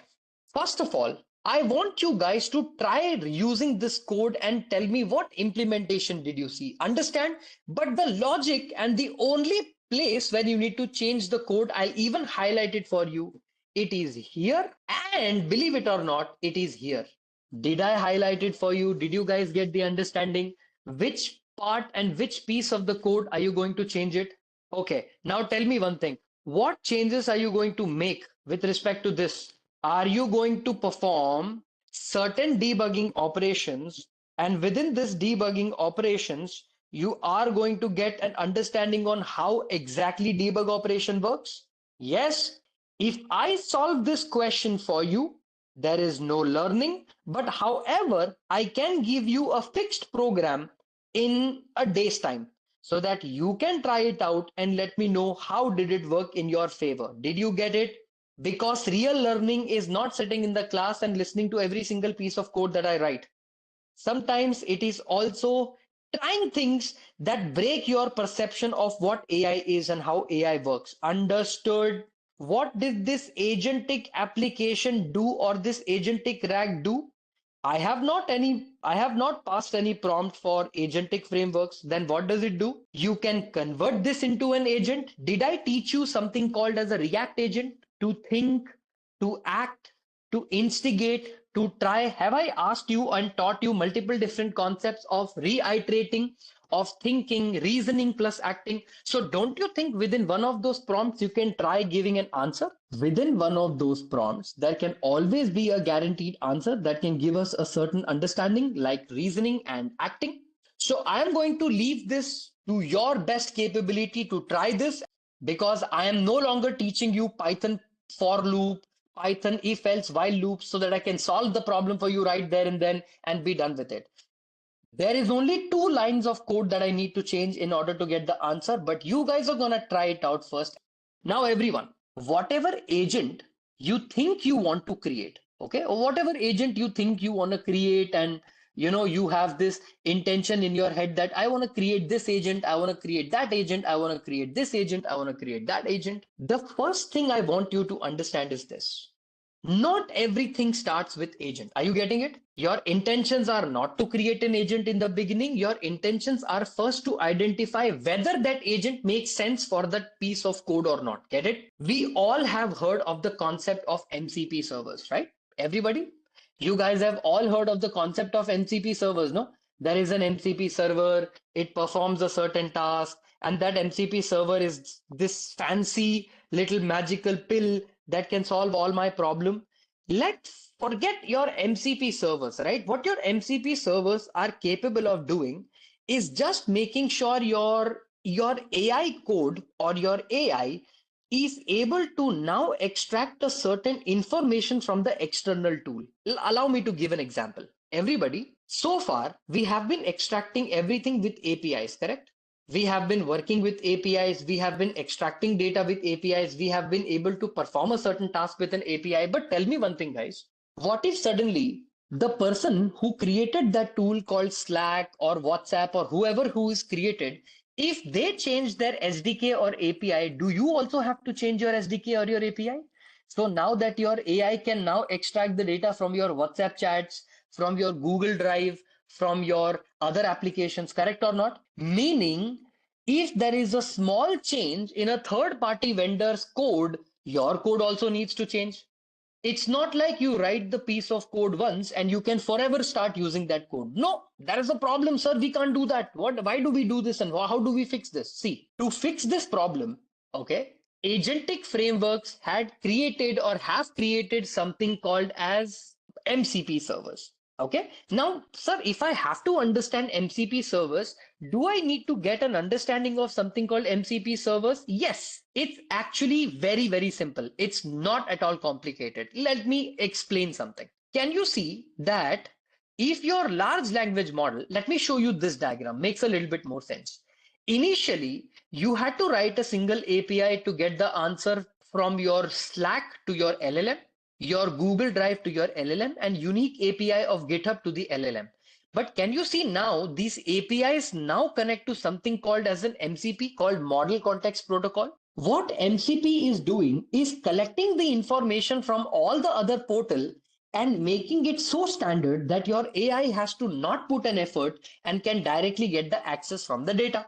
Now you must be thinking, sir, but how does this work? I mean, I am confused. And sir, how does an MCP server actually solve my problem? Because I have heard about MCP servers a lot, and I believe it's very, very important. MCP servers are important concept, but please remember MCP servers are not used in major companies because there is no necessity. MCP server knowledge is important, no denying that fact, but it doesn't mean that you're going to be creating your own MCP server in the future and you're going to be using it. It doesn't work like that. If there is no requirement, then there is no need of creating something called MCP server. So first of all, so what is an MCP server? See guys, MCP server or model context protocol, okay, the name of this particular tool is called model context protocol, okay, protocol, okay. So see, Model Context Protocol, my people, was released by Anthropic, which is the company that has created a large language model called Claude. Okay, these are the people who came up with this Model Context Protocol architecture. Okay, now, sir, what does this mean? See, in an MCP server, you have a host, you have a client. Okay, mostly there are three things. You have a host, client, and a schema, but focus on the host and the client. Okay, in a very simple way, allow me to explain something. You have Google Drive, okay, and this Google Drive has your data, okay, and your AI agent, or you know what, let's say Google Calendar, okay, you have Google Calendar and you have signed up using some Gmail account. Now your AI agent wants to schedule a meeting. Okay, your AI agent called your barber, spoke to the barber itself, and set your appointment for 9:30 on Thursday. Okay, Thursday 9:30 a.m. it set up your appointment. It needs to access your Google Calendar to schedule that event. Okay, one day before and 30 minutes before the event, so that you prepare yourself and go to the barber. Okay, in this case, your AI agent requires an access to your open, Google Calendar. Now your AI agents, okay, your AI agent is always going to be the host, okay? And you also have a client server, which is your MCP server that's going to connect to it. It's going to give some answer, okay? So think of it like this. Your AI agent will first tell your Google Colab or Google Calendar that I am in the need of customers' information. Do I have the permission, necessary permission? The Google Calendar will then test and check whether this AI agent has a permission to access my data. Then Google Colab or Google Calendar will return another response to the agent saying that yes, you have the response. What do you want? AI agent will be like, on 2025 March Thursday, I want to add a calendar, and because I'm an AI agent, I will send you the data in a specific manner that Google Calendar can consume. And now Google Calendar will consume that data, add it in their event, and now the AI agent was scheduled the event. So what did you understand in this example? What did you get from this example? Did you get an understanding that I was basically able to instigate an AI agent to perform a task in a tool that no longer would have existed, but now my agent can just directly access? Agree, disagree? Now my agent is so capable that it can just go ahead and directly access the model, no problem. Now, everybody, let me ask you a question. A very simple question. Where do you see the advantage of MCP servers? Like, in which condition do you see that, oh, sir, MCP server is a great thing, right? Like, if I show you a simple example of an MCP server, okay, and show you fast MCP, okay, and open up fast MCP very quickly for you, okay, and show you the quick start, okay. To start your MCP server, can you see all you're doing is basically importing fast MCP, writing your MCP as a fast MCP and just returning the name of the tool? Tell me everyone, in this particular tool, can I say this tool is a Gmail tool? I can write one more tool called Google Calendar tool. I can write one more tool called Access Phone Record tool. I can write one more tool called Edit. Are you getting what I'm trying to say? Whatever your LLM wants is nothing but a Python function, and on top of it, you have a decorator called MCP. Did you get it? In our agentic framework, do you remember we wrote down something called known actions? Do you remember I taught you a code called known actions? One is called calculate an average peel. This is nothing but your actions, all your tools, the tools that you are giving the model to perform again. What are you doing with the fast MCP, everybody? With the fast MCP, are you going to create your fast MCP server like this? I just want to create my server where whatever the logic is to access Google Calendar, if I open this up in front of you, okay, for example, Google Calendar MCP, you don't even need to create one, there is already one. Can you see? Multi-calendar support, event management, create, update, delete, and search, recurring events, free and busy queries, smart scheduling, and intelligent import. Meaning, just load this particular, Google Calendar, connect it with your Claude desktop because it connects with something called STDIO or standard input output. Remember, your agents have two ways of communicating, like how in India we can speak English, okay, like how we can speak Hindi, like how we can speak Kannada, how we can speak Tamil, how we can speak Punjabi, how we can speak Urdu, how we can speak multiple languages. Your LLM can speak two languages. One is called STDIO, which is called standard input output, okay, and the other one is called as something called as SSE. It's called server sent event. Okay. Meaning it's a simple HTTP or HTTPX request. Okay. Now, a simple question. Okay. A simple question. Okay. It should be HTTPS, but it can't be HTTPS. HTTPS requires a certificate, no? How will you create a digital certificate that is authenticated within your own MCP server? How can you do that? You're getting what I'm trying to say, no? When you have a server created by yourself, okay, how are you going to give it some digital certificate or a secure certificate that yes, I'm an HTTPS? You're not going to be able to do that, no? You're getting what I'm trying to say. Okay, so see, look at this piece of code. If I click on this, can I say HTTPS, right? Can you see a lock icon here somewhere? It is protected and stuff like that. HTTPS happens when there is a digital handshake and a certificate generation, and that validates the authenticity of that network or that graph or that website. When you're building your own MCP server, are you concerned about connecting the server or authenticating the server? What are you more concerned about? You get what I'm trying to say? So understand, the most important thing is to connect and run, right? That's the most important thing. Bhaiya, agar if you don't do that, nothing that you have done make any sense. Are you getting it? So first of all, understand one thing, guys. Think of it like this. You are here, okay? Mamta is here, and far away from Mamta's house is, let's say, your best friend Sushma. Sushma is sending you a food item, okay? So here Sushma is sending you a food item, okay? And Mamta is about to receive it. But Sushma has told Mamta, receive the food item only and only if the guy is wearing a red color shirt. So tell me, what are you doing here? So is the guy, whoever or whatever is the guy, or whoever is the guy, if he is wearing the red shirt, are you going to allow the red shirt guy as an instruction to only then Mamta will receive the food input? Then Mamta will give the money and then the money will go to Sushma. Are you getting what I'm trying to say? So, did you get what is happening here? Sushma gave you a certain responsibility. That specific task has to be met. Otherwise, this Sushma server will not connect with Mamta server. So, there are already so many issues like that, correct? MCP solves all that concern by saying one thing. Between Mamta and between Sushma, okay, between Sushma, there will be one more person called Somesh. Somesh will take input from Sushma also, will take input from Deepak also, will take input from many people.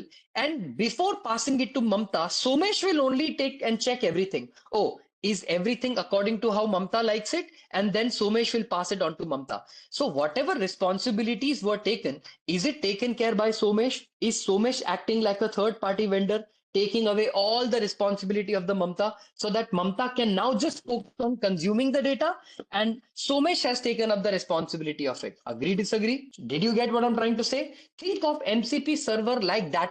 What it is doing, no, it is taking away the responsibility of data loading, data sanitization, data issues, and MCP itself creates like a standalone unified API, standard API, no matter what data you're consuming in the world, Gmail, Google Calendar, whatever it will allow every data to pass in one standard format. You can also give one more example, okay? Sushma and Deepak, let's say Sushma speaks in Hindi, Deepak speaks in, let's say, Punjabi, okay? Punjabi, and let's say Anish speaks in Gujarati, okay? Gujarati.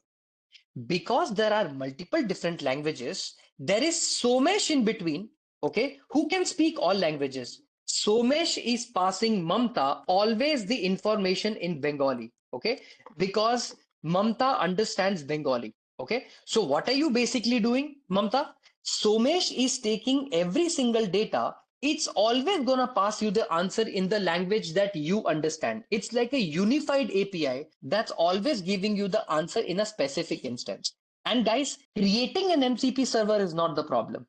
It's identifying the use case for the MCP server that is a big problem. Example, if you can click on this example and check how you created your MCP server, okay? Can you see there are two types of servers you can create, STDIO and HTTP? This is how you create HTTP server and this is how you create STDIO server. As you observe carefully, my recommendation is learn STDIO first. Forget learning. I mean, ignore learning. Okay, just let go of learning at all of MCP server.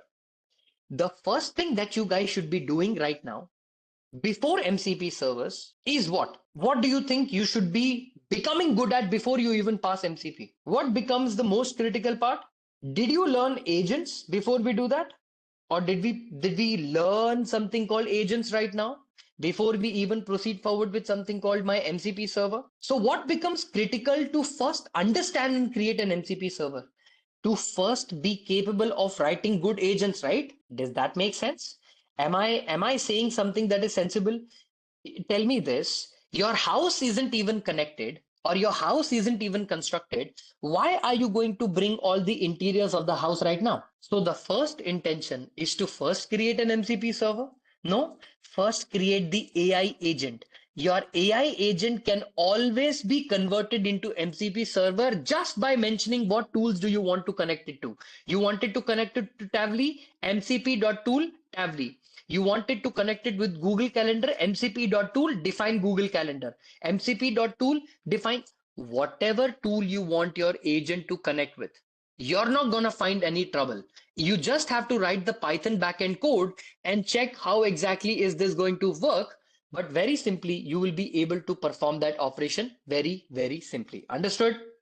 Did you observe that there is a method before we got the relevant documents? We have something called similarity search and we have something called querying it with a number called 1.5, 1.2 and something.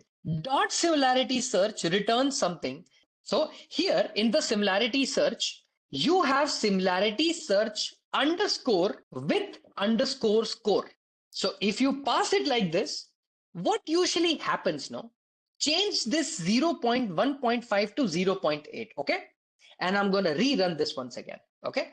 Did you see that my answer is no longer URL? Do you see that the answer is that the decoder is composed of a stack called a stack of n identical layers? Now it is no longer giving me URL, correct? What kind of internal document did it search?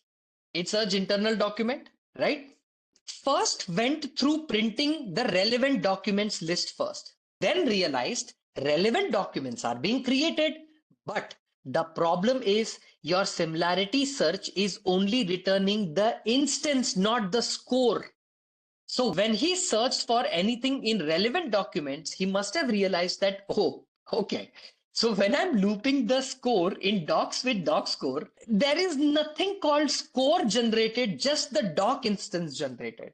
Now then realize that the name of the method will be something called with scores. Because if you print just similarity search, what is it going to return? What do you think it's going to return? If I write k equals to 3, example, even if I write k equals to 3, run, end, towards the end. What is it going to return? Did it say the number one was internet search and the number two is internal document? Yes or no? Even after my k value was equal to 3, did it fix it? This is how you learn how to debug.